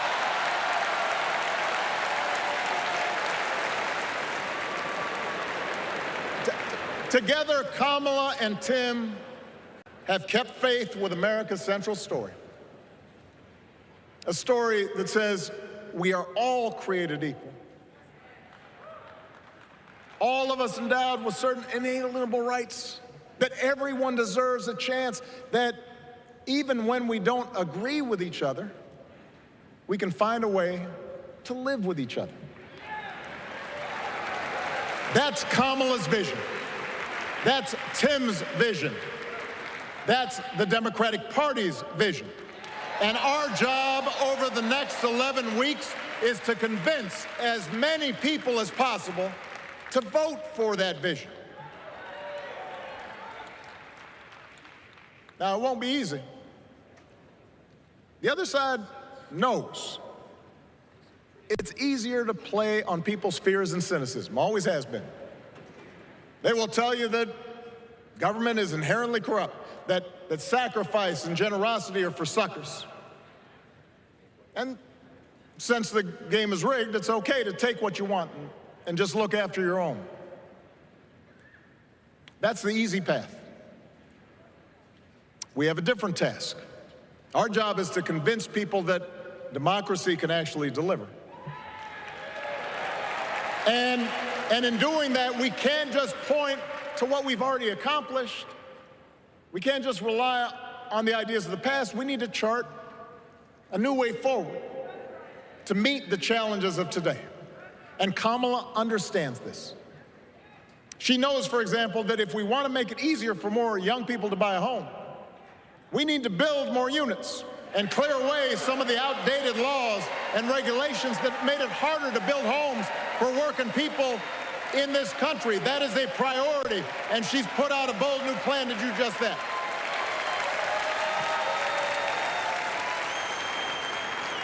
On health care, we should all be proud of the enormous progress that we've made through the Affordable Care Act,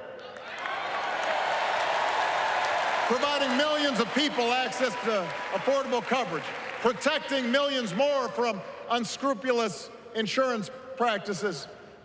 I noticed, by the way, that since it's become popular, they don't call it Obamacare no more.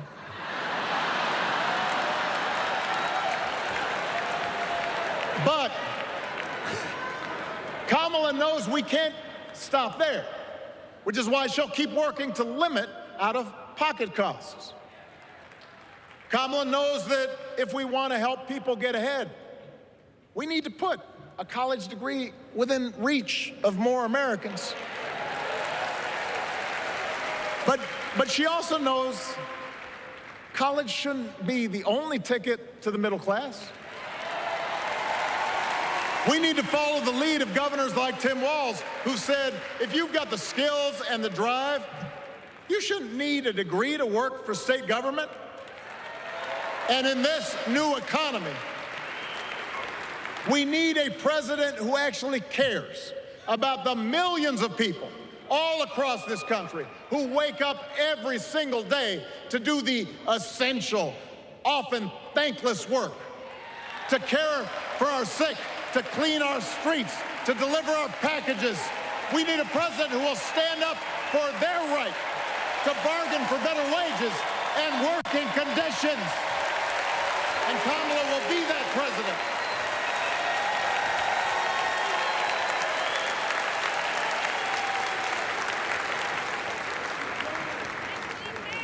Yes, she can.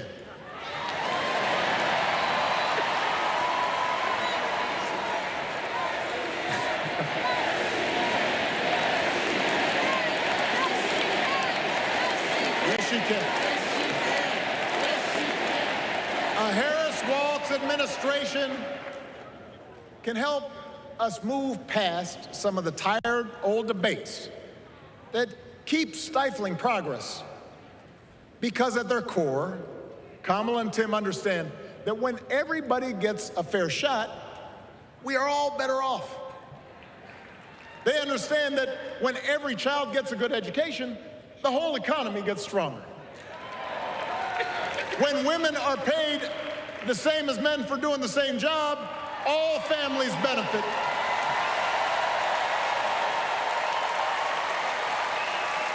They understand that we can secure our borders without tearing kids away from their parents. Just like we can keep our streets safe while also building trust between law enforcement and the communities they serve and eliminating bias, that will make it better for everybody.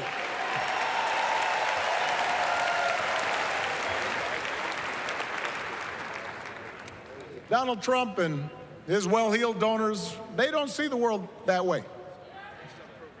For them, one group's gains is necessarily another group's loss.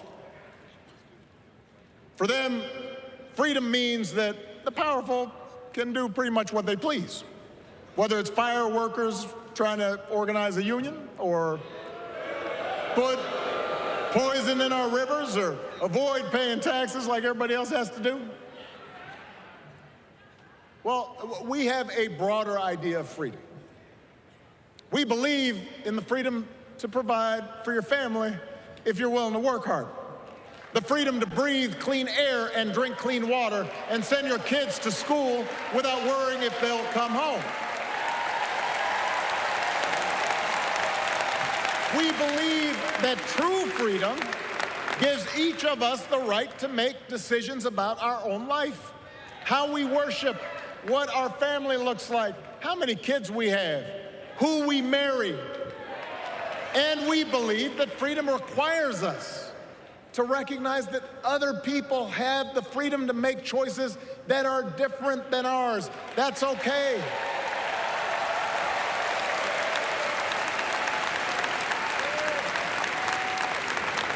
That's the America Kamala Harris and Tim Walz believe in. An America where we, the people, includes everyone. Because that's the only way this American experiment works. And despite what our politics might suggest, I think most Americans understand that. Democracy isn't just a bunch of abstract principles and dusty laws in some book somewhere. It's the values we live by. It's the way we treat each other, including those who don't look like us, or pray like us, or see the world exactly like we do.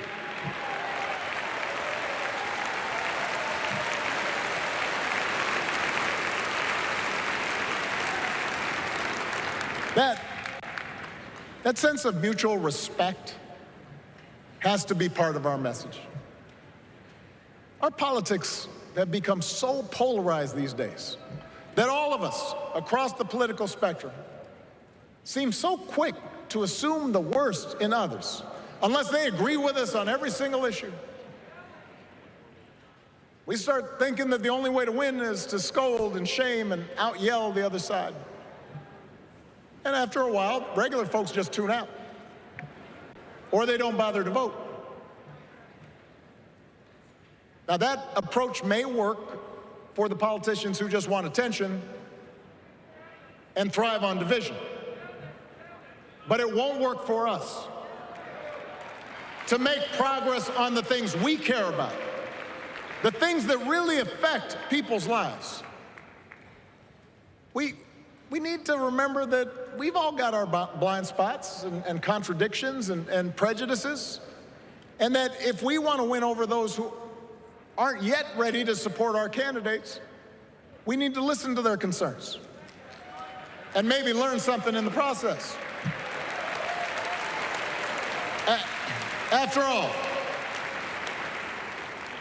if a parent or grandparent occasionally says something that makes us cringe,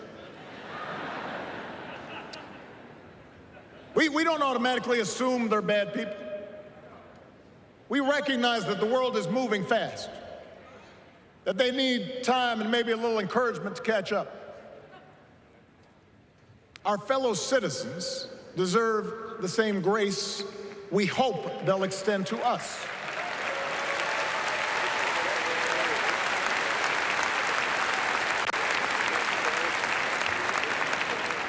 That's how we can build a true democratic majority, one that can get things done. And by the way, that does not just matter to the people in this country.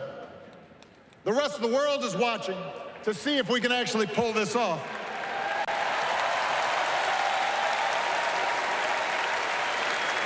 No nation, no society has ever tried to build a democracy as big and as diverse as ours before. One that includes people that over decades have come from every corner of the globe. One where our allegiances and our community are defined not by race or blood, but by a common creed. And that's why when we uphold our values, the world's a little brighter. When we don't, the world's a little dimmer. And dictators and autocrats feel emboldened. And over time, we become less safe. We shouldn't be the world's policemen, and we can't eradicate every cruelty and injustice in the world. But America can be and must be a force for good.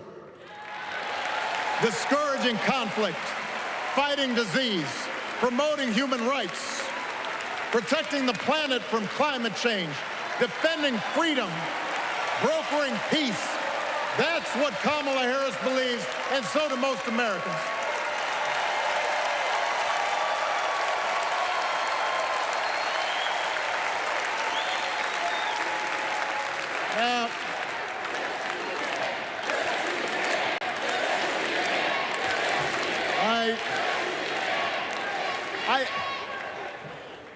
I know these ideas can feel pretty naive right now. We live in a time of such confusion and rancor, with a culture that puts a premium on things that don't last. Money, fame, status, likes. We chase the approval of strangers on our phones. We build all manner of walls and fences around ourselves, and then we wonder why we feel so alone. We don't trust each other as much because we don't take the time to know each other. And in that space between us, politicians and algorithms teach us to caricature each other and troll each other and fear each other. But here's the good news, Chicago. All across America, in big cities and small towns, away from all the noise, the ties that bind us together are still there. We still coach Little League and look out for our elderly neighbors. We still feed the hungry in churches and mosques and synagogues and temples. We share the same pride when our Olympic athletes compete for the gold. Because the vast majority of us do not want to live in a country that's bitter and divided. We want something better. We want to be better. And the joy and the excitement that we're seeing around this campaign tells us we're not alone. You know, I've spent a lot of time thinking about these past few months because, as Michelle mentioned, this summer we lost her mom, Ms. Marion Robinson. And I don't know that anybody has ever loved their mother-in-law any more than I love mine. Mostly it's because she was funny and wise and the least pretentious person I knew. That, and she always defended me with Michelle when I messed up. I'd hide behind her.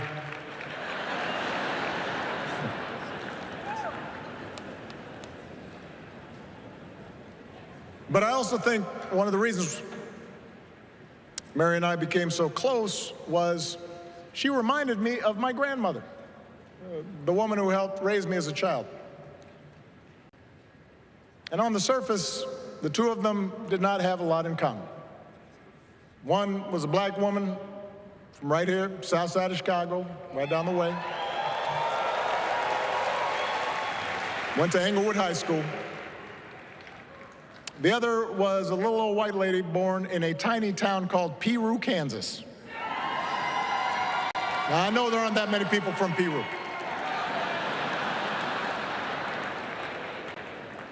And yet they shared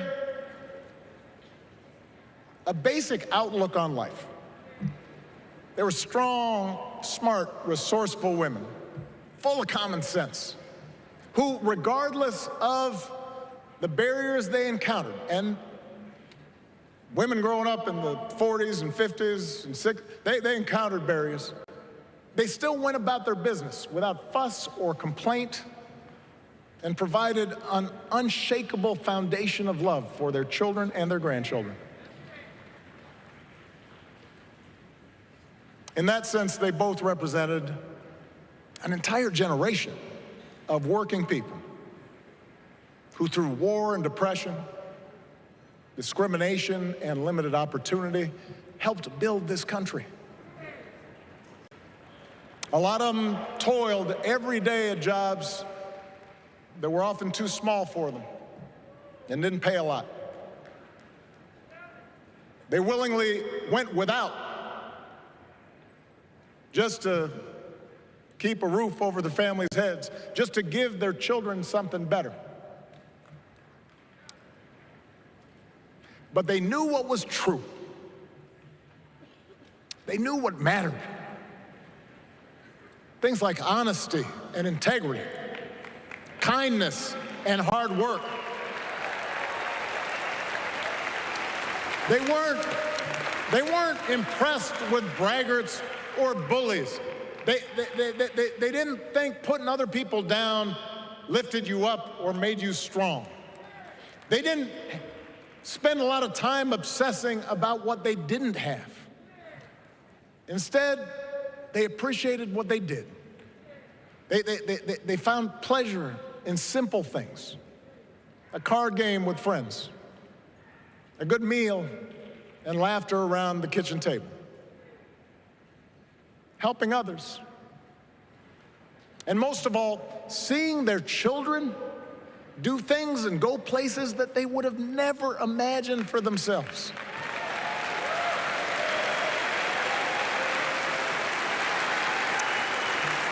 Whether you are a Democrat or a Republican or somewhere in between, we have all had people like that in our lives. People like Kamala's parents, who crossed oceans because they believed in the promise of America. People like Tim's parents, who taught him about the importance of service. Good, hard-working people who weren't famous or powerful, but who managed in countless ways to leave this country just a little bit better than they found it. As much as any policy or program, I believe that's what we yearn for. A return to an America where we work together and look out for each other. A restoration of what Lincoln called, on the eve of Civil War, our bonds of affection. An America that taps what he called the better angels of our nature. That is what this election is about. And I believe that's why if we each do our part over the next 77 days, if we knock on doors, if we make phone calls, if we talk to our friends, if we listen to our neighbors, if we work like we've never worked before, if we hold firm to our convictions, we will elect Kamala Harris as the next president of the United States, and Tim Walz as the next vice president of the United States. We will elect leaders up and down the ballot who will fight for the hopeful, forward-looking America we all believe in, and together we too will build a country that is more secure and more just, more equal, and more free. So let's get to work. God bless you. And God bless the United States of America.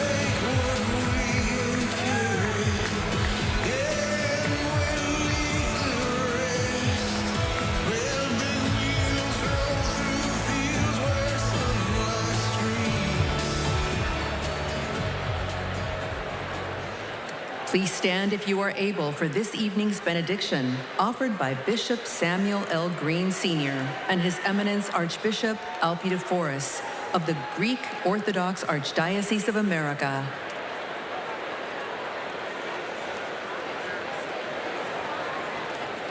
God of our weary years, God of our silent tears, thou who has brought us thus far along the way. You are the one who brews over the days of our lives, and without you, we would be nothing. So we lift our hopes and hearts to thee, and we pause tonight to say thank you. Thank you for loving us. Thank you for not giving up on us. Thank you for giving this nation the benefits of your mercy, because all of us can feel that something enthusiastic is rising in the soul of America. And all of us can tell that the tyranny of resentment has finally met its match. The candidacy of Kamala Harris has ignited an era of joy across America. Tonight, we thank you that even in the darkest of our pessimistic nights, love has not failed us, and hope has stood its ground. We who gather do so with audacity to believe that there will be compassion in America. So God, deliver us from racism. Deliver us from sexism. Deliver us from evil, and keep us forever in the path we pray. Amen.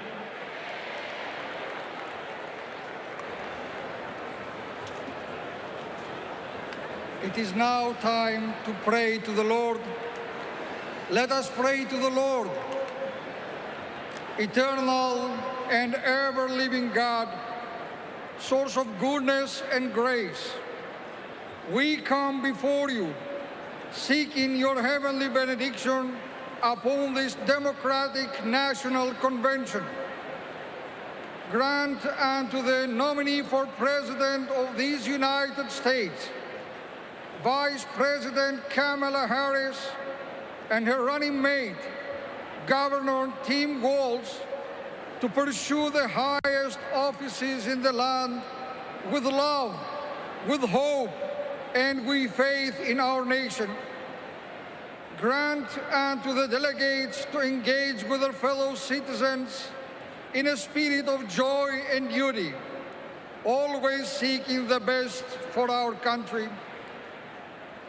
We also ask special blessings upon President Joseph Biden, First Lady Jill Biden, and their family, for he has given a lifetime of service and of sacrifice to the American people, and has stood with nobility and integrity upon the international stage to lead in the best traditions of the United States. Finally, we ask that you protect and defend the armed forces who protect and defend us, so that in peace and security we may offer to you, the one true God, the praise that is in your due. Amen.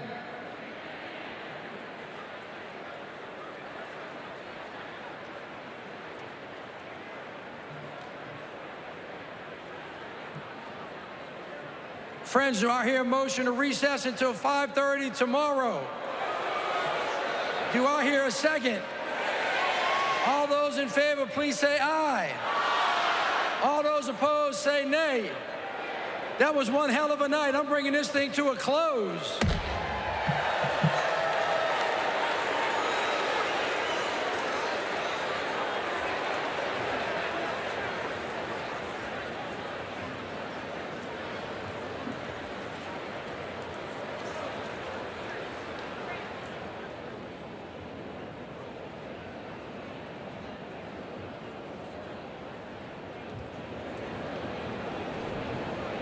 All right, the second night of the DNC coming to a close in Chicago. The theme of the night, a bold vision for America's future. I'm Austin Westfall. I'll be on the desk with you for the next couple hours while we break down everything we heard today. We do like to bring you these DNC days in full, unedited, no commercial breaks. We're going to continue doing that on day 3 and day 4. I also want to play out later on in the evening Kamala Harris's full remarks. She gave a speech earlier today with her running mate Tim Walz in Milwaukee. We didn't get the chance to play that on our main stream because of the DNC coverage, so we are going to be playing out Harris's remarks later on in the evening. But let's get started with our recap of everything we heard today at the DNC. We're joined by none other than Fox's Connor Hansen, who was at the United Center today. And Connor, we just saw former President Obama wrap up. What was the audience's reaction like out there, and how would you compare it to the RNC, which you were also at? Well, it's been an electric atmosphere inside the United Center, Austin, and everyone inside had been waiting for that big event. They knew former President Barack Obama was coming out. This